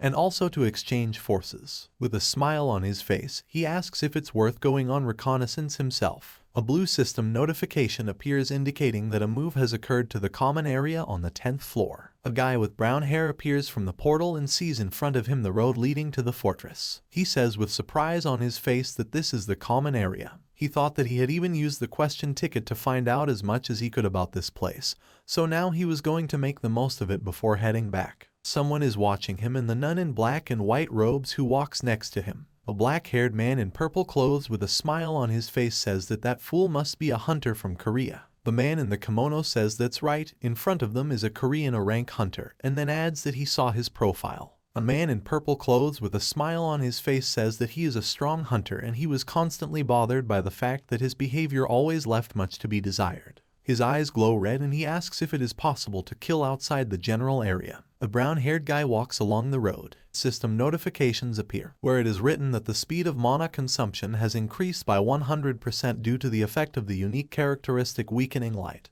and due to the effect of the unique characteristic Territory Restriction. All characteristics are reduced by 20%. Due to the effect of the unique characteristic of the Eye of Terror, part of the body is paralyzed. The brown-haired guy is enveloped in black and red energy and falls to his knees. The main character looks at his hand and says that he cannot move. The main character hears laughter and turns his head back. He looks at the villains and asks them to stop and asks them what they are doing. The guy in purple clothes licks the blade and says that he doesn't even know what they're doing here. He asks the guy if he really has no idea what is happening now, given that he is one of the strongest Korean hunters. The brown-haired guy clenched his teeth and thought that they were not on a test. But the scoundrels even here were engaged in robbery. He asks the villains to stop. The purple-haired nun asks the villains if they are sure they can cope with the consequences. The guy in purple clothes made a displeased expression on his face. He gets up and tells the girl that it's okay. He smiles evilly and tells the nun what he will think if she undresses. He moves the blade behind his back and tells the girl that if she throws off all her objects, then so be it. Perhaps he will have mercy and leave one of them alive. The nun clenched her hand into a fist and asked what it meant. A man in purple clothes reaches out to the girl and asks her if he can help her. The main character passes behind him. He turns his attention to the protagonist. The main character walks along the road without paying attention to the situation. A man in purple clothes looks at the protagonist and asks who this fool is. He addresses the protagonist. The main character turns his head back. He takes off his hood and asks the scoundrel if he told him this. The scoundrel answers yes. He and his partners make angry expressions on their faces and ask the main character if he is also Korean. The leader of the villains points a sword at the main character, and the rest use magic. Red energy is directed at the protagonist. The shadow of the hair covers the eyes of the protagonist and he says that he just wanted to pass quietly. Notifications appear indicating that the forced breakthrough and magic resistance skills have been activated. System notifications appear, where it is written that the effect of increasing mana consumption by 100% is cancelled. The reduction of all characteristics by 20% is cancelled, and paralyzing effects applied to body parts are also removed. The protagonist puts his hand forward and is enveloped in a green aura. The man in purple clothes made a shocked expression on his face. The protagonist takes out his sword from the blue system window. Blue energy envelops the protagonist's sword, and then says that he did not start this first.